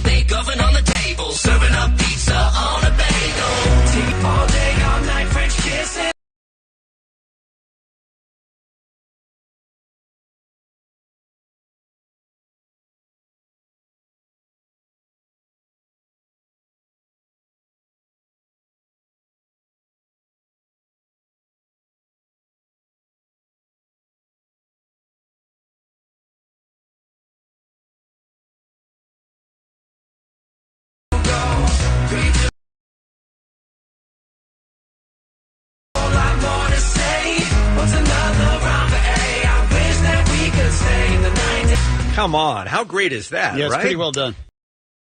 You want to check it out among all the videos at krock.com or kevinandbean.com. That's today's Kevin and Bean Internet Roundup.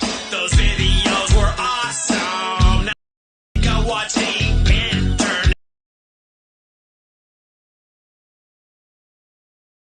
K-Rock is KROQ, LANOC's Alternative Rock. This is the Kevin and Bean Show at 8:54.